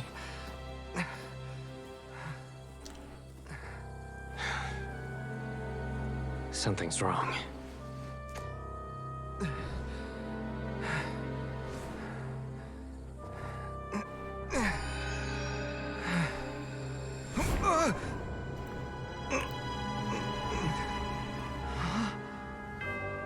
Oh man.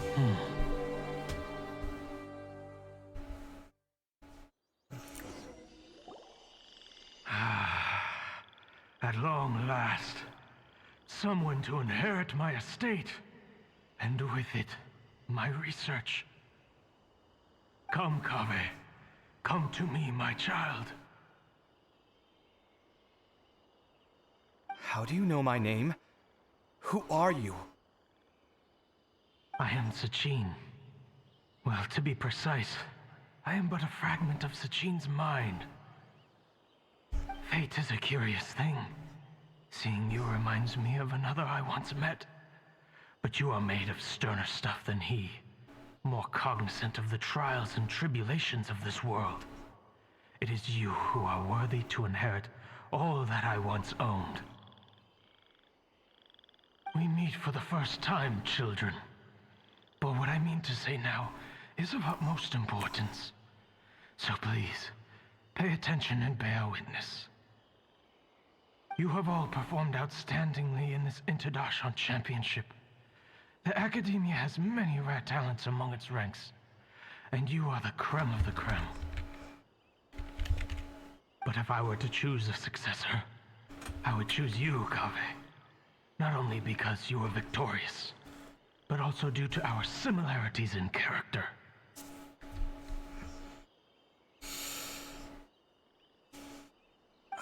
Me? Similar to you? Why, yes. Both of us have the misfortune to be idealists, and that is the source of our misery. 28 years ago, I came to the desert and lived there for 8 full years. So everybody's seeing him? What do you think I saw there? Alas, endless strife and slaughter.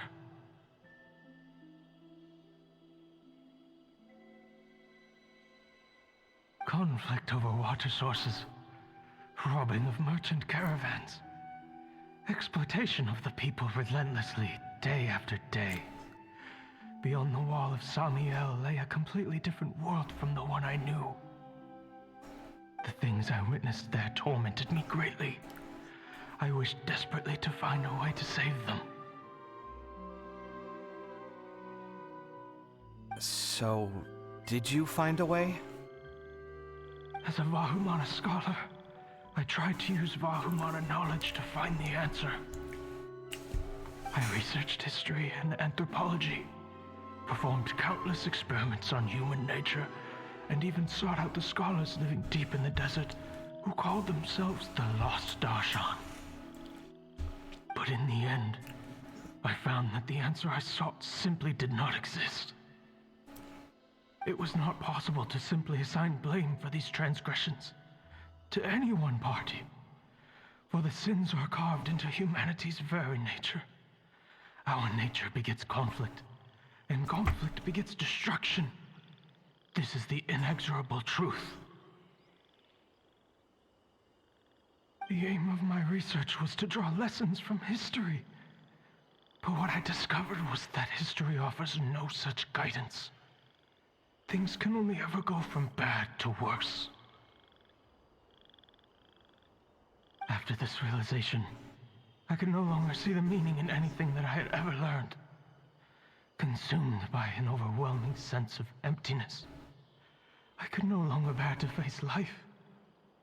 And so, I decided to bring my life to an end. But before I went through with it, a strange twist of fate led me to come into the possession of this diadem, which has the ability to preserve part of one's consciousness. Into it, I placed my experiences before requesting that the Academia manage my estate. As I thought, the contract you signed with the Academia was in essence your will. But if you'd given up hope on this world, why did you feel the need to do this? I mentioned that I had performed a great many experiments concerning human nature. You may regard this as the very last experiment of them all. The Academia has no shortage of genius talents, nurturing the brightest minds of every generation. And so, with a handsome reward to draw out the worthiest of individuals, my hope was that one day, I would find one who could untangle the mystery of human nature once and for all, and help to move the world onto a better path. I see. So you desired a successor who was not only a genius, but who also understood the suffering of ordinary people. Such a person would have a clearer understanding of humanity, society, and the world. Huh? But did you ever consider that wealth numbs the human heart to the pain in the world? Even an idealist may be incapable of following through on your wishes after inheriting your wealth. You are highly intelligent, yet you are not the sort of person who would understand my line of thinking. To me, this is also part of the experiment. Part of my investigation into human nature. Whether my successor suffers as a consequence of my research, or succumbs to an indulgence in pleasure-seeking, my research will have progressed. I grieve the fundamental sickness of the world. I regret the unbearable weight of its history. And I lament the research that I failed to complete. And this, Kaveh, my dear child, is why you will be of great utility to me. You're absolutely certain that you want to give me everything you owned? For me to do with as I please? I have faith in what I see in you. Now wear the diadem, Kaveh, and complete the journey that I could not.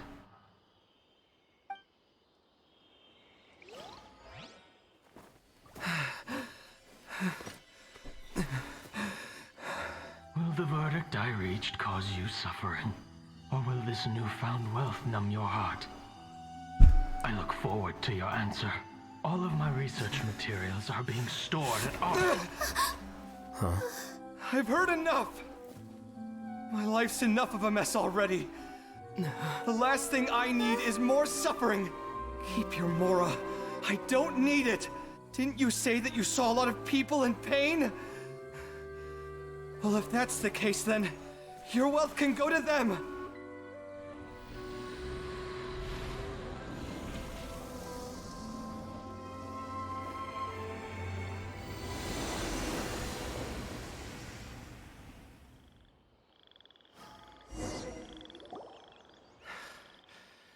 I guess that'll be the end of that.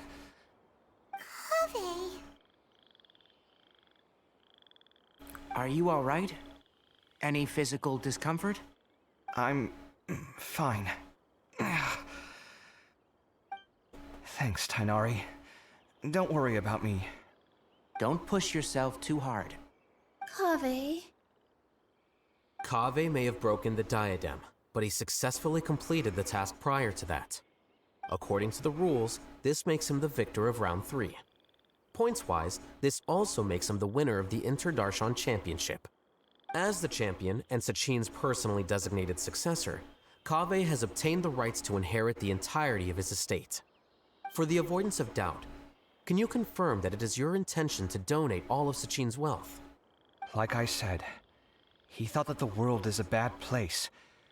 Well then, let's use what he left behind to change it for the better. Rejecting the world will achieve nothing. He and I, we're not the same. All right. As the scribe, I will make a record of this incident on file. The sages will contact you in person for details on how exactly Sachin's estate is to be used. That sounds fine. I don't know if his research findings were right, nor would I know how to finish his research for him.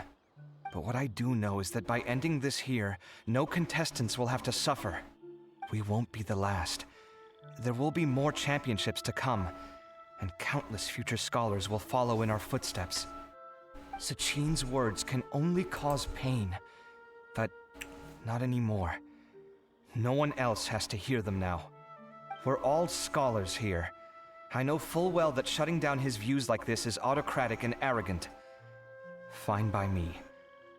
I'll bear that responsibility. It's the least I can do. And, well, it's the only thing I can do. Well said.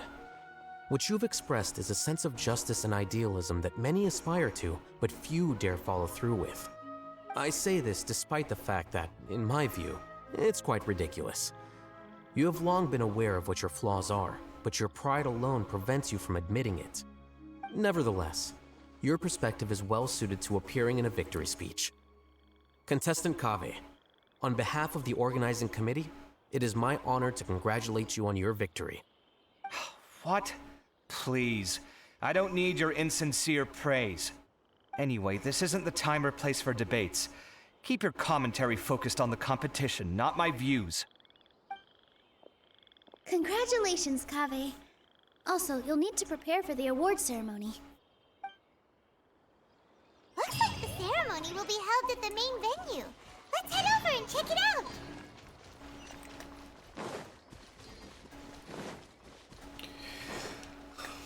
The event's coming to an end. Let's see.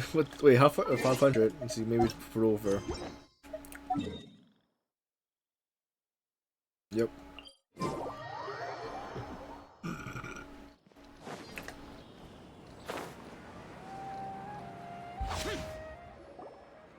Thank you all for your excellent performance. And that brings this year's Interdarshan Championship to a close. Yay! Finally, it gives me great pleasure to invite our champion, Kaveh, to the stage to receive his award. Typically at this point, we would crown our champion with the diadem as well as presenting them with their award. However, we have just received word that Kaveh has inherited Sachin's estate and made the decision to donate it all to charitable causes. Sachin's estate is getting donated? So much, Mora. And he gave it all up?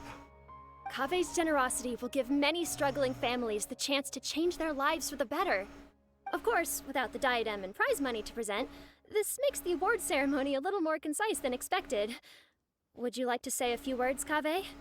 I'm sure many of our audience, like myself, are curious to learn why you decided to give all this wealth away. I'm not entirely sure what I should say under these circumstances. I'm glad to have won, even though I'd say luck played a big part in that. As for why I want to give the Mora away, I don't support Sachin's views, and I don't want to take his Mora. With a lot of things in life, people need to experience them for themselves. It shouldn't be up to one person to make a judgment on. Not him, and not me either. Anyway, this isn't really the time and place for such weighty and complicated topics. So, I guess that's all. I'll leave it there. Thanks very much. Oh, Kaveh, just one moment. While this is a short and sweet award ceremony, we do still have a prize to present you with. Please take this limited edition Genius Invocation TCG card. Additionally, your champion status will be logged in your record. This means that the Sages will give priority consideration to any future project proposals you submit. All right, I'll take the card. But as for project proposals, forget it. In that case, I declare the award ceremony over. Let's give our champion Kaveh one last big round of applause.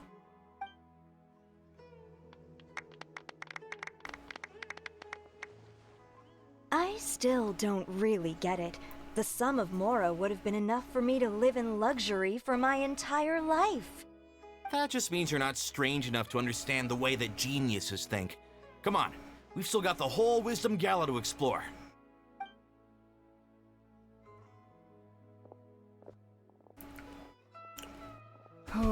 Glad Is Hino that's going to get the over. card? I think I'm quite good at giving speeches, but this one was just so tiring. Do you mean that you're still exhausted from the competition? Honestly, you don't look happy at all, but whatever else happened, you're the champion, you know?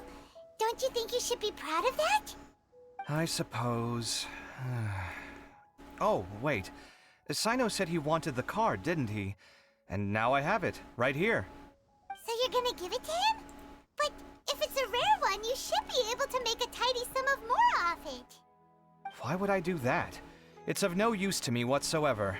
I may as well just give it to him. Could you pass it on to him for me when you next see him? Whoa, whoa! This is a super big deal! You should do it yourself! Come on, let's go find Sino.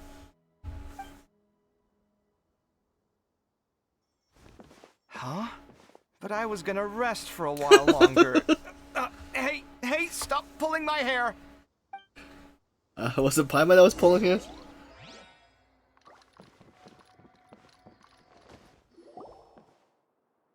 What you looking at, Sino? I'm still thinking about the Sachin issue. What brings you here? Well, they gave me this limited edition Genius Invocation card, and I figured you'd have more use for it than I. But it's a limited edition. Are you sure you want to give it to me? What else would I do with it? I have no use for it.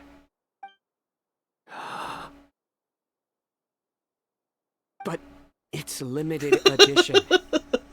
Kaveh, are you in trouble? You don't have to do all this. Just tell me what's wrong and I will help. Oh, that's not what I meant at all. Yes, I have all sorts of problems, but that has absolutely nothing to do with this card. I'll figure my own issues out by myself. All right. In that case, I accept your generosity. But now that I realize that you have no concept of its value, I cannot simply take it from you. How about this? I shall buy it from you at a fair price. Namely, the price that the previous limited edition card sold for. Oh, come on. It's just one card. How much could it really be worth? 1 million more at the very least.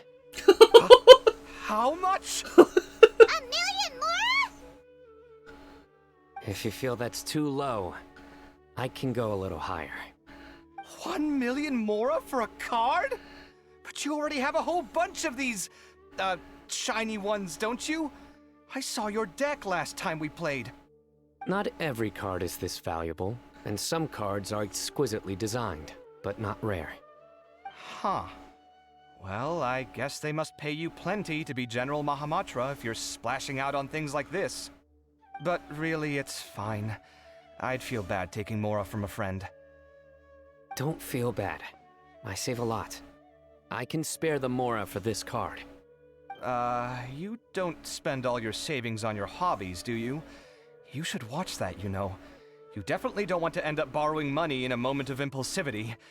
Living with debt is miserable. Sounds like you're speaking from personal experience. I guess you've been through a lot? I don't want to talk about it. In that case, maybe you're the one who should be listening to your advice. In any case, I, Sino, will take this precious card, and it shall join the deck of destiny. Kaveh, come with me in a few moments to collect the mora.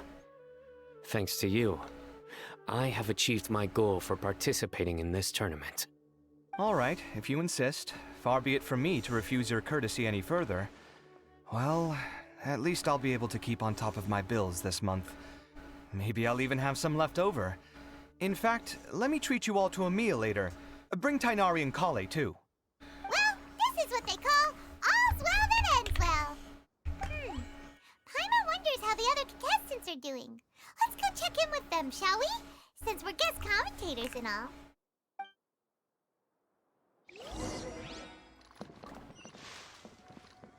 Let's see, where are the... Oh, they're in town? Wait, they're in town? Wait, they're in town. So this event was almost... What's like, what, 3.5 hours?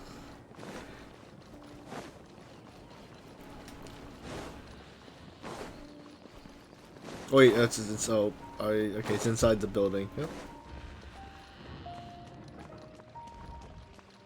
Right? No?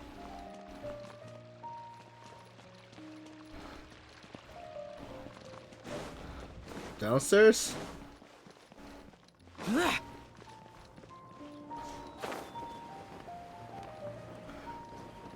Where are we going now?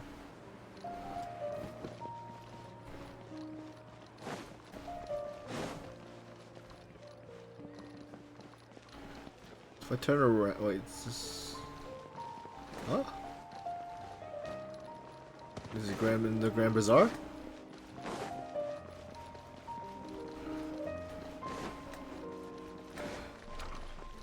Yep, they are. I'm telling you, you can't go wrong taking advice from me on what to wear. Back in the day, my fashion style was considered cutting edge by everyone in the academia. Really? Well, then, sure, Madame Farzan. Maybe you could pick out a few fashionable outfits for us. Farazan! Nilu! Even Dia and Candace are here! What are you all up to? Candace and I bumped into these two while we were strolling through the streets. Madame Farazan here's pretty friendly. When she heard that we were buying clothes, she decided to give us some help. I don't really see anything I'm familiar with. Never mind. We can purchase some textiles and make the clothes ourselves. Let's go with the plain fabric as our base. And embroider red and pink flowers on. Oh, and some green leaves. Oh, wait a sec. You sure that's the latest style? That sounds a lot like what the older folks back home would wear. Don't worry. This style is a timeless classic. Wonder what it looks like. This is actually sounding pretty weird. Wait. Madame Farzan's right. That style is a classic and used to be mainstream fashion. But these days, there are some other options too. If you don't mind, how about I pick some clothes out for everyone?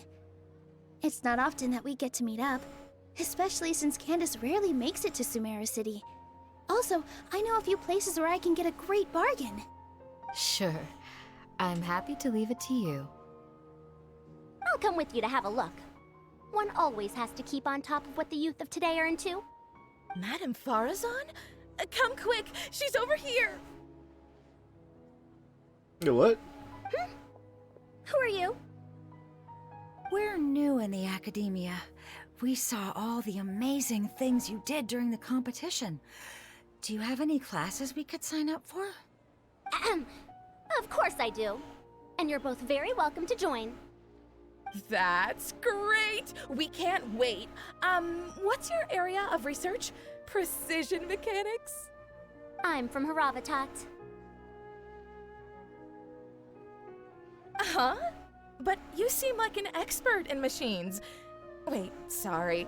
I remember now. You were representing the Haravatat Darshan in the championship. Oh, their classes are so boring, though. I'm sorry, ma'am.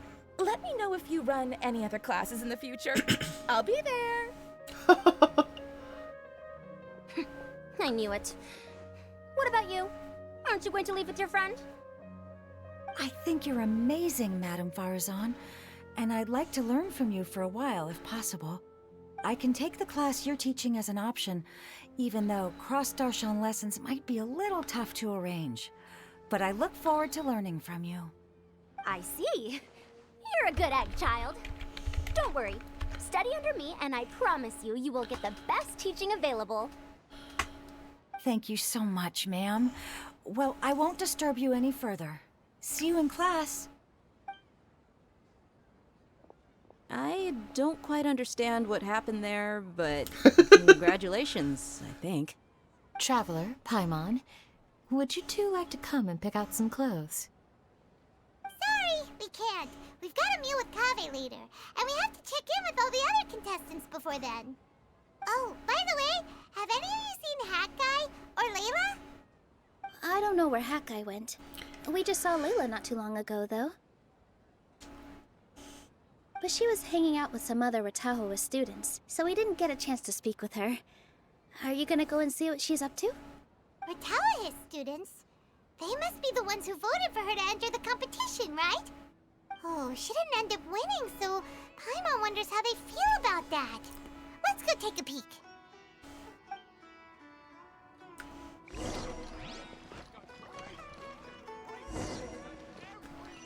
Okay, next representative. Up there? Okay.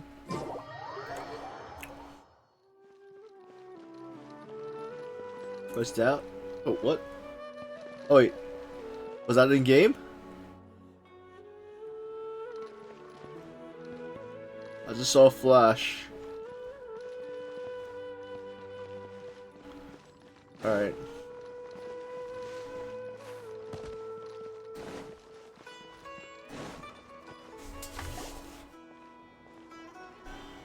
I'm sorry, everyone. I could have done better in the third round. Oh, stop it. If you're going to beat yourself up after doing as well as you did, how bad does that make us look, huh? Heck, it's not like any of us had the guts to enter the championship. I didn't see the whole thing, but you were the only contestant who scored points in both the first 2 rounds, right? And I heard that you actually found the diadem first in round 3. You came so close to winning the competition. Aw, I just got lucky, I think. That can't be true. You had some really stiff competition out there. The renowned Tainari from Amorta, even Sino the General Mahamatra was there. You're amazing, all of you. Getting points off them is a huge achievement. The way I see it, people aren't exaggerating one bit with the nicknames they give you. You are a genuine genius. Aw, thanks a lot. But I really don't think I qualify as a genius. In the second round, for instance, I dozed off and somehow found myself beside the device when I came to.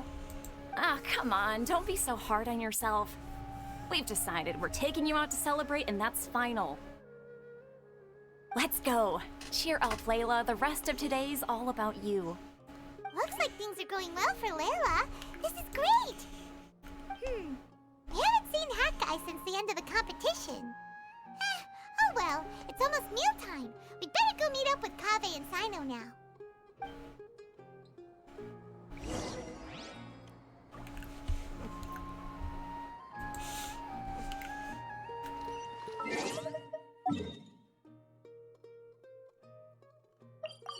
Where's the owner? Okay, there's a commission somewhere here too. Did I miss him? Alright.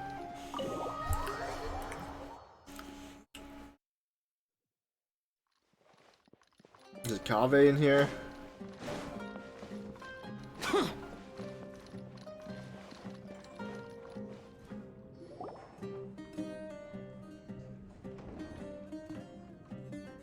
Are you sure you have enough to cover this? Don't blow it all at once. Don't worry, I budgeted very carefully, and this is well within my means. Anyway, I've lost count of how many times you've treated me. It's high time I return the favor. Oh, Wonder how much it's gonna Traveler, cost. climb on. Over here. Ooh, look at all this! Good food, here we come! I heard that you went to see the other contestants. How's everyone doing? Farazan found herself a student, and Layla's classmates are bowled over by how well she did. We couldn't find Hat Guy, though. Who knows where he's gone? Let's see.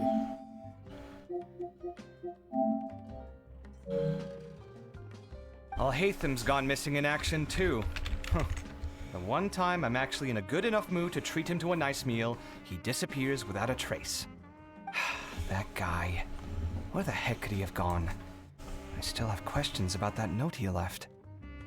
Well, whatever. He can do what he wants. Now, let's eat.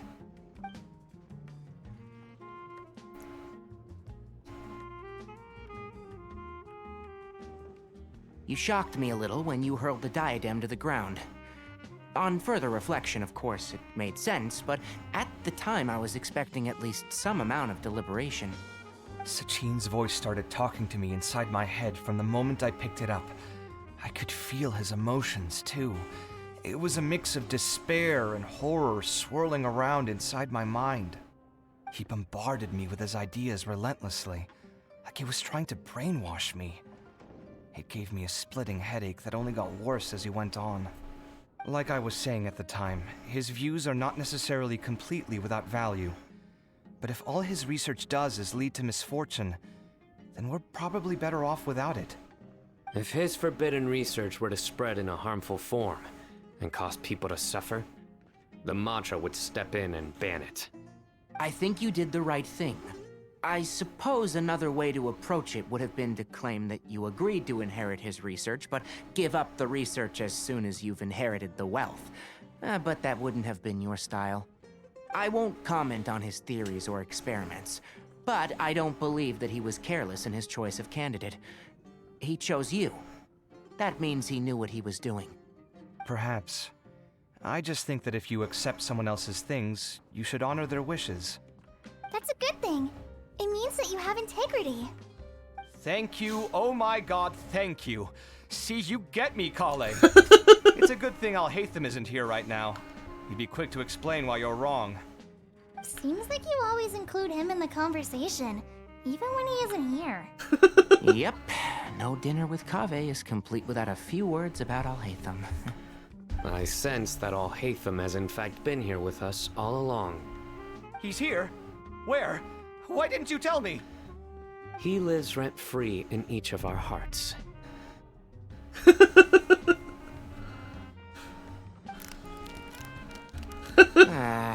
It's one of the Sino jokes. Oh, that was horrifying. It literally sent chills down my spine. Good thing you didn't say that before we started eating. That would have killed the mood in a heartbeat. Alright, enough about Alhaitham. Tainari, did you achieve what you wanted out of the championship? I did, in the first round, in fact. Word of mouth proved very effective. I spoke to a handful of people, they told their friends, and so on. Now, a record number of people have signed up to attend the next lecture. Oh, are you free next month? You should come along, maybe even say a few words. About what? I don't know the first thing about anything Amorta related. Just play to your strengths. For instance, you could talk about the distinguishing features of rainforest architecture, or ask everyone not to chop down too many trees the next time they're building a house. Oh, well, that's no problem. Sure, I'll make time. Has everyone had enough to eat? I can order more if anyone's still hungry. I'm full. Thanks. Paimon's super full, too. If only we could eat like this every day. Yeah, we should do this more often. Work will always be there, but seeing friends is important too. This is a good restaurant. Let's definitely come here again. Sounds good. We should pick a few other places as backup options, though. There are other good places around here, too? Oh, and don't forget to invite us if you go. There's nothing we love more than good food. Kaveh, do you have plans after this? I was thinking of maybe going to the academia for some alone time. Nothing set in stone, though. Why do you ask? Let's see. Do we see how much the bill comes out to? Well, it looks like this Inter-Darshan Championship's a wrap. All that stuff with Sachin and the diadem got sorted too. Have you still got anything else on your mind? Such research. Oh, right. Yeah, Sachin said that he placed his research materials at somewhere beginning with but Kaveh smashed the diadem of knowledge before he could finish. It might be dangerous if someone finds his old research stash, right? Where do you think it could be? Garu Village. Holy smokes, you're right!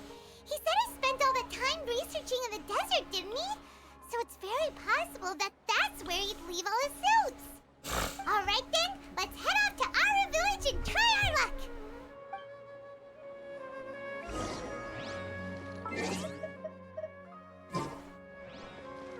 Alright, let me check. There should be a commission thing over here too. Oh, did I finish the commission one? Huh? Oh, here it is. I have to wait until 19.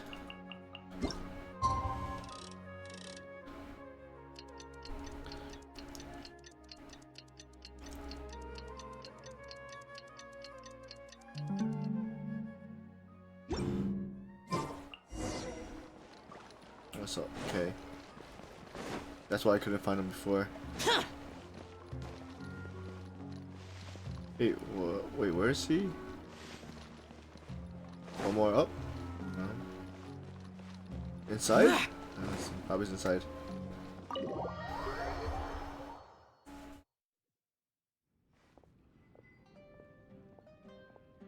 Well then, the story of today took place in a faraway country.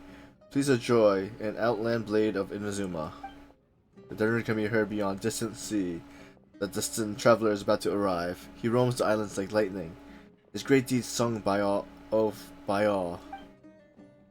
Hellbringer fell before the throne.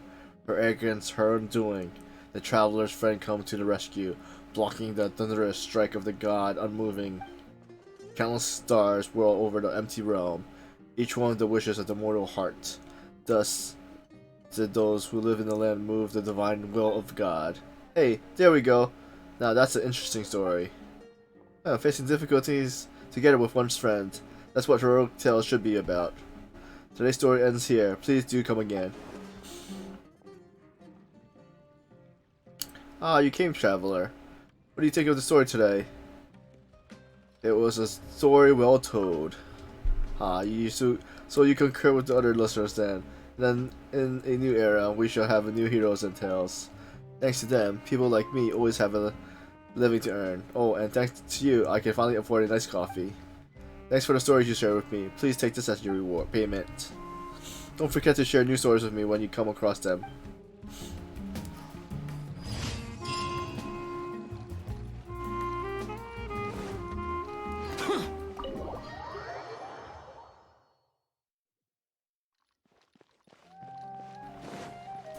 Let's turn in the commission, I guess. Change the party a little bit. Have Shenhe get some XP. Turn XP. Add Astra.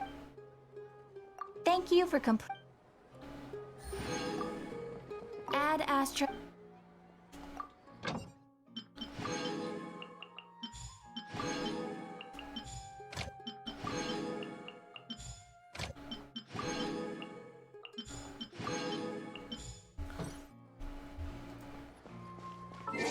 Alright, let's go to the other main quest.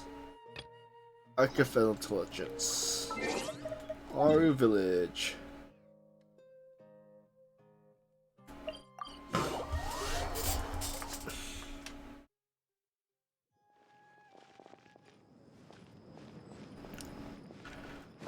Is this his place? No. I guess we'll go around. Probably is the house, but.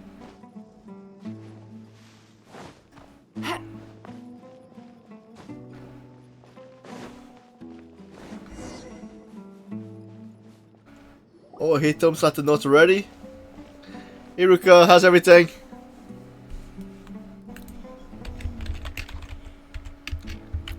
Didn't expect to run into you here.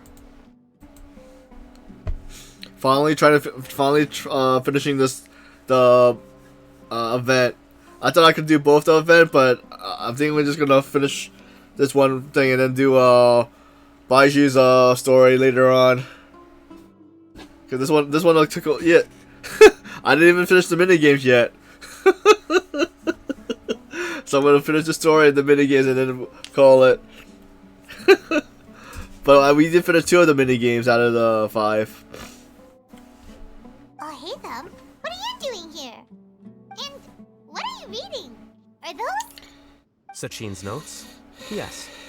I came across his profile while I was organizing some documents and became interested in his research. If it wasn't for that, I never would have agreed to being a commentator. I had a hunch after seeing the fragment of his mind, and sure enough, I came here and found his research. Wait! So, you've read it already? Are you alright? How do you feel? I think you may have misunderstood something. The reason Sachin chose that architect to inherit his research was that only he could really empathize with both the calamity and the humanity that these notes seek to convey. Only one who resonates with these sentiments would suffer and begin to think of history as bleak, the present as perplexing, and the future as pessimistic. Empathy is a double-edged sword. Clearly, I am not the same sort of person as Sachin was. Empaths have many friends, and their wide social circle comes with certain societal advantages. But this also makes it hard for them to achieve their goals. Why is that? All important things in life involve other people.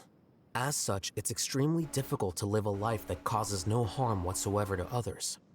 If you really want to achieve your goals, you have to be prepared to make enemies along the way. Not everyone can deal with that reality. And that reality is like the material here. Objective, heavy, negative. But, at the end of the day, for all these experiment results and conclusions, it's just one person's perspective.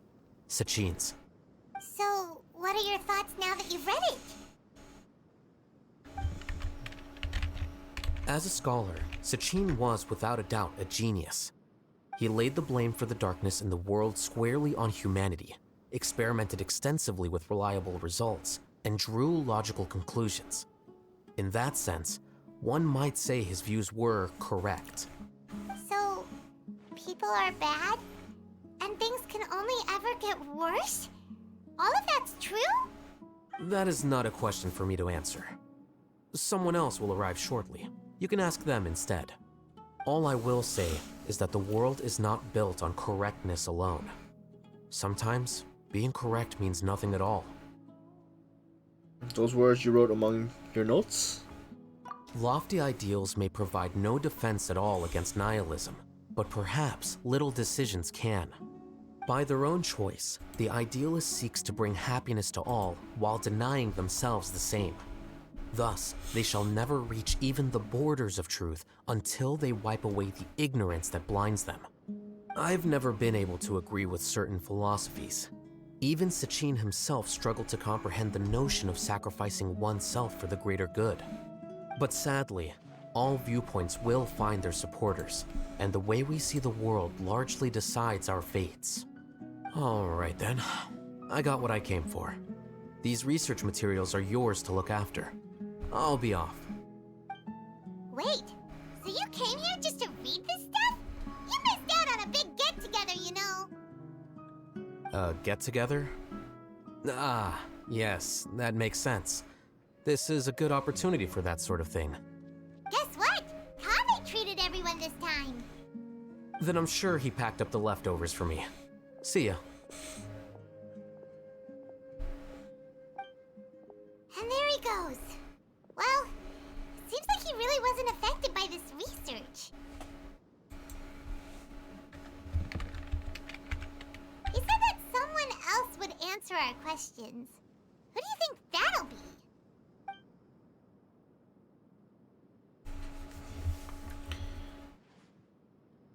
So how come the traveler was able to see him before the Denduk thing? Traveler, Paimon, you're already here. Nahida! Oh, and that guy. Wait, so you asked him to take part in the championship? Yes, it was me. Are you surprised? Yeah, I don't know. Actually, not really. I kind of knew, because who else would the Wanderer listen to? Did you know that there was something wrong with the diadem from the start? And if so, why didn't you switch it out for another one? Because Sachin's research is not mistaken. He spent his entire life researching this topic, and these materials are a result of that. These are the crystallization of his wisdom. Yes, I was worried that the material might cause some disruption, but I didn't want to wipe away all his hard work searching for the truth. So instead, I had Hat Guy here help me keep an eye on things. Seriously? I think you can stop calling me that now. Why? Don't you like it? Well,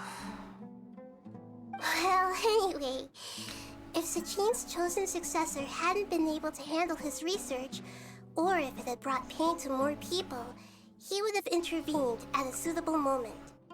And after all that, the person Sachin chose turned his nose up at his life's work. Pretty hilarious. I was also hoping that this could be an opportunity for you to learn how to interact with people normally. But it looks like that didn't work out. That wasn't necessary. I'm still paying you back for your help. And the last thing I need is more reasons to be indebted to you. Nahida, what did you mean by Sachin's research is not mistaken? Does that mean that you approve of his research? Put it this way instead. Truth to me is like a shroom boar. Some people only see the mushroom on the shroom boar's back, and they conclude that the shroom boar is a mushroom. Others see only the shroom boar's body, and they declare that the shroom boar is a boar. Still others look deeper inside, and determine that the shroom boar is meat. These conclusions are all correct in their own way, but none of them objectively describe the shroom boar. Paimon kinda gets it, but also not really. The world is the same way. No one, not even I included, can understand it in its entirety. All of us are somewhere on the path toward truth. Within the confines of our limited knowledge, some may blindly believe in the beauty of this world, and others may focus only on its evils. In truth, the most important thing isn't what state the world is in now, but what people hope it will become. But of course, I don't mean that as a criticism or a call to action. Ultimately, my duty as the God of Wisdom is to guide every form of wisdom to a place where it can find its purpose. That was a long speech. So what are you actually going to do with these research materials? Because Kaveh, as the successor of this research, does not wish to see these ideas disseminated, I will seal it up. But even though Sachine's research could be considered negative wisdom, it is still a building block of the truth. If someone wishes to follow in his footsteps in the future, I will not stop them. I also look forward to the day that a member of the Vahumana Darshan can not only comprehend his theories, but also find a way out from the despair as well. Vahumana doesn't have that kind of talent. Wait, you're not intending to keep me in Vahumana long term, are you? I don't remember signing up to become a scholar. Don't you think I'm useful enough to you as a prisoner? Oh boy, here we go again. You think so? Well, to that, I would say that in Sumeru, even prisoners have a right to an education. I hope that your studies in Vahumana will help you deal with your own fate, and learn how best to settle old debts from your past. Yep. I will review your final thesis myself. I'm expecting great things from you, Mr. Hat Guy.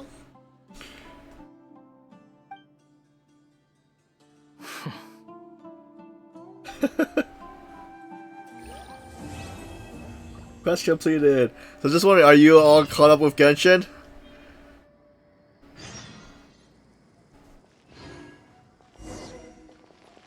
So this is that the closing of the event?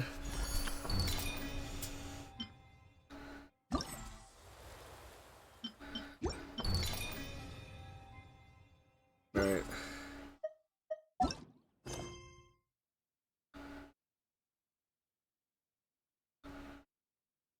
Oh. How far are you in Honkai Star Rail? What Trailblaze level are you, or did you get up to? Like, I've seen people like over 30 and 50. I'm like, well, I'm only 20.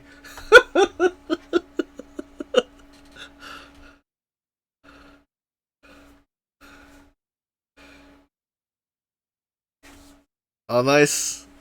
I'm still in the slum area. In the first. I'm like, gosh. I didn't think this quest was gonna take that long. I was gonna do this one and the Baiju, and then like also then hop on Sorrel, but yeah, it doesn't look like it's happening today.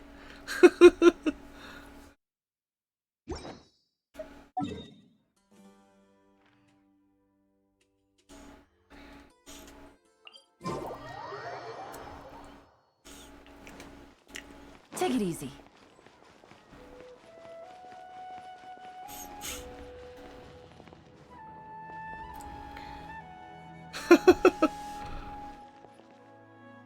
Wait, which story? Are you talking about a Sorrel, or are you talking about this event that I'm doing? Oh. Where were you while the rest of us were eating together? I don't recall being obligated to report my whereabouts to you. Did you go find another hidey hole to read in? You need to change your ways, you know. You can't survive on books alone. Surviving on meals paid for by you would be harder still. You... Whatever. It doesn't take a genius to guess what you've been up to. You were investigating Sachin, weren't you? It was obvious from your notes. However, I don't believe his research alone would have been enough to pique your interest. His way of doing things is disturbing, while you... Well, to be fair, your philosophy disgusts me too, but you and Sachin are nothing alike.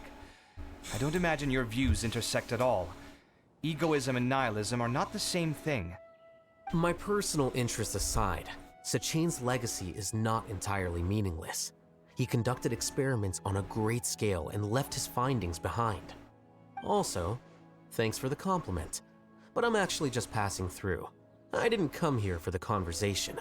Well, not this one at least. What do you mean? What topic of conversation could be more sacred among scholars than the exploration of differing philosophies?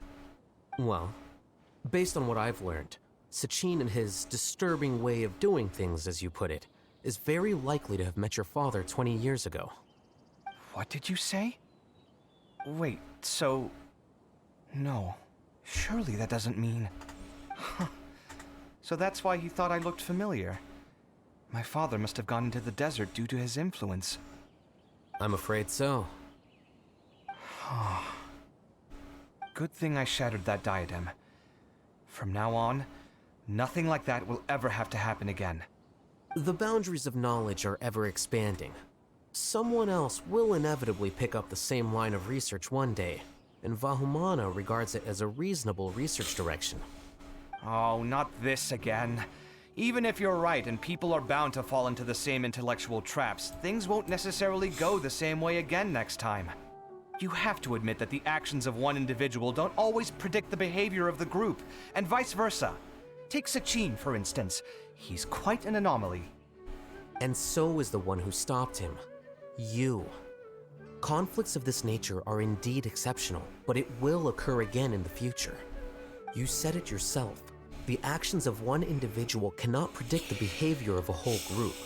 You know that not everyone would have chosen as you did. Even so, I stand by my views. You can forget about trying to convince me. That's fine. We've been arguing over this for years, and I don't hold any hope of you understanding. The issue we're debating has long since moved on from who's right and who's wrong. Thanks for letting me know all this. What? I said, thanks for letting me know. Hey, stop acting like you didn't hear me. You're doing this on purpose, aren't you? They say that earnest thanks should be given thrice, so one more time, please.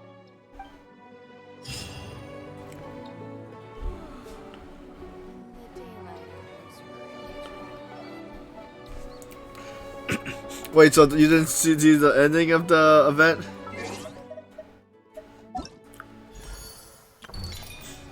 So I think, let's see, what else, is there anything else left?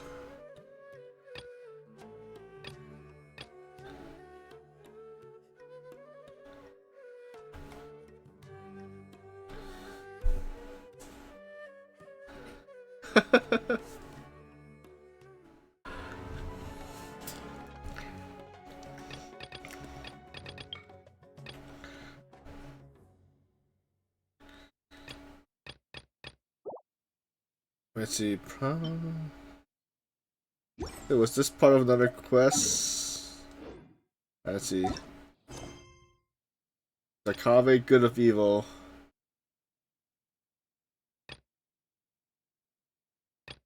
Oh, it's a world quest. Okay, I can do that later on. Alright, so we finished the event. We're just doing the mini games now.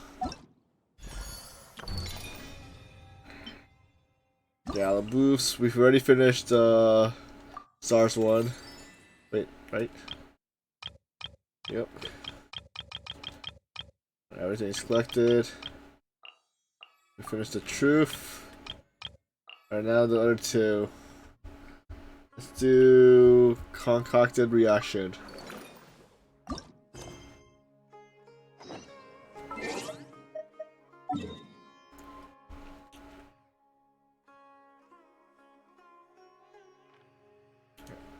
Okay, there it is.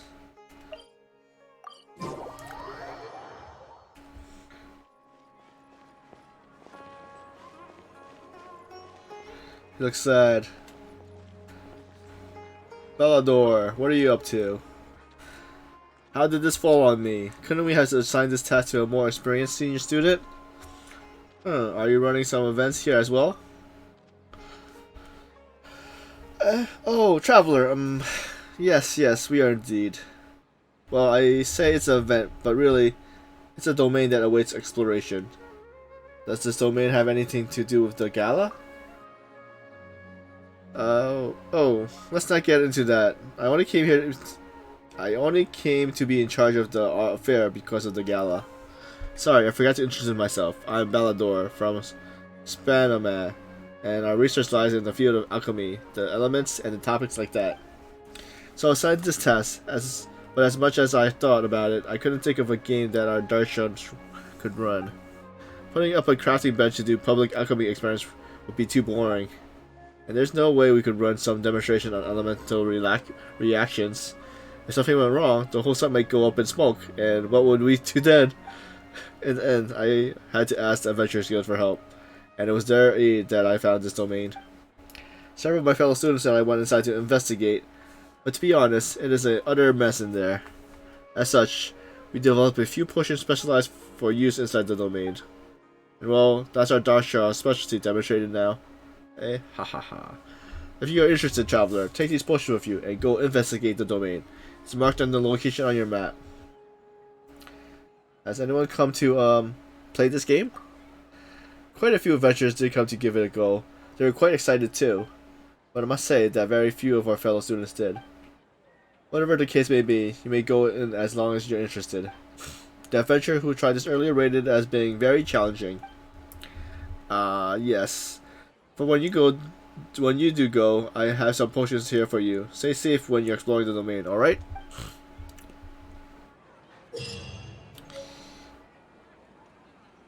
You got a box of potions. Resilience concoctions. Okay. Where's this domain? Did it even... No? Alright, I have to check the event. Maybe I'll mark it there.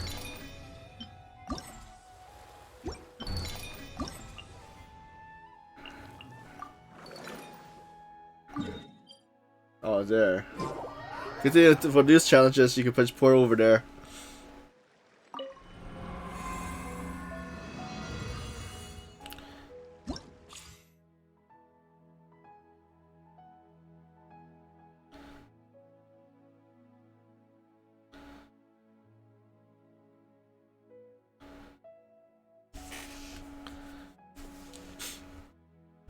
Let's see. Let's make it hard. Okay. Select the resist at most 2 negative effects.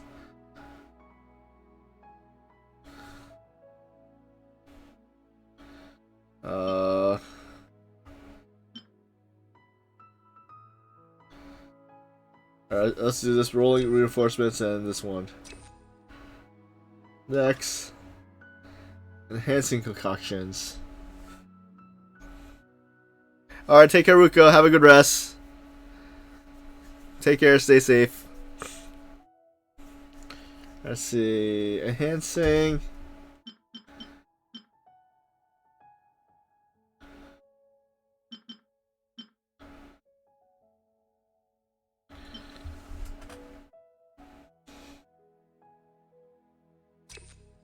Okay, that major strike.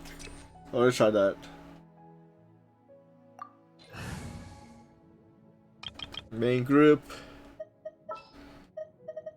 Are you going to hold a festival? This is okay. What Trailblaze level are you on SRL?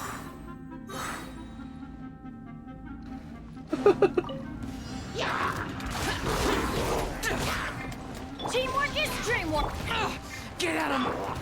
Gather! Lament! Cheer! Worthless! Worthless! Here!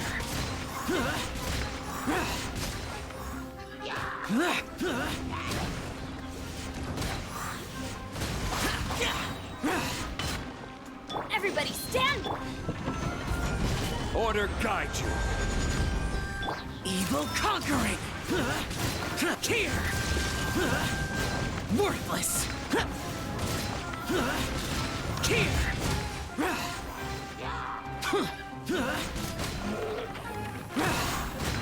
Worthless! Foreign! Solidify! Let's light it up! Time for a light show. Here come the fireworks.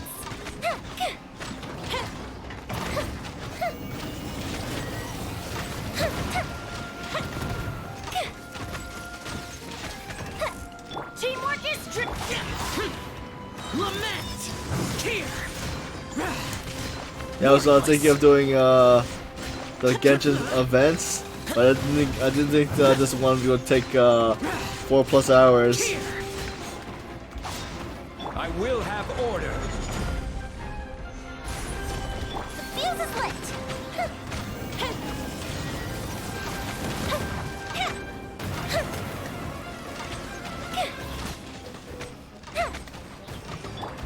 Boring. Everybody stand! Fire hazard.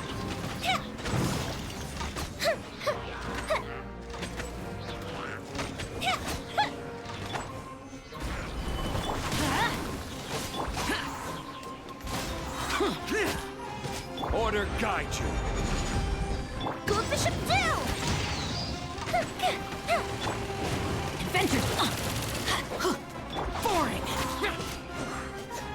Teamwork is dreamwork! The fuse is lit.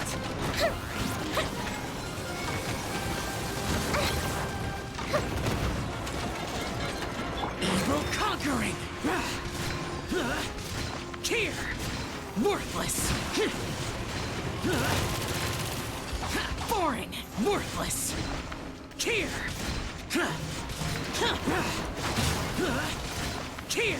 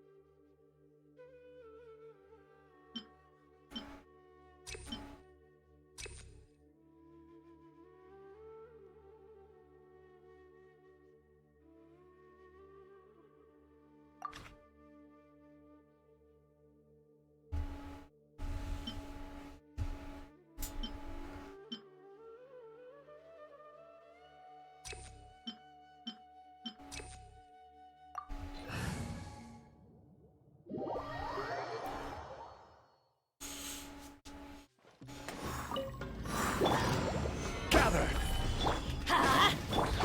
Useless.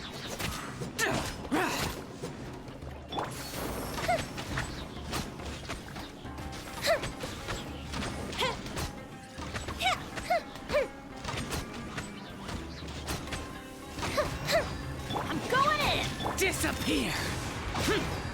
Worthless. Here. Worthless. Worthless. Here. Worthless. Here. Boring. Stabilize. Time for a light show.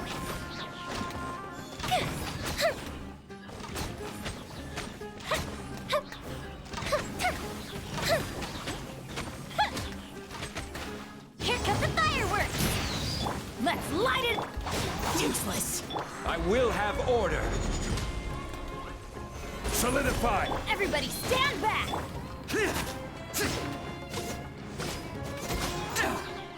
Lament! Here! Worthless! Here! Worthless! Here! Here!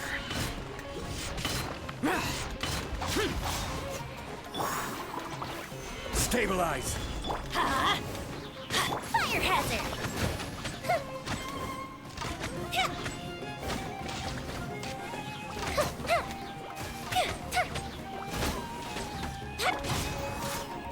Teamwork is Evil conquering! Worthless!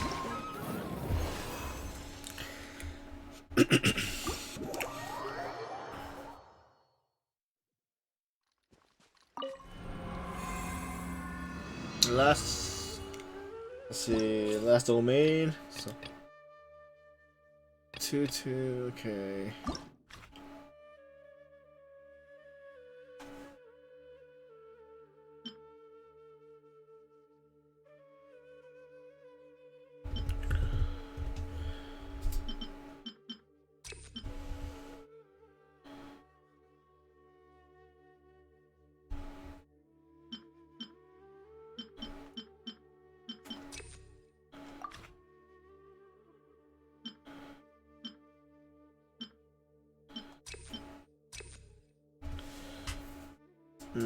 She's burning, abrogate, quicken, spread. Alright, I guess I'll put a Dendro character in. Who ate a poisonous mushroom this time?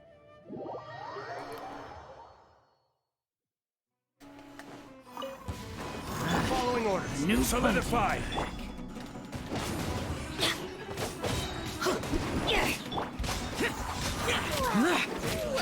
This is order. Let's nip that in the bud. I'm going in! Lament! Worthless! Here! Worthless! Worthless! Dance with me! Here! I will have order. See it. Gather. I hear everything. One with the force. Teamwork is true! Not done Disappear! Here! Worthless! Careful, your coming was foretold. Dance with me! The show's only just begun. as the flowers in Gurabad! Let's nip that in the bud. Quake! Bound as one, like a 99! Not Go done in! yet! Order guide you.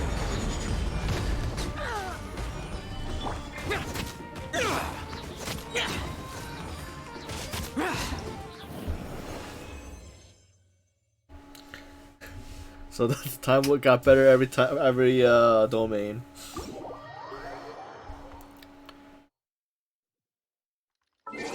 Alright, next, I think that we finished that event. Oops, wrong thing. Gala Boofs. Got finished, got everything, and... I guess after we finish all this, we can do a roll on Beiju and see if we get him or not. Hat from Amucha seems to be busy with something. Okay, let's see, where is this located? Got three more mini games left.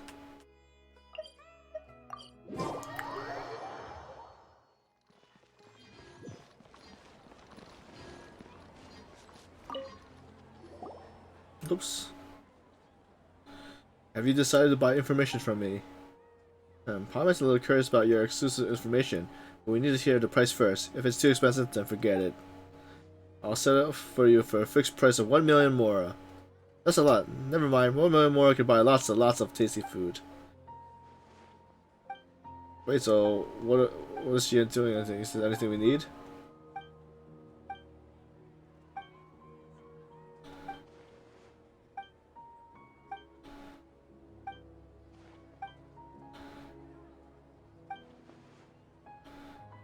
Incident from 20 years ago. Okay.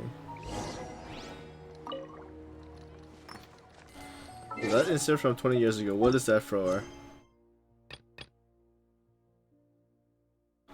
Okay, well, we're doing this one.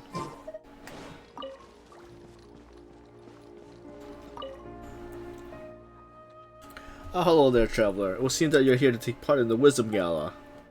If it will interest you, would you like to try out the game that we at Emerta has set up? What sort of game is that? Would that be? Our Darshan has set up a little game called Mimetic Replication. In this game, I will introduce you to a behavior pattern of certain animals. Of course, these patterns have been simplified and generalized to make them easier to understand. What you need to do is use the model that we have prepared to imitate the action of the corresponding animals. Sounds pretty simple. Precisely. Animals have regular behavior patterns. It's a statement that is both simple and understands and accepts. But behind something so simple lies mysteries that are most deep indeed. However, let us put academia and accusation aside for the moment and simply enjoy the habitual behavior of animals in a relaxed manner. This is a photo shoot thing? Wait, I completed it?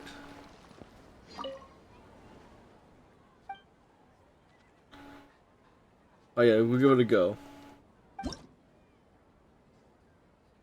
Okay, let's see how this one works. You jump at the right moment and control the weasel's model to obtain coins at the... Oh, okay. Okay, where's the weasel? Wait, how did the double jump? Oh. Okay, I see now.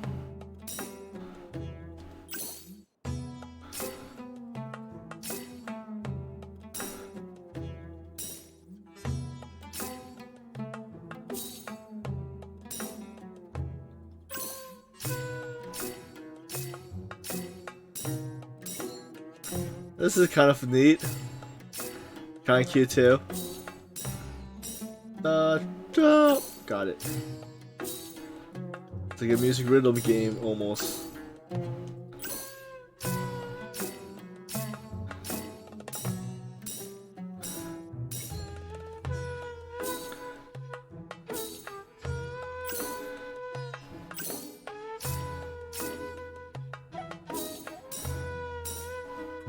I don't know what the next set is gonna be like.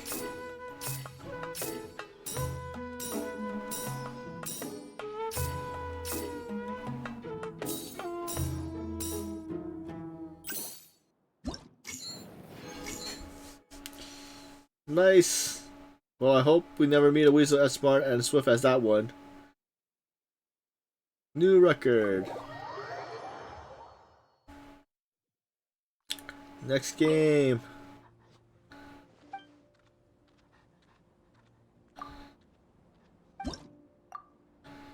Now the Shroom Boar. Let's see what this one is. Use forward charge at the right moment to cause the Shroom Boar model to break the obstacle at an appropriate rhythm point. Okay, so... Boom!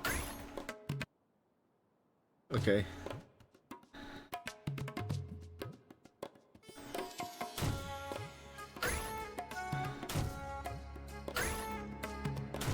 Charge!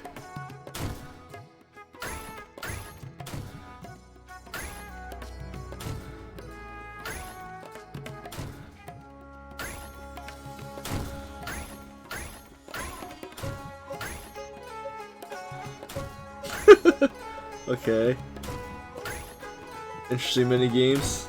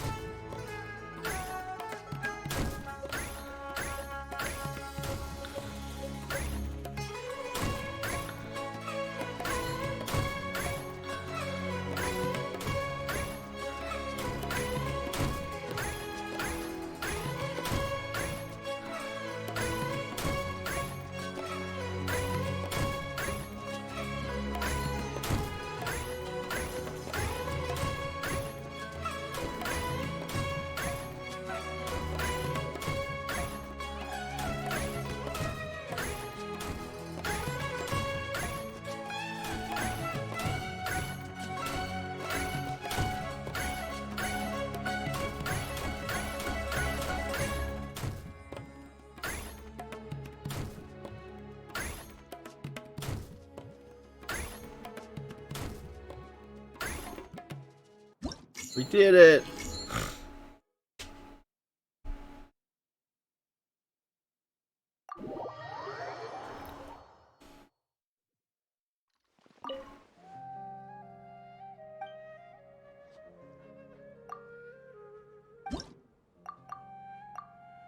I wonder what the fish one is.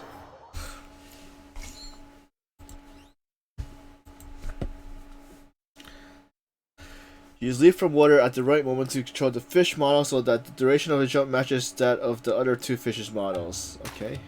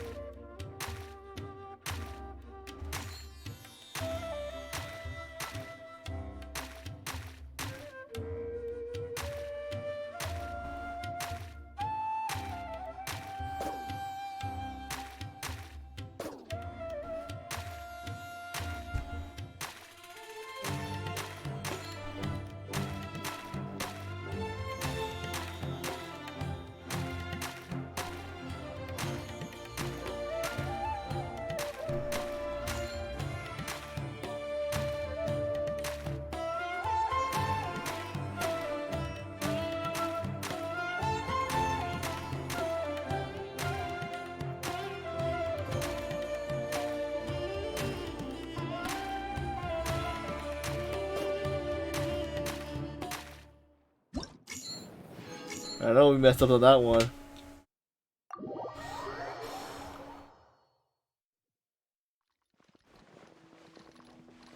Alright, I think that's it for that one too.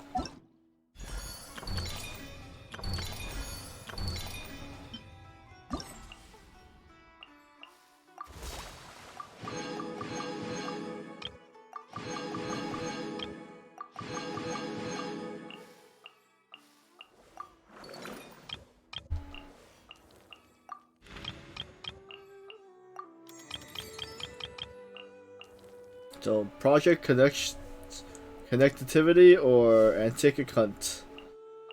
Do project connectivity. Oh. Okay.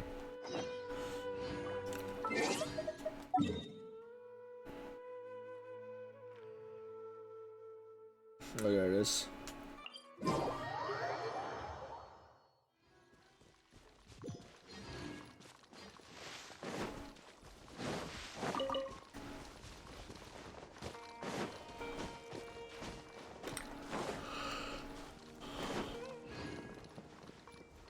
So these are the two last ones? Wait, I chose the wrong one. You're the traveler, aren't you? Ha, I always wanted to meet you. That's right. Bahuma is running archaeology team game this time. We have many researchers who study history under a banner, and so archaeologists' work, especially the sort of that is done in person, is often unavoidable. Wait, don't be nervous. We're not getting anyone to do that in person. This event is just a replica of archaeological activities. We have placed a lot of replica relics and buried them around Sumeru City, and we term those places, at least for now, are archaeological zones. For those who take part in the activity, you just need to bring a specially made detector to those sites and dig up the buried replicas. It's all thanks to the students of the other Darsha for constructing a batch of containers and corresponding detectors. You just need to follow the detector in order to find the replica. We even split the types of replica into zones according to the element. However, these detectors were originally used in elemental surveys, and despite our last-minute modifications, they might still be affected by certain elements. All in all, you just need to dig up all the replicas, and you find that we need to and you find that we got awesome rewards for you. What do you think, traveler? Would you be interested in giving it a go? We could give it a go. Alright.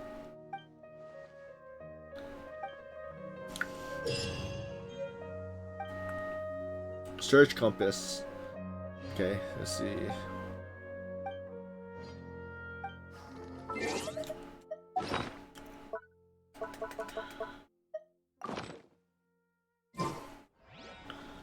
And where are we getting the map?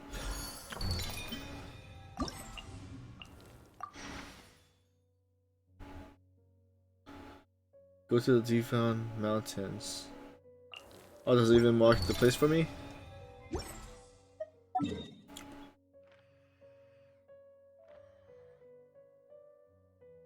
Let's see, Defon.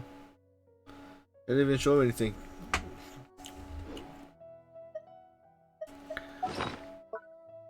Where's the books? Is it this one?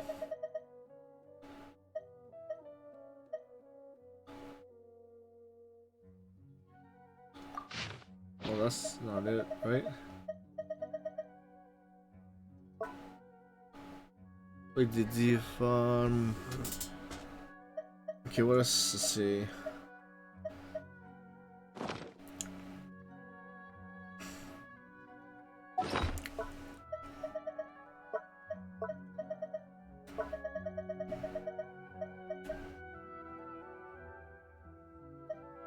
Where else would it be?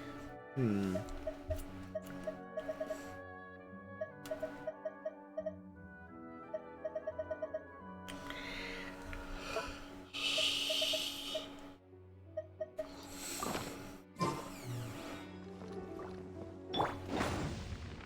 Shroud!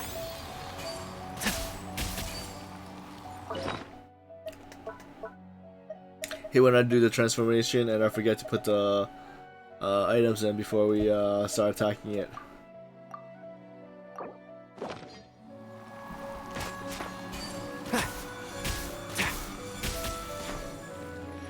Let's light it up! Stabilize!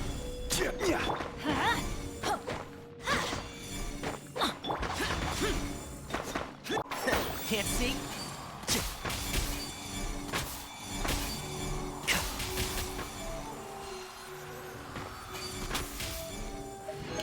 Okay.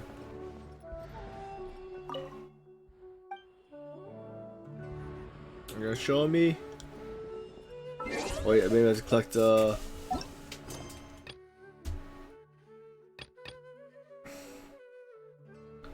that's not it. So, huh? Alright, okay. Let's go to the mountains.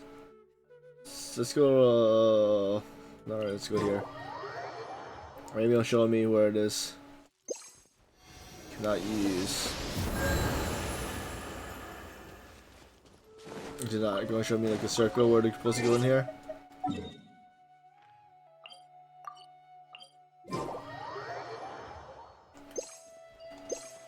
Cannot use.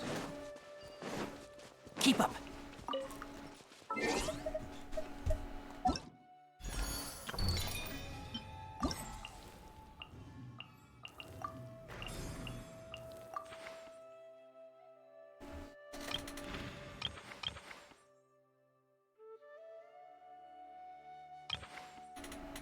Go to Dara Mountains.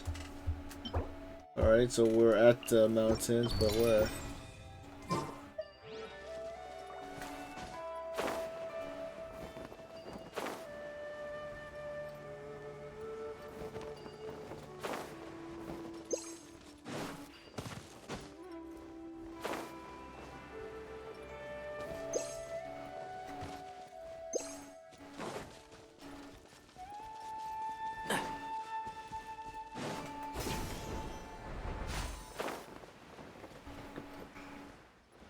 It didn't even map the thing for me.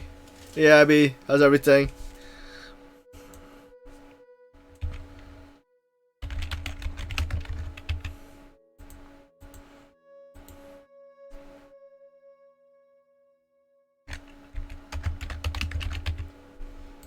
So I'm trying to figure out where in the map is this thing looks like this quest.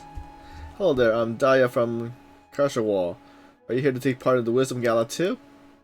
This is a new game that our Darsha have put forth, Project Connectivity. Would you like to have a go at it?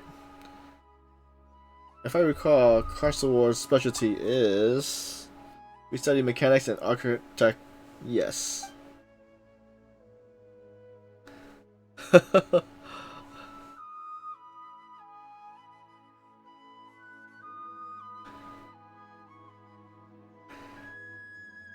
Yeah. How like reliable are the hotspots, or is it like not as good as like when you used to play? Seems like I got off topic. So to part in the gala, many of our students put their heads together, and the result was project connectivity. Basically, papers will need to use the various objects that we use to prepare to, well, create a pathway. Laying down bridges, setting up stairs, and eventually the goal is to create a path for people to travel on and that can reach its destination. Alright, so it's construction one. Let's start it up.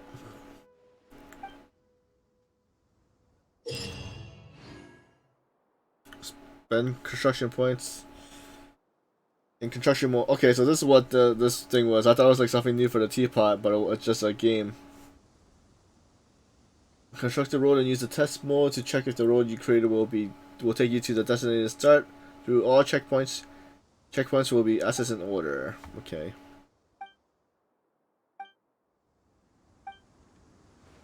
I'll start it up.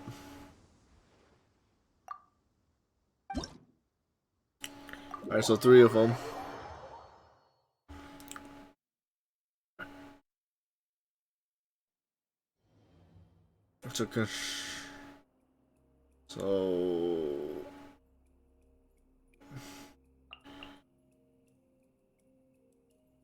So what? I can't move any of these. Place view.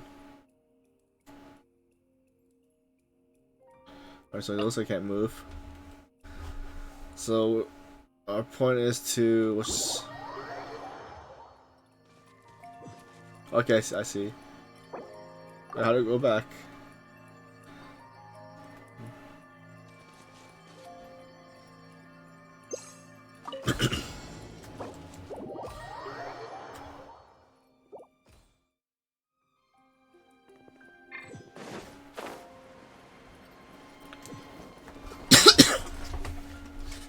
Alright, so how to get out of this? Return. Yeah.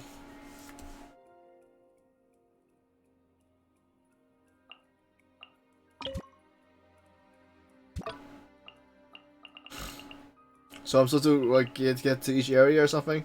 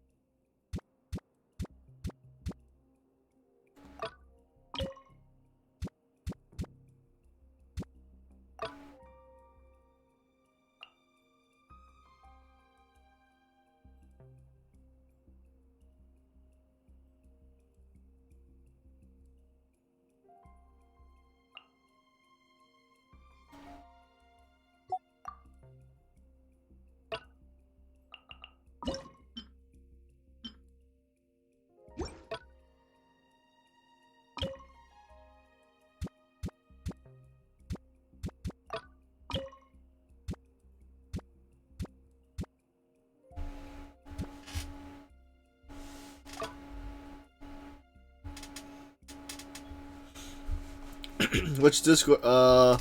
Maybe I pop on Discord. Yeah, because that's what I usually forget is pop on the Discord thing. Let's see. Stream.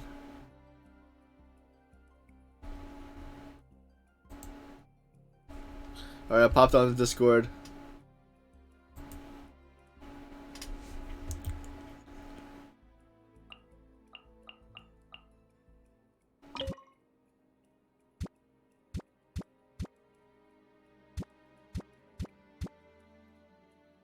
it's funny how I went to your private channel and you went on here. No, you don't need none of that, bro. You're supposed to use the least you can. Okay. So take everything you put down. Take that small one out. Okay. And then put the 75. Right here? No. Between the U and the first tower, whichever one you're going left or right, don't matter. Like right here? And I'm waiting. Yeah. Okay. Then put another one of those to the other, between 2 and 3. Between the 2 over there. Right here? No, that's between 3 and 4. Between 2 and 3. You're going counterclockwise right now, so you're in island 1. Put one between island 2 and 3. There you go. And then take the bouncer.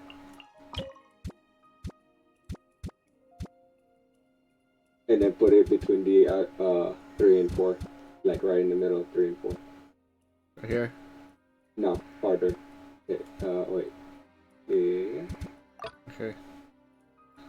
That just started? Yep.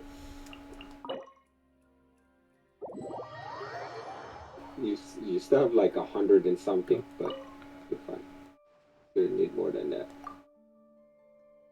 You didn't start it, you exited. Bro.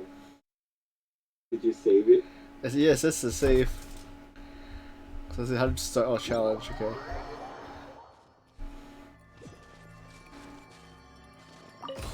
Start. Okay. Keep up.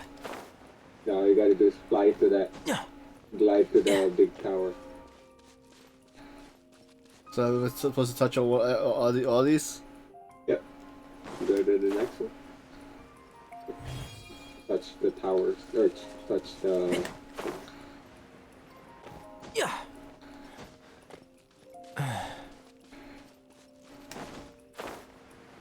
This, and then between 3 and 4 is a little harder, because you're gonna have to land on there. Land on a bouncer. And then jump.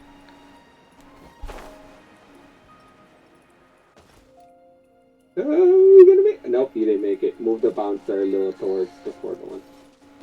You're too close to the third. Or you could try again. Because I thought you said jump, so I hit jump and it made me fall. Oh no, I didn't see. Yeah, see, there you go. It's pretty easy.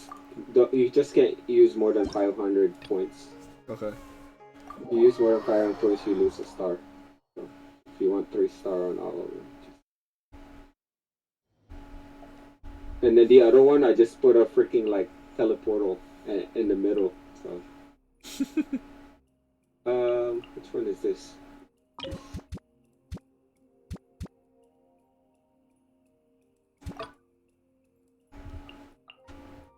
You can race that. Right now, you're putting it all the way down.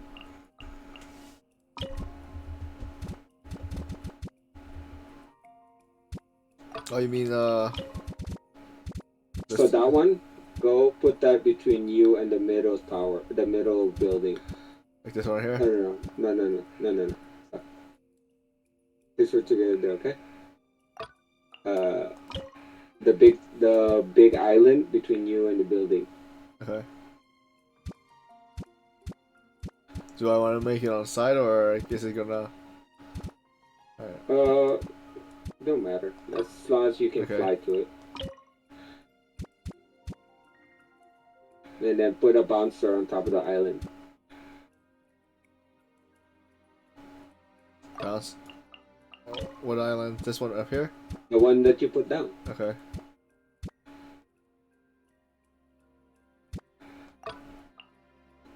And then put a teleportal. Where's the teleportal?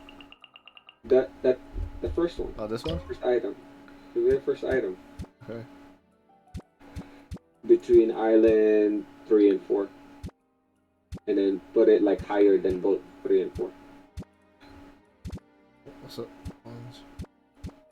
You should be able to raise it up and down.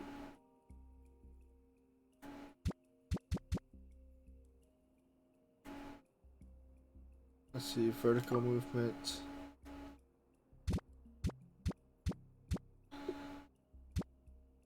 No, there you go. As long as it's higher than 3 and 4, there you go. Right here?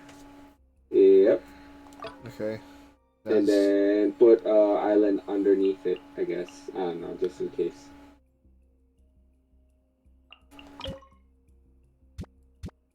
Wait, are you gonna be over? Yeah. Oh no, you're not. You're still 3-star. Right. But you said over goes over 500. Well, no, it didn't. Maybe I know the first one you can't go over 500. Maybe this one you can, but it didn't took it yet. So you put it under here? Underneath the teleport.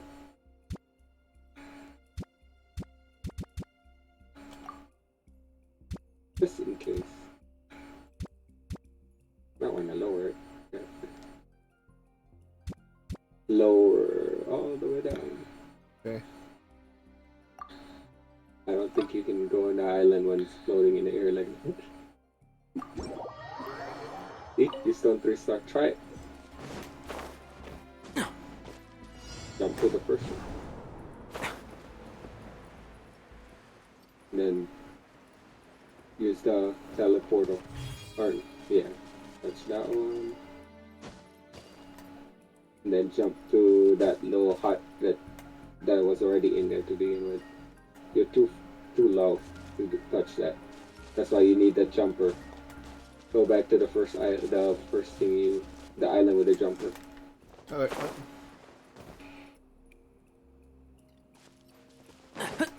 Where am I? You should be in that, yeah. Keep up.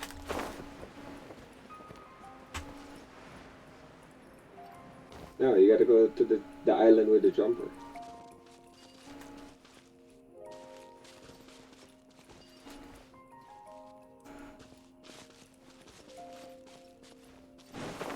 Oh. So what, to make that lower, or? What? That thing right here? Up there? As long as it's not too low. Yeah, it's too high anyway. Yeah, you can make it lower. Okay. You don't need it that high.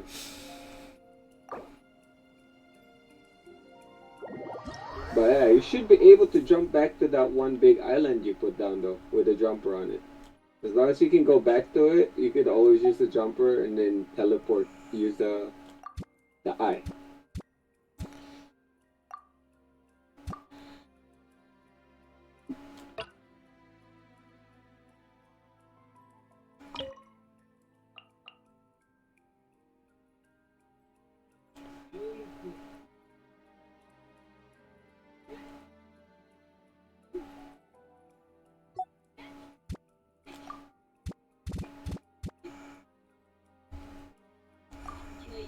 Alright, try again.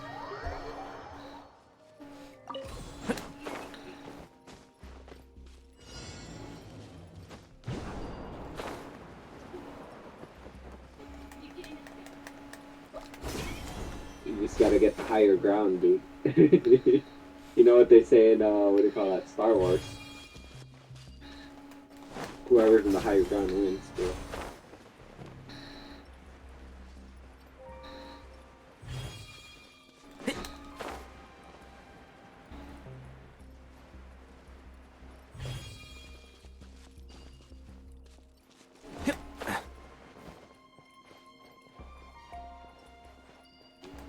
Oh. What? You're not gonna make it? And I fell off. You didn't even jump, you just walked. I saw that.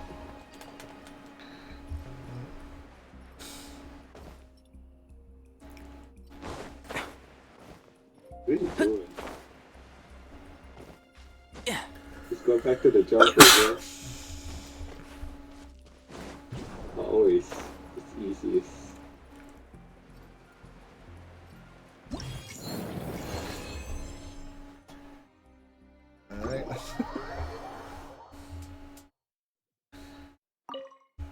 easy, right? I guess so. Start.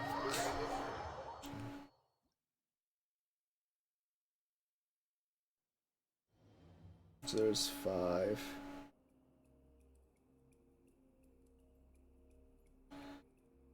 Oh, this is the one that I had to use the teleportal in. I forgot what I did with this. I know I had a teleportal and a jumper.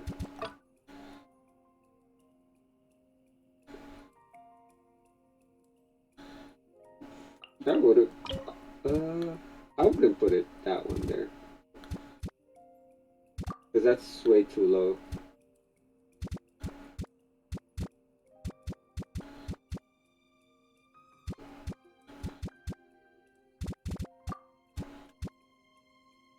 Oh, I remember what I did, yeah. I did pretty much the same thing. Only I put a jumper on Island 2, the one with the tower.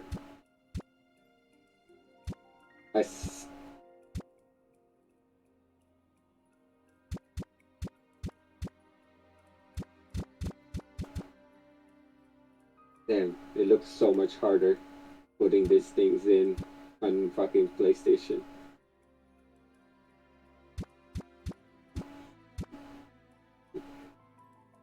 You want that teleportal doors to the higher ones. Yeah.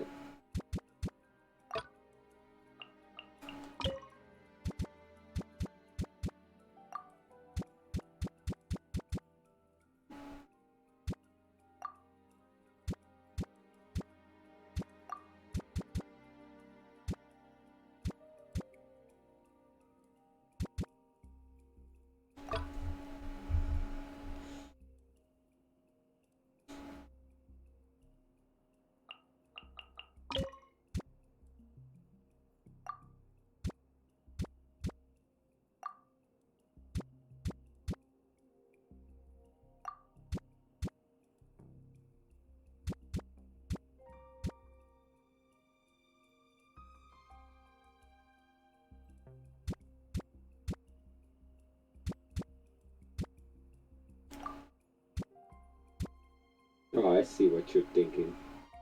I know. I see that.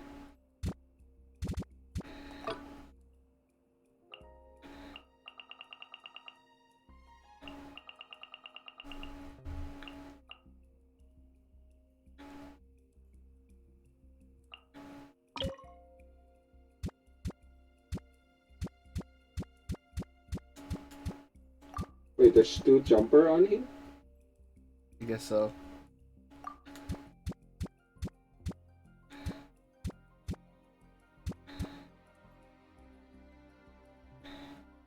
I think I can fly over if I...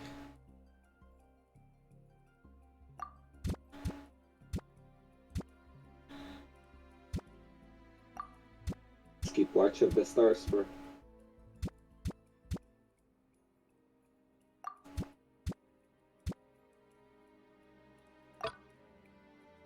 I see. Try it out. Alright, to answer your question, I'm 38. Nice. I don't know how is that nice, but yeah, 38.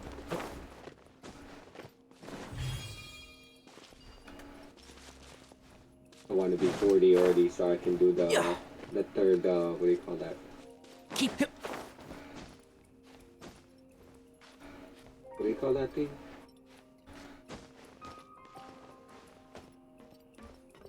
Where's... There it is. Equilibrium.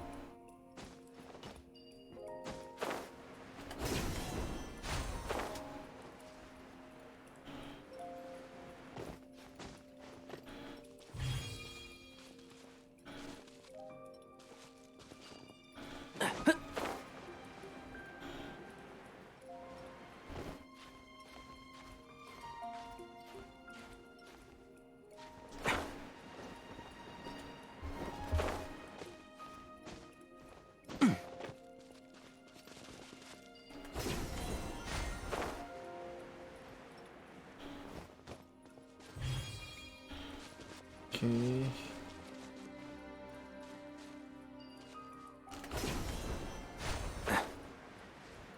I make it.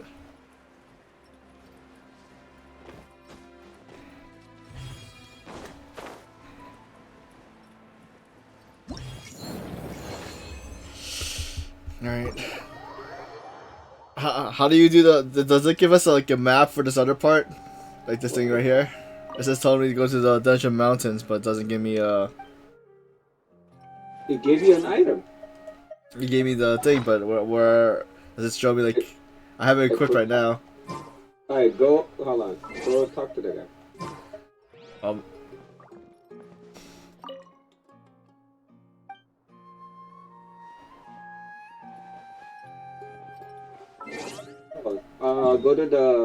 Go to the event page for it. No, the event page. This is the event page. Oh no, you were on the map right now. Oh. It says so it's because of the Diva Mountains. Right there. It Oh. has a circle. Okay, I see it. I didn't see that map part. You trolling like that.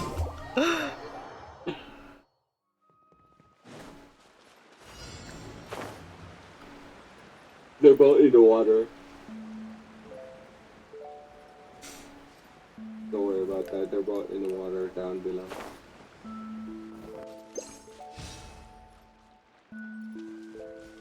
You're gonna need a 5-factor. Oh, you got banded.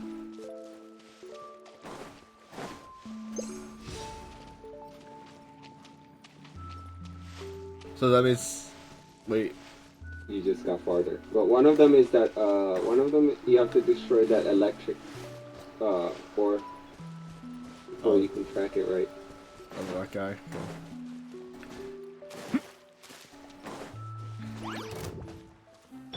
Let's light it! Evil conquering!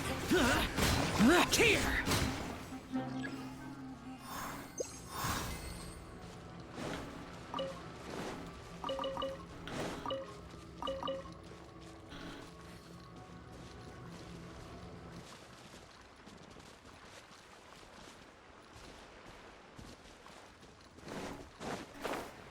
Pretty sure one of your number went up.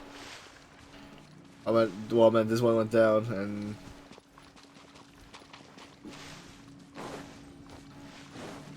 Yeah, go to the closer one. The one closer to the waterfall. But yeah, the other one is by that electric thing, but if you put the thing, it's gonna tell you, it's gonna lead you to the electric rock. You have to destroy the electric rock, or it can show you the one number.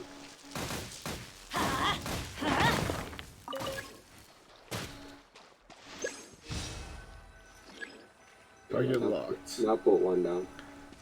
See? Now it got smaller. Off we go! Now you can see the other one.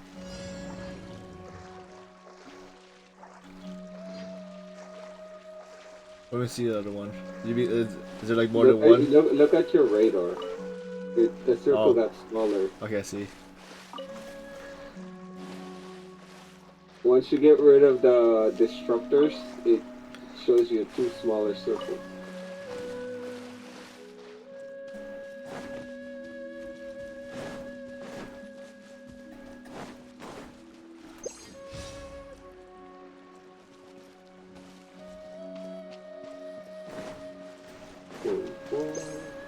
You put one somewhere else, so you can see if you're getting closer or warmer.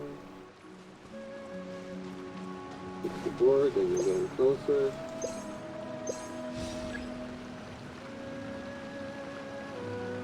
Guys.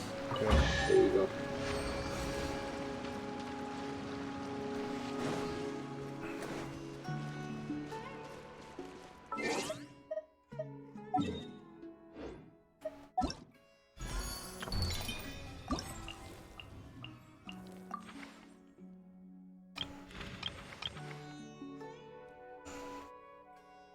Darlos shift, okay.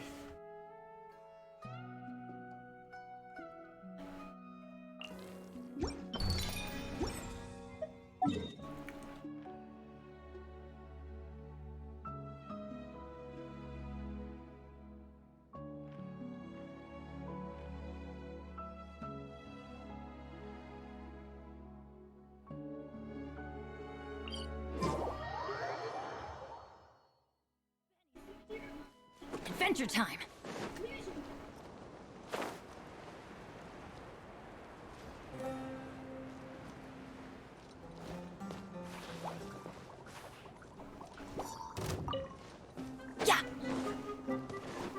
Pretty sure going the wrong direction. I was gonna say.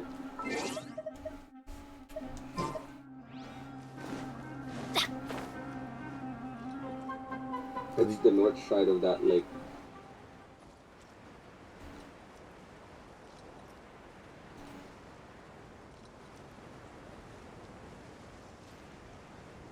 Weather is not bad today. Oh, crud. I jinxed it. Now it's bound to rain.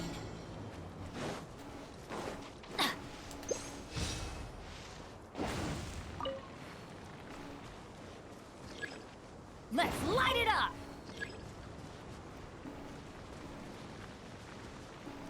So if it's pointing, like the dot pointing, so that means it's around this area? Huh? What dot? The dot in the, if I'm looking at the thing, or does it just pointing me to the dots to like the right bar? No, that's just the. Oh, the percentage. That's just the meter, yeah.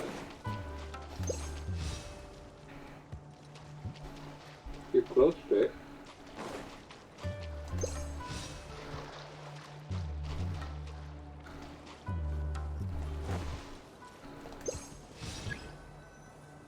%99. Damn, you're like right on top of it. 28.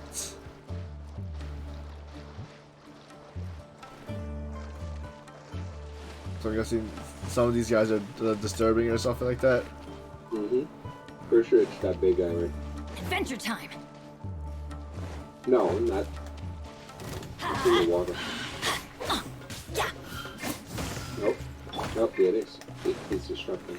Gather!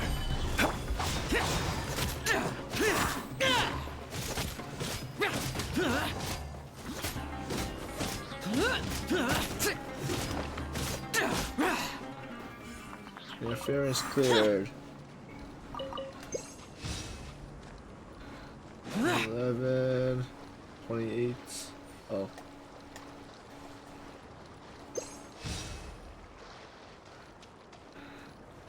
Would these guys be anything?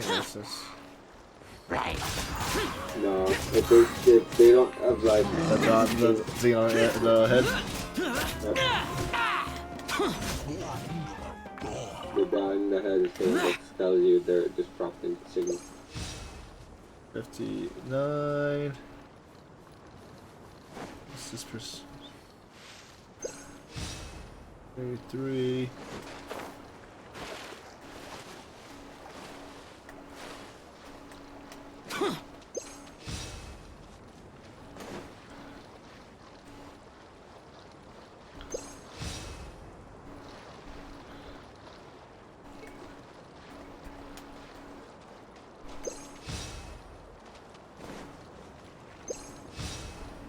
%. 70. 60. It might be by the hut. 83.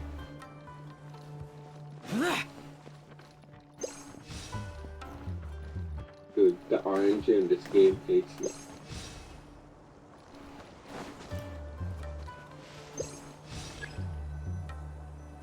$96.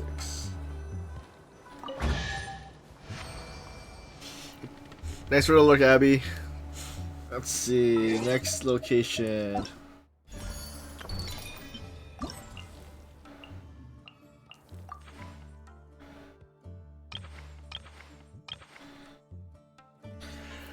Let's see, Dunes of Illusion. Okay, so in front of the.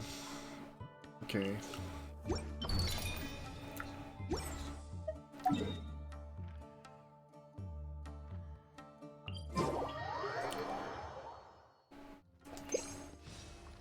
$60. Where's the interference?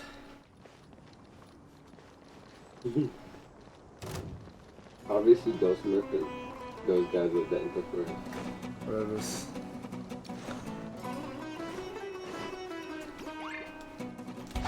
Useless.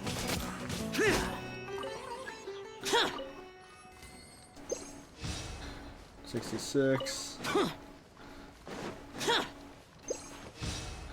70. That's close enough. Heartless.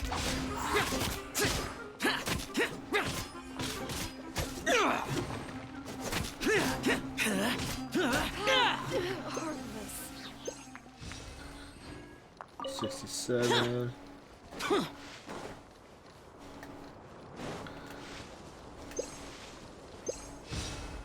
80.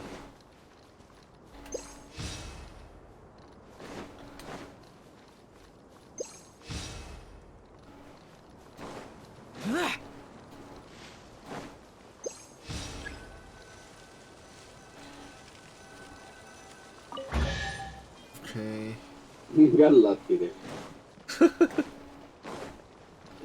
More interference.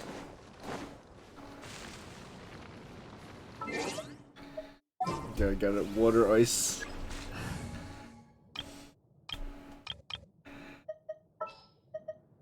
It's time to pull the trigger.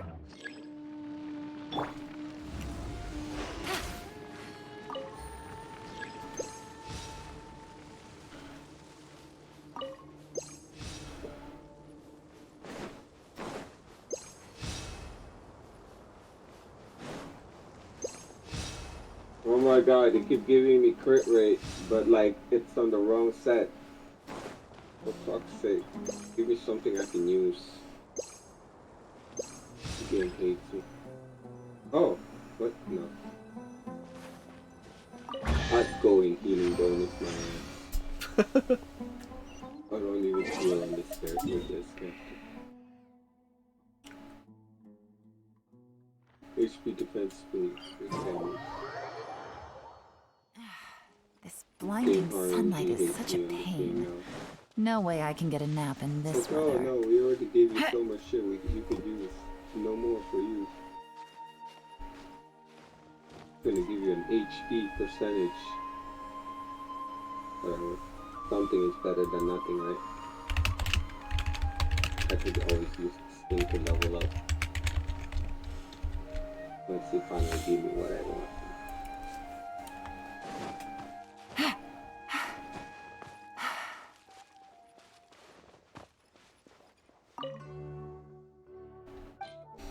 Yep, we found all the replicas.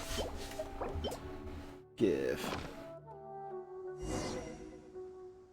Marvelous, you really do have the knack for this, don't you? Well then, this is a gift for you. Thanks for taking part in the event organized by Darsha.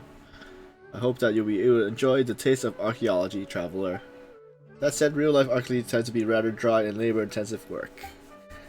But the instant you find the key relic, you will feel as if the struggle was all worth it. And if you fail to dig anything up, or if you don't find anything, then this is, as they say, a waste of effort. And to be honest, this is actually what happens more often than not. The instances where we do find something important are quite rare indeed. But to work in archaeology is to be used in such a circumstance that stays optimistic. Even so, it will only be a matter of time before we collapse otherwise.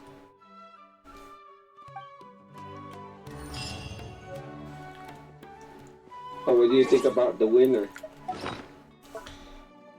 I thought that Tech was gonna win.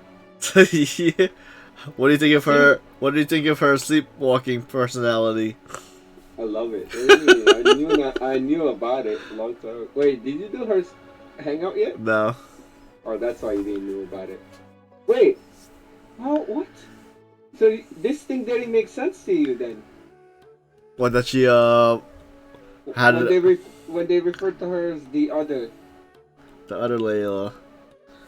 So she had like another personality when she falls asleep. Wait, you didn't.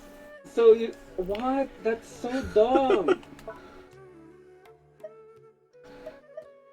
It will make sense if you did her hangout. That's when you're actually supposed to meet the other Layla in the hangout. I knew about it already.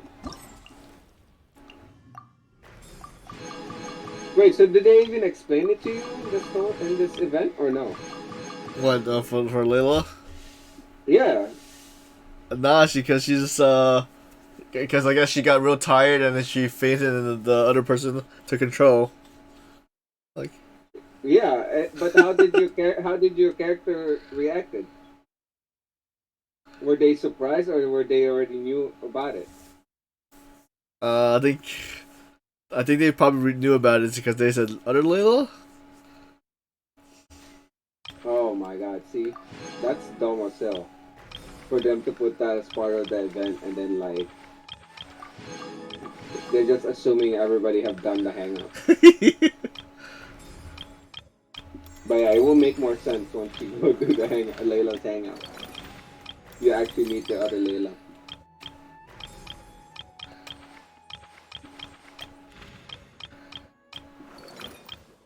That's so dumb. I'm so sad now that I knew about that. I thought you had to do her hangout before you can do this event.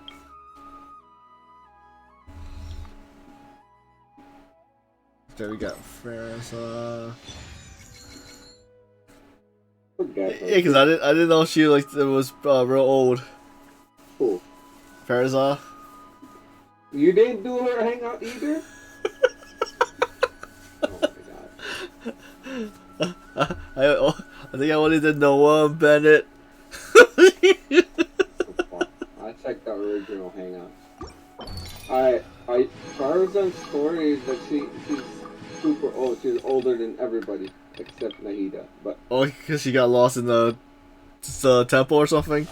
Yeah, she got lost in the temple, and then when she came out of it, yeah, everything was different. A few hundred years later. That's why she don't respect anybody. Except Ignari. She really admire Ignari.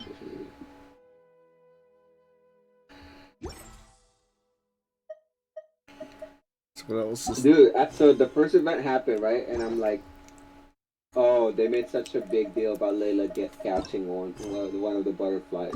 Uh-huh. And then the second event happened, and like if you really think about it, the score added to like that she's first place, right?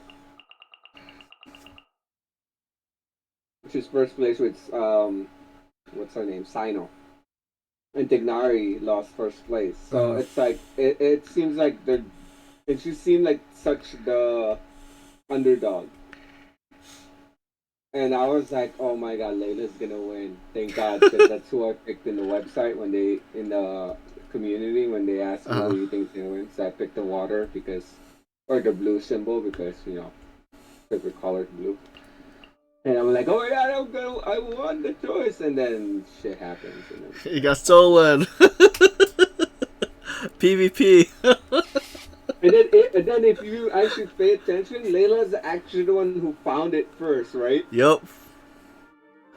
Like she had the thing first. Yep, she's running and then gets stopped by Farza. Gonna win.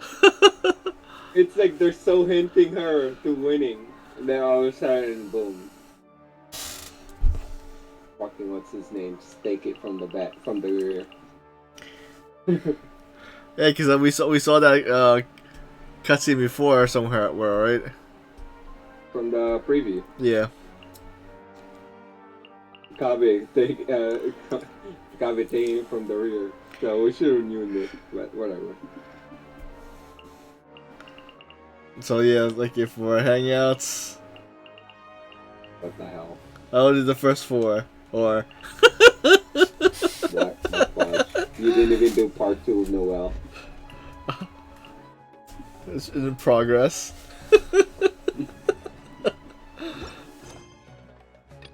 Rest in peace. Rest in peace, dating sims.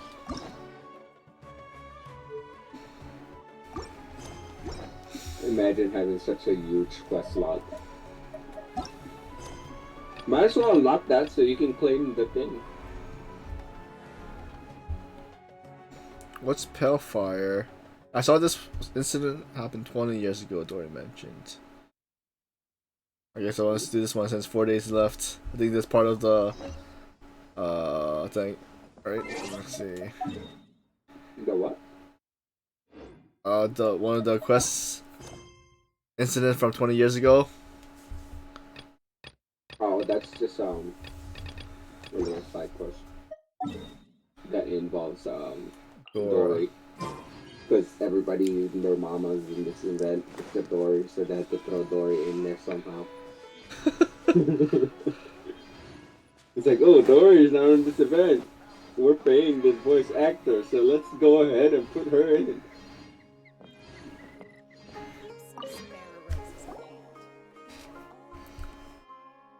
Who are you guys? Is there something you need? The incident from 20 years ago. I guess I shouldn't have told anyone. Last time I had too much to drink and blabbered a little too much, and now people are seeking me out. Since you're curious, I guess I'll tell you. I was just 6 years old 20 years ago, so I can't remember clearly what happened at the time. But recently, I read the diary I kept when I was a child, and vaguely recalled the situation back then. The Interdarsha Championship was also being held that year. There was 3 rounds, the last of which was outside the city. I begged my mom to take me out of town to see it, and when she refused, I snuck out. And then, I ended up getting lost outside the city, in the middle of nowhere. There was no one around. I grew more and more frightened and began to cry. That's when I saw some strange creatures. I can't remember what they looked like. I only remember how, as a child, I stopped crying at the sight of them. Strange creatures. They must be the Araneras! They took me to the competition. Unfortunately, by the time we got there, it was too late. It was already over. Just when I was disheartened, I suddenly saw one of those strange creatures slowly dragging a crown along. It was a beautiful crown, shining in the moonlight, and I could not help but follow it. I saw the little fellow hide the crown in the hollow tree before disappearing. I wanted to touch the crown, but at the moment I could hear the distant cries of my mother. It turns out she figured out I was lost and got her neighbors to go looking for me. I never got to touch it. It wasn't until I was older, when I saw the Den of Knowledge at the Interdarsha Champion, that I realized it was the same thing. Alright, do you remember where that the DM them ended up?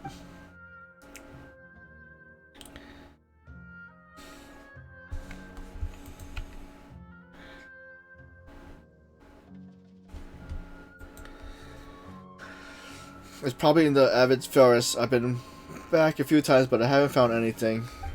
No one will believe me, even if I told them, unless even I can't remember it clearly. It was a dream when I had. Wait, perhaps it was a dream when I had as a child.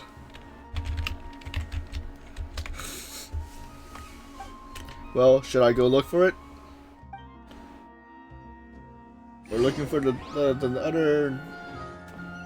other crown.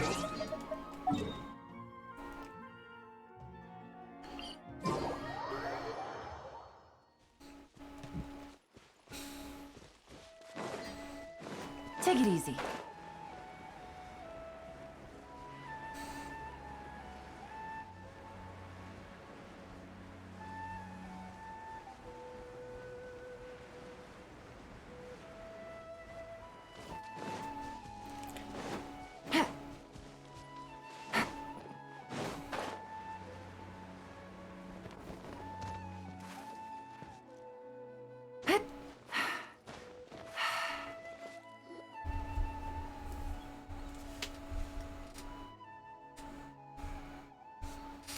There's a hole in the tree. It seems completely empty, and there's nothing in it. Oh wait, there's a note there. The good Nara taught Arakasa Yapa how to read. Something must protect the Gadara. What's this supposed to mean?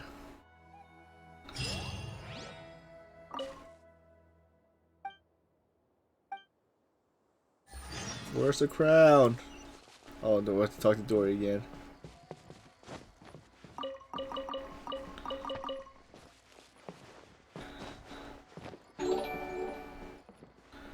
Oh, thanks for the follow, Bonesta. The bomb stuff.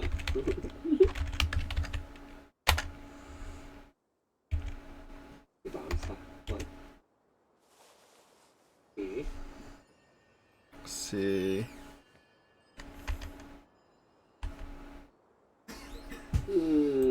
What should I do in Star Rail? Should I continue the story or should I do some of these side missions?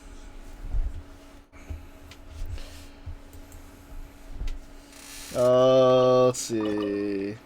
Side missions? Too boring. I just speed through them. The only thing that I actually watch now is the story, the main story, the Trailblazers mission.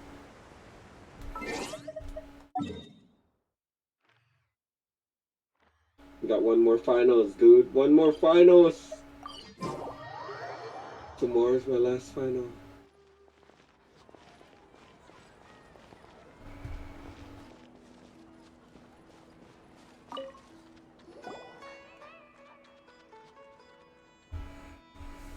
Well, if it isn't Floating Master and Paimon yet again. I have the latest update of the Academia Extravaganza. Would you like to hear it? How much is it? It's free. Isn't Lord Shagama Bay generous? Do you guys remember Shachin? The guy who sponsors the Academia Extravaganza? Haven't heard that the prize money and the data of knowledge came from him. Bingo! In fact, not long ago, when I was doing business in the desert, I met an old businessman. And guess what I got from him? A dealer's ledger. With it, I can avoid dangerous areas in the desert and go to more places. Of course, the most important thing is that the ledger mentions Seichan.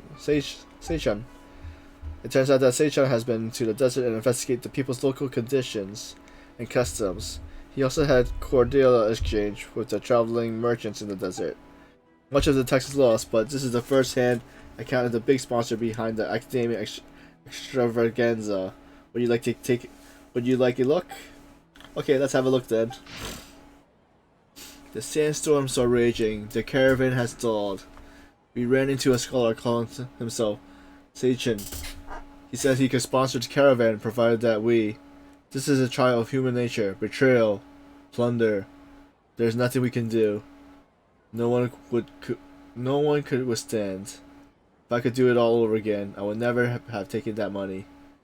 Then they wouldn't have had to die, and I wouldn't be living like this. A fate worse than death. People are the most terrifying animals in the world. It is hard to understand, Dory. What does this all mean? What does this all mean? I'm afraid that if you need it analyzed, it will cost you an extra million mora. Forget it then. Well, since you're not paying, well, that'll be all for Doro's special news. But let me give you a hint.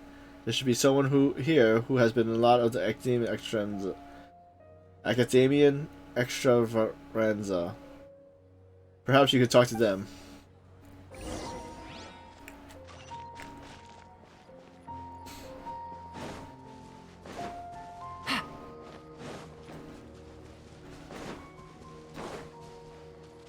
Take it easy.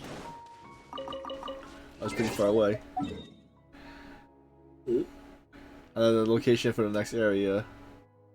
So where is it? Right there. Arum Village.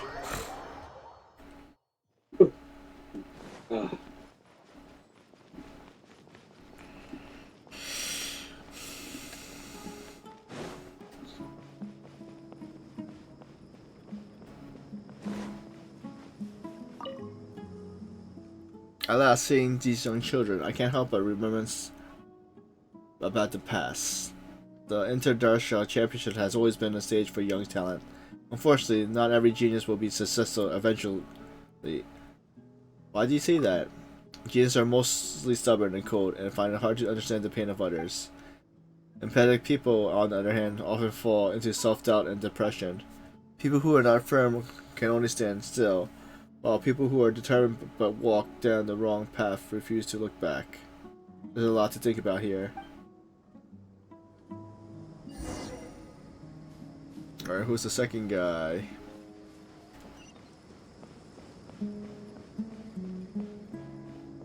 Oh, down there.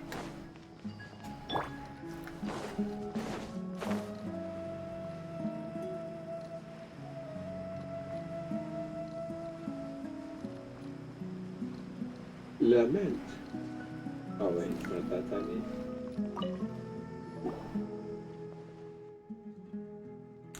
For this year's Interdarsha Championship, my favorite has to be Sino.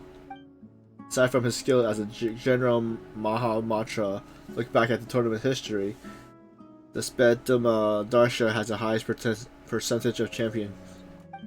Many people say that the Spedum Darsha produced many talented people such as Cyrus. Wait.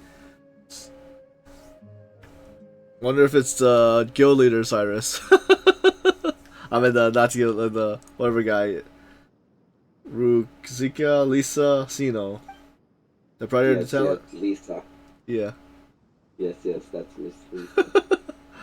She was a champion. And then both of Cyrus and Lisa are both in Mondstadt. Who's Cyrus? There's a Cyrus in Mondstadt? Yeah, isn't he like the knight person or the event? I'm not sure what but we could I could go to thing because I think he's by the knight area. I thought he's like the head adventure person. The brighter the talent, the sooner the game will lose its suspense. Oh, he is the what? What? Isn't it like one of the first quests that you do? Is to beat him? That is no, Cyrus is that guy. The leader of the adventure. Yeah. Because those are the only two people I know was Lisa and Cyrus. I don't know the other people. At the time, my friend also participated in the game, and I went there to cheer for him. The last round... Cyrus is a retired Sumeru Academia professor. He is part of the Spantman and Darshan, and Lisa was his student. What? That's an interesting story or history. I know, right? Like, I've never read the history of non-playable characters. Like, what the fuck is this?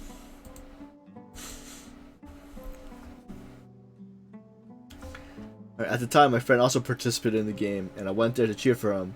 The last round was played in Avada Forest. In the end, no one dared to approach them, and no one knew that what was going on in the depths of the forest. Then I heard that Academia shut down the competition. Later, the Interdarsha Championship removed many of the events in which people fought to the death, discouraging people from being despaired enough to do so. What is your friend like? Let me think. He's honest, he's kind, but he's also vulnerable and sensitive. Most of all, he cares about us. When we drink together, our time is filled with laughter and cheer. It's just too bad that it was all in the past now. Among the friends we drank with, some died. Some disappeared. Some now live in seclusion. They say fate is fickle. Perhaps it's true. Looks like something did happen 20 years ago, right? Didn't Winquiz tell us to seek him out if we had any questions? Not that we have time, why don't we ask him?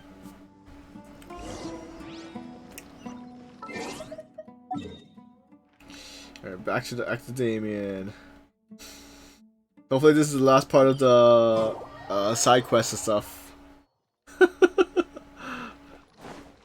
We finished the event, but there's some side quests that still like have the same expiration date as the event.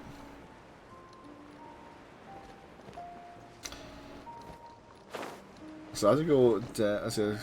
Okay, do it down more.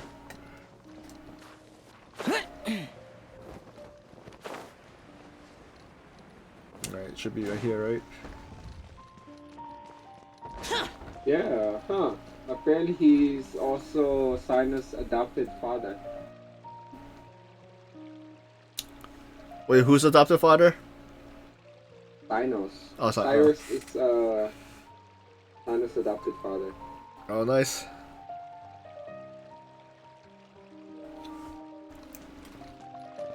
And the only reason you're gonna know that is if you actually read their character story, which I didn't read at all whatsoever. Like, who the hell reads those character stories?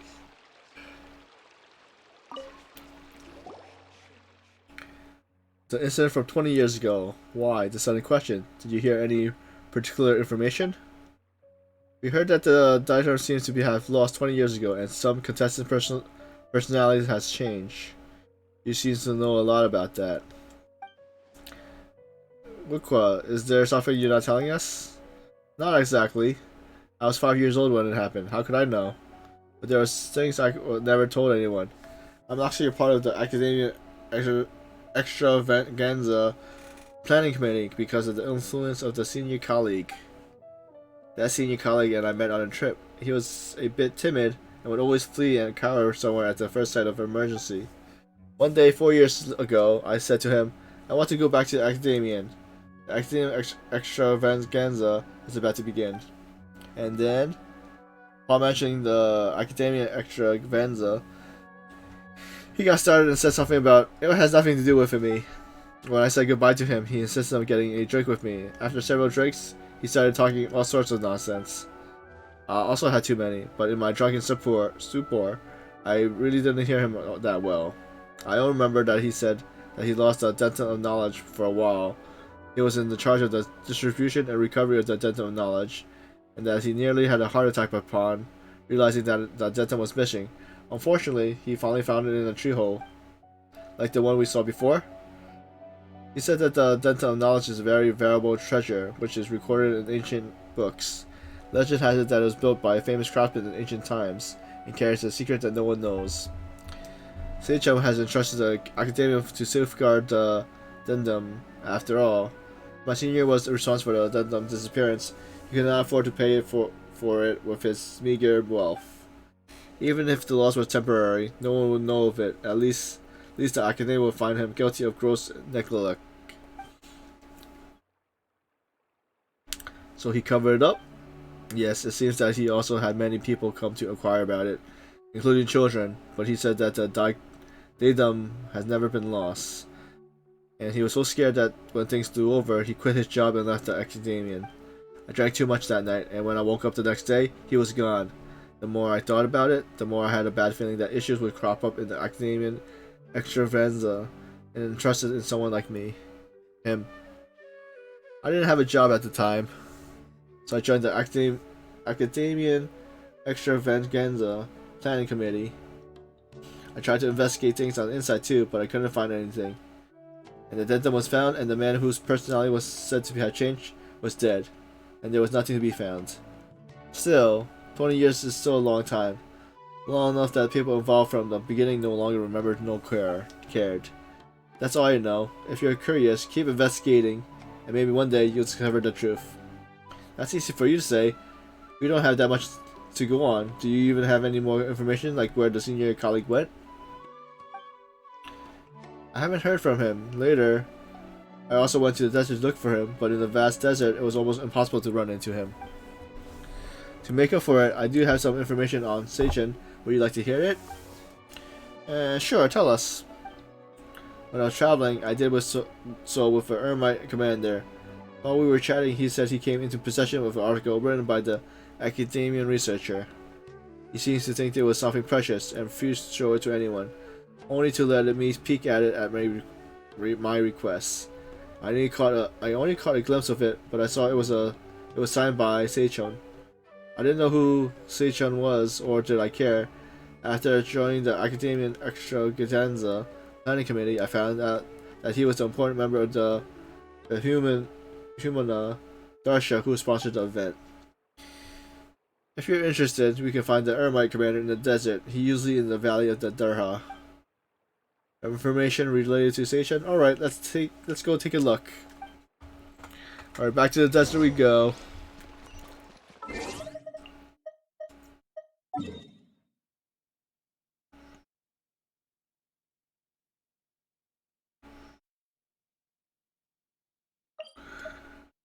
Alright. There you are.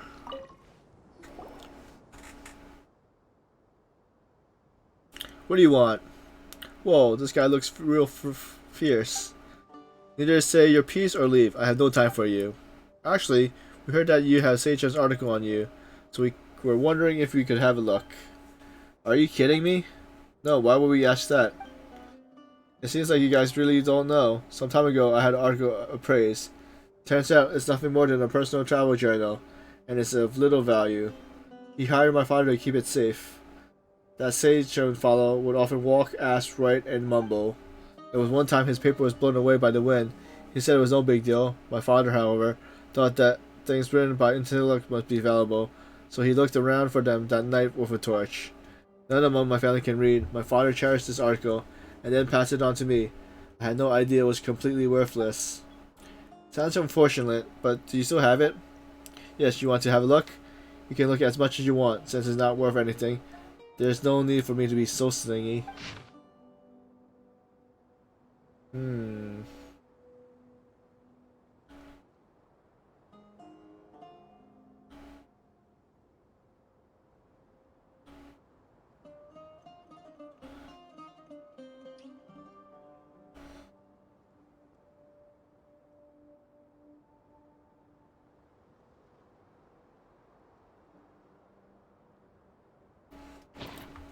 Oh, you're not gonna read that whole entire note? Nope. I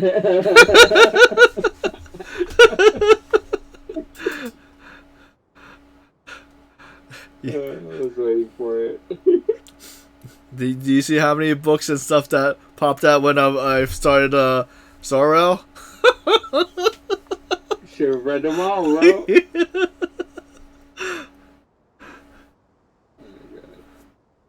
So this is the article that Session wrote. To be honest, Palmer can't make sense of any of it. But judging from the crummy handwriting, Palmer can't say exactly why, but Palmer has the feeling he was going through a tough time. Well, we're done reading it. Thank you very much. You're welcome. It's not worth any money, but I'm going to keep it anyway. After all, my father entrusted it to me. Come see me again if you want to take a look again. Also, that means I could go back and read it. And his name is John C.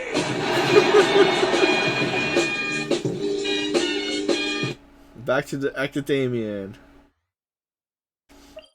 Oh, I meant back to Dory.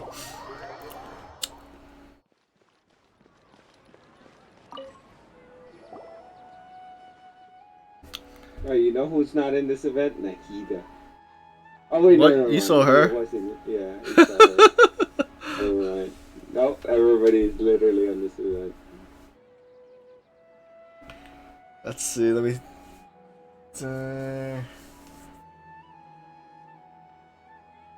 Why is Dory just frozen in time? It's like everybody's frozen in time except Paimon. It's time yet again for information sales from Lord Segamumbe. Would you two like to purchase the latest report? Let me see. This information isn't that important, so I'll only go for 500,000 Mora. It's half the usual price. What a bargain. Am I giving it to me for free? Whoa, you wanted to bring it down to 0 Mora? Just as I expected. But I am the great Lord Samhambe. Well, since you're so interested, I'll tell you for free, but you must keep it to yourself. I heard that 20 years ago, there was a contestant who personally suddenly changed after taking part of the competition. Well, it looks like someone saw him in our village. I wonder where he ended up. That's all the information you're getting for free. If you want to hear more, you gotta pay 2 million more. I appreciate your patronage. What a ripoff. We can just go to Arrow Village ourselves and ask around.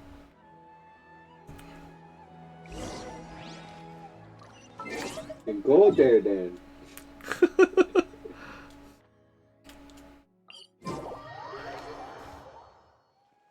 Oh, you're almost done.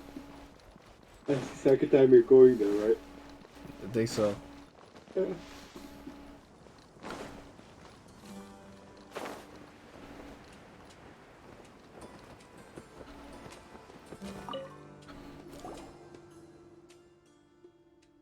Madam Pig's twin sister. 20 years ago, a young man did appear here. Back then, life was so much harder than it was now. Poverty, disease, ignorance, they tormented us constantly. That young man, clearly from the academia, was a bright future, was nevertheless willing to come here and help us. He taught us how to deal with wingnuts and monsters. He brought us a lot of medicine with money with his own pocket, and took care of the ill all by himself. He sounds like a great guy. Yeah, too bad the good die young. He was always frowning, and no one knew what he was worried about. Everyone was wondering if he was going to leave us. This place did not have the means to properly host him. Still, many said he was a bit crazy to begin with. For example, he would sometimes tell children a story about how, as a child, he taught a strange creature to write. Later, he would often leave the village and explore the desert. Once I asked him what he was looking for, he said he wanted to talk to someone from the Sofang group. Later on, I heard that he died in a quicksand, and it said that he encountered a caravan trapped in quicksand on his way to investigate something. He saved many people, but he himself was unable to get out in time. At the time, there was still a half-finished letter addressed to his child at home. After he died, my son took the letter with him, thinking about delivering it someday. Is that unfinished letter still here? No, it's not here. To live a better life, my son became a mercenary. He was killed in a shuffle a few years ago, and his belongings was taken. Many years have passed in the blink of an eye. I wonder how his child turned out, and if they hold a grudge against him. Not many people know about these things anymore. I'm getting old. Perhaps I'll forget these things soon too.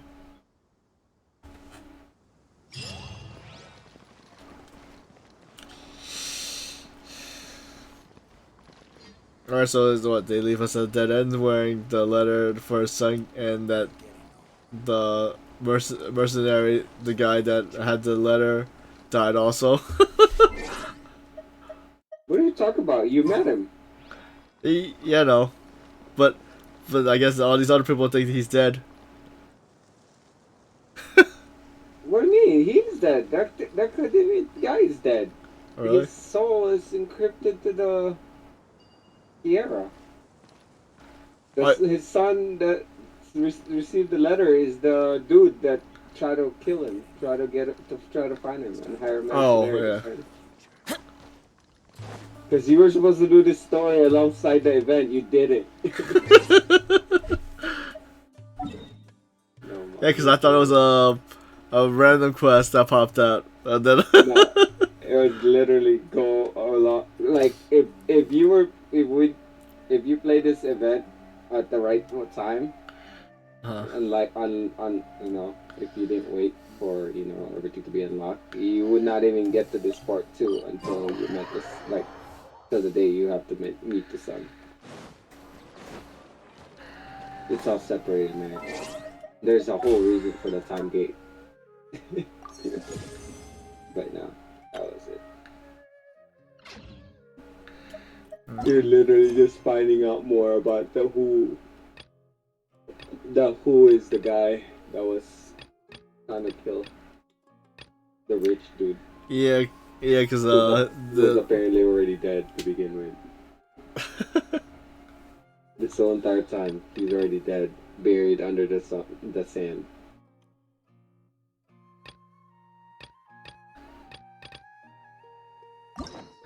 I guess I'll unlock his quest. I mean, why not? Yep. Except that whole page of quest logs. Imagine that. All those